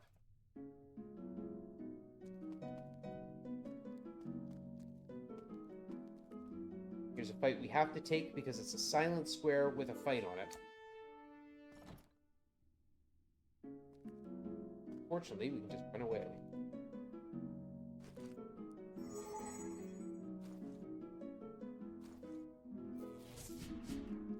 Wraps up. Here. Yep. There. Got another god here. Lanatir. That's not what I wanted, but I'll take it. The sphere of Lanatir.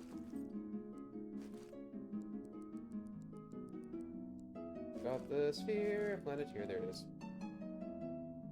Go to oppose usurpers, usurper. Again, again. The spinner I don't have to worry about. Awesome. Following the red path now? Yeah. I've got the different paths written in different colors on my map. This place is so evil that the walls just glow.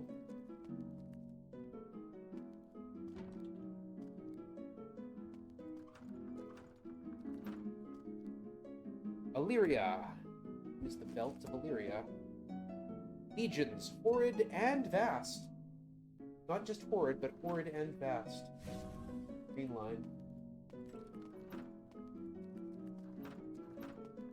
Climb up the stairs, turn around.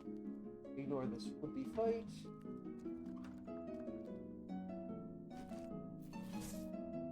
Zap that trap. Put the tunes back on. Get teleported here again. I'm following the green line, not the pink line. And we find Shadow.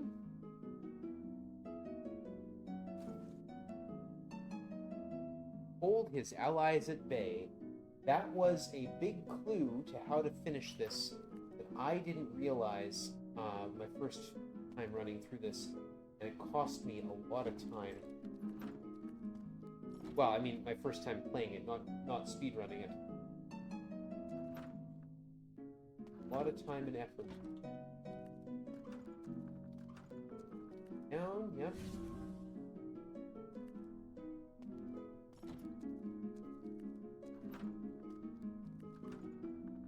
Pharaoh Fist. And that is another reason we need a Geomancer or other fighter type. He opens the gates of hell, because otherwise you can't use Pharaoh Fist's helm.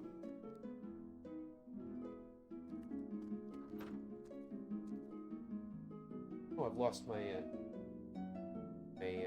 flying. Back the way I came.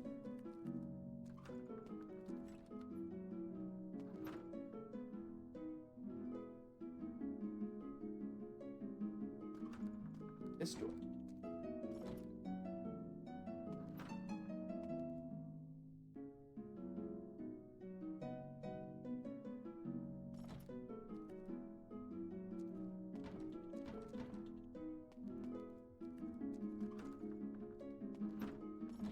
And up. And over here.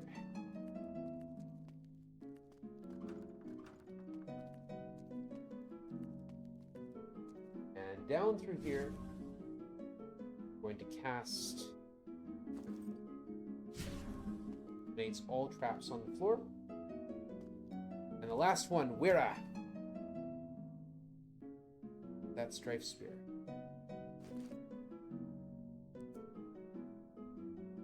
It can be stolen from the jaws of defeat. The way is open for the new generation. Come up here. This door does not appear until you free all 6 gods. Time to change our song. Put the spells.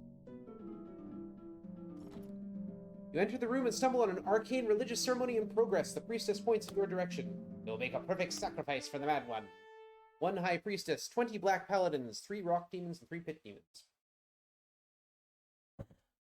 I assure you, this is not going to go the way she hopes it does. So we are going to go with a sanctuary score. We're going to hide in the shadows. Yeah, 100% chance now. I cannot miss the hide in shadows. Earth Ward. That's not the one I want. Earth Maw, thank you. On the 20 black paladins. Magic. Cast Luck Chant. Go. Bardish got killed very quickly there. Actually get the song off. Okay. Good to know. Stabby. Stab the High Priestess, would you? Cast the Earth Maw on the rock demons. Kick the dead monsters. No, cast Divine Intervention. Cast Nuke.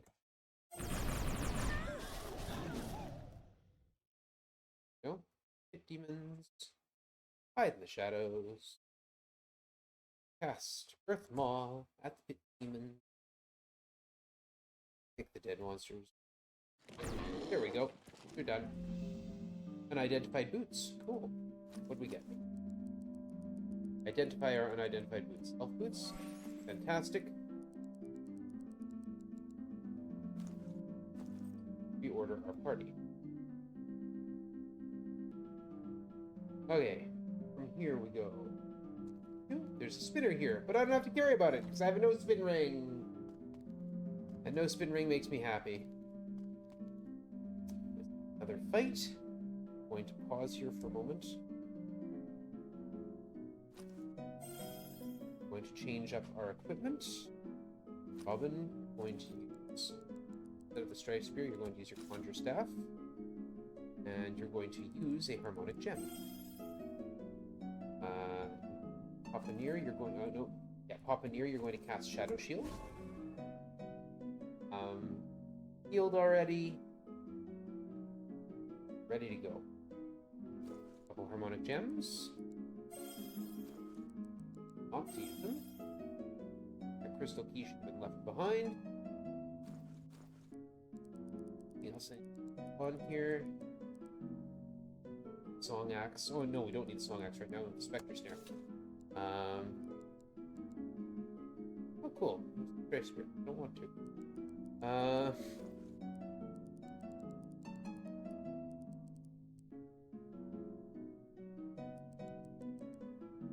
Use.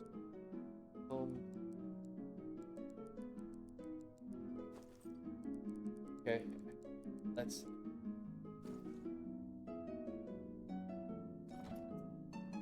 As you enter the room, waves of heat wash over you from the lava pit in front of you. Guarding a narrow bridge that spans the chasm is a skeletal figure and his minions.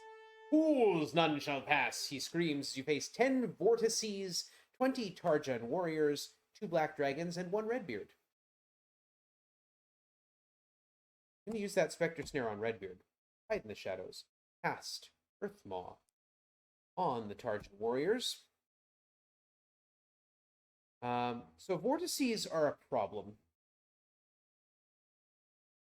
They don't respond to any magic at all, and they drain magic points. They're like the worst kind. They're like as Divine Intervention and Luck Gem.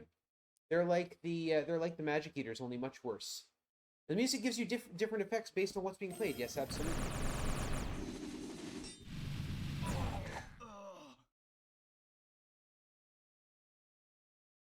There we go. Vortex is taken away. We got Redbeard. Look at that hit points on Redbeard. 20,000. And now we're killing vortices. We're just going to nuke the dragons.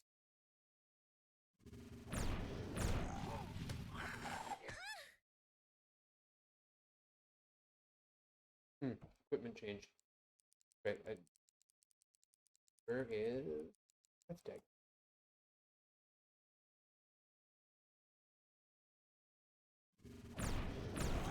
There go the dragons. Good. And it's just a matter of attacking the vortexes now.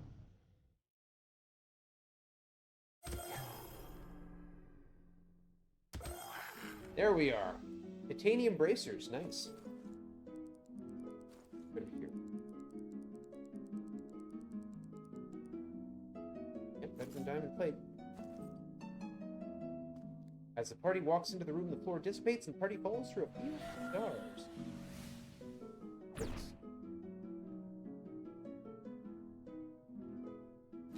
Land on a trap, which is kind of mean.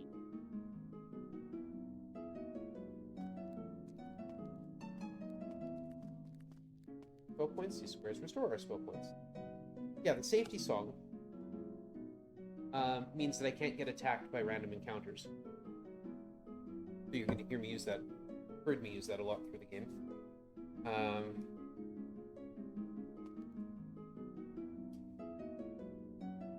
That's silence.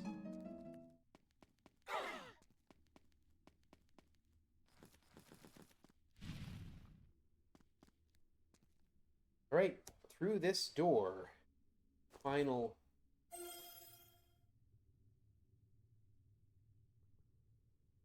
Rainbow Dragon served me well. I'm thinking I want to swap you for Larini. So, actually, no. We're right. No, keep you there because you stand in front. That puts Robin behind the line where I want her. Shield. I think we're pretty much ready to go. Pick my bard song. What am I going to use? I'm going to use spell song. We're going to also use some harmonic gems.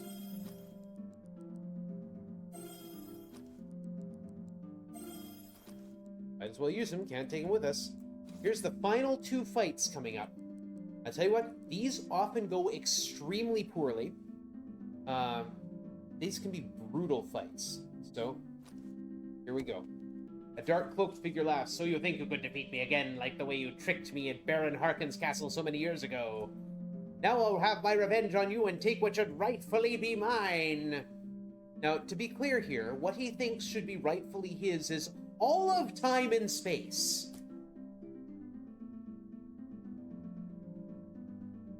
Here, my pretties, time for target practice.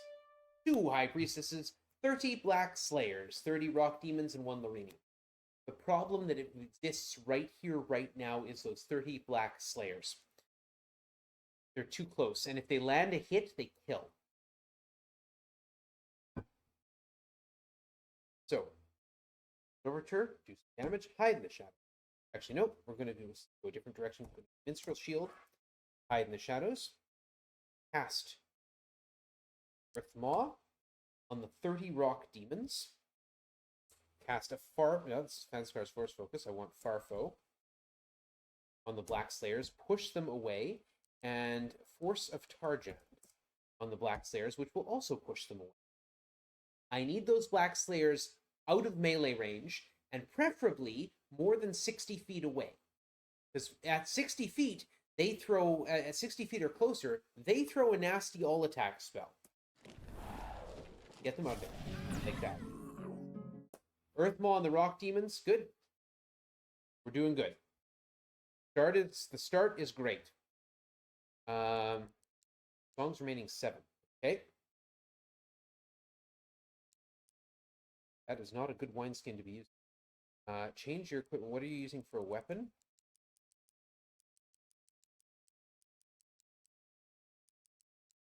Spectre Snare. Okay, yeah.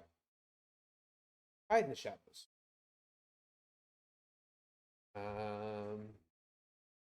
Earthmaw at the High Priestesses. Cast Nuke to get rid of the Black Slayers, hopefully.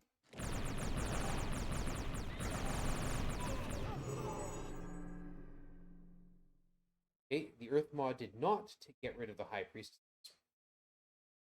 Why should I have good things? All right, we're going to instead use Bard Song Overture. Hide in the shadows. We got to get to Larini. That's Petrify at Larini. Steal all. Get the dragon back up. No, do this with Preclusion and cast Grave Robber. Break the dragon.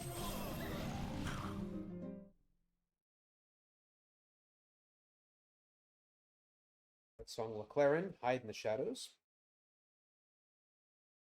Attack the High Priest. No, you're using Conjure Staff. Switch the Death Dagger. No, I don't want you to switch the dagger because I need to have the Conjure Staff ready to go. I can't be using... Yeah.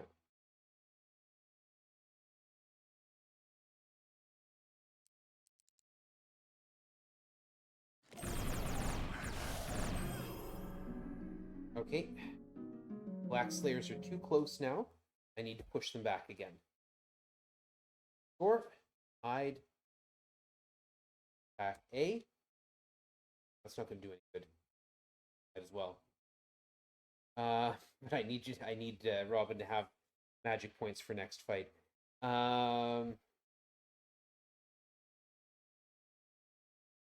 Restoration.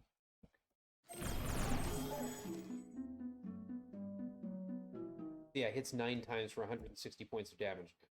Like, so what? 160 points of damage is nothing. These high priestesses have 5-digit health.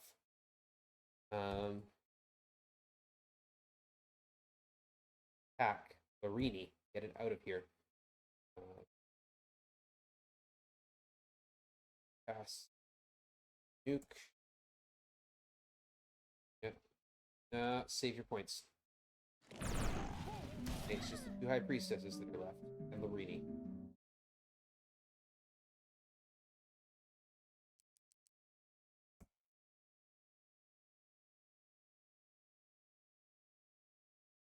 I'm gonna try and get things set up for the next fight. Larini gets killed by a critical hit from the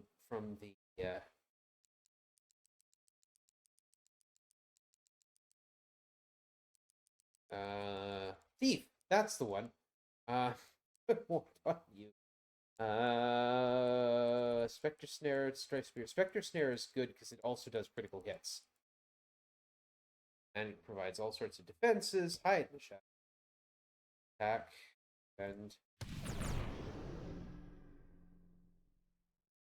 attack. Oh wait, Bardish. Use a wineskin, thank you. One more to go. There you go. Stab is 9 times for 3,000 damage. And then Bardish quickly hits. Ooh, speed boots. Great, thank you. Most impressive. You are a hardy lot. Now I'll gleefully send you to hell I came from and torment your souls for eternity. You will not live to see dawn! 30 Black Slayers, 30 Rock Demons, 30 Vampire Lords, and Tarjan. Tarjan at 90 feet. The only thing that can kill Tarjan is being backstabbed by a thief. So, this gets exciting. First thing we need to do is protect ourselves. March. Nope, that's not what I need to do. I need to sanctuaries. I need to hide in the shadows. So Stabby's only purpose right now is getting to Tarjan and killing him. Earth Maw on the Rock Demons. Cast Farfo on the Black Slayers. Cast Force of Tarjan on the Black Slayers. Get them out of range.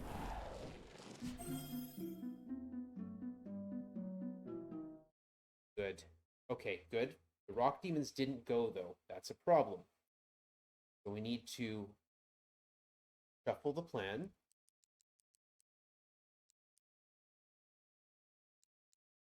First tune, hide in the shadows. Cast Earth Maw again. At the Rock Demons. No, Vampire Lords, because we're going to Farfo the Rock Demons. We're going to push them away.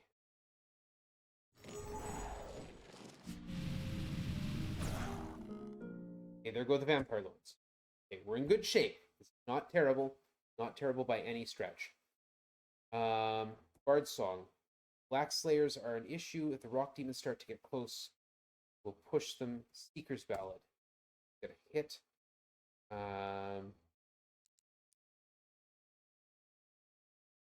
Going to end. Cast. Nuke. Oh, no. Preclusion. Tarjan is going to keep summoning up Black Slayers, and I want to stop that as much as I can.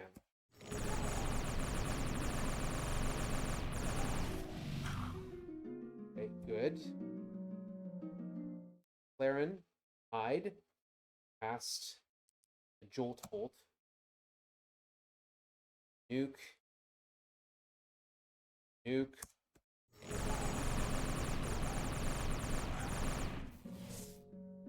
Tarjan just repels thing. Melee March. Hide. And from the Black Slayers. So he's going to keep summoning them up. Hide. I'm going to keep nuking him. And it's just Tarjan now. Hide. Brings in more Black Slayers.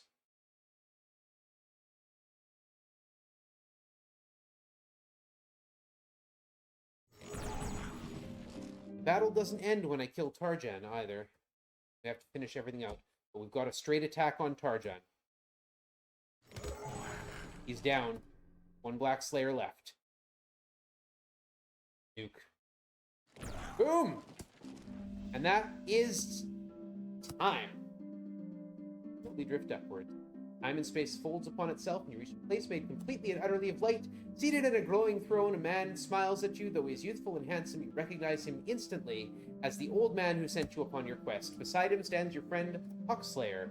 The enthroned figure pulls out a sword and begins to speak. In a very slow text scroll. Welcome, brave heroes. You have succeeded in destroying the threat to all reality. As you know, to do this, you slipped the bonds of time and traveled forbidden routes. Through that which has forever been. You pressed your struggle forward despite danger and death, and you accomplished that which the gods themselves were unable to do. Thank you for the GG's, chat. Oh, this is a great game. If anyone's interested in running it, I would love to have some company on this one. I'm basically the only one who does it, so we've got one person did it for Speedrumizer, which was fun. His praise washes over you like a warm ocean wave, and you feel strength infuse your body. In doing what you have done, you have proven yourself worthy of nothing less than the ultimate reward. He closes his eyes and raises his hands. The death of the gods tore reality asunder, but you bound it up again. The gods of old are dead, therefore I accept you as my new children. You shall be gods yourselves. So there we go. That's the reward. We're now gods.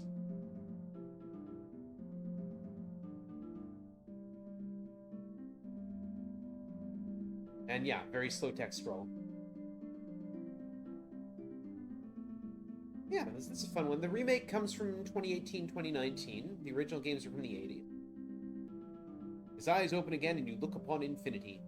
At once you see Skarabrae restored to its former beauty. You see beyond it and the 6 cities of the plains. You see the whole world and each of its cultures, and you realize all of it is now your domain.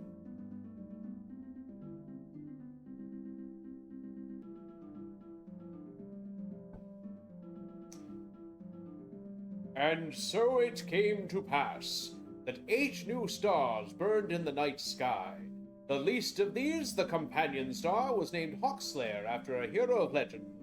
The other 7, together known as the Company of Heroes, are each named for one of the new gods. Each night they can be seen as is betokened a good night, and adventurers know these gods smile especially upon them.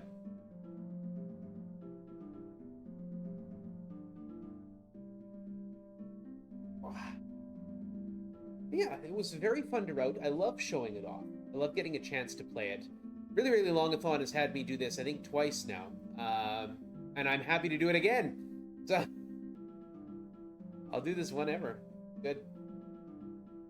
An excerpt from the Gospel of the New Gods, chapter 1, verses 5 to 9. Yeah, Rainbow Dragon, the loyal indeed. And yeah, then it cuts to credits, and the music you were playing when you went into the last fight is the music that just keeps playing. And so yeah, that's the game. You can disconnect me anytime, but otherwise, yeah. Chrome Studios were involved in the remake. In Exile was the publisher. Brian Fargo was the original lead programmer for the game when it was made by Interplay, I would say. Yeah, so it's and Brian Fargo went back to EA and reclaimed the games, both the Bard's Tale series and the Wasteland series, which is something else I've been meaning to get into. But that is a quest for another day, because my goodness, I haven't got the time right now. But yeah, thank you so much for having me, and there's your original Bard's Tale, the original concept by Michael Cranford. Scenario design, Michael Cranford, Brian Fargo. Maybe someday I'll go back and do the one. Maybe someday I'll go back and do the PC versions, or pull out an Apple II emulator. Brian Fargo also produced a game called The Bard's Tale in 2002, which was kind of a Diablo clone. And with it, you could play emulated versions of the original trilogy from their Apple II days. So I might do that. I do own that, so I might maybe someday. But that is not. That is again a quest for another day.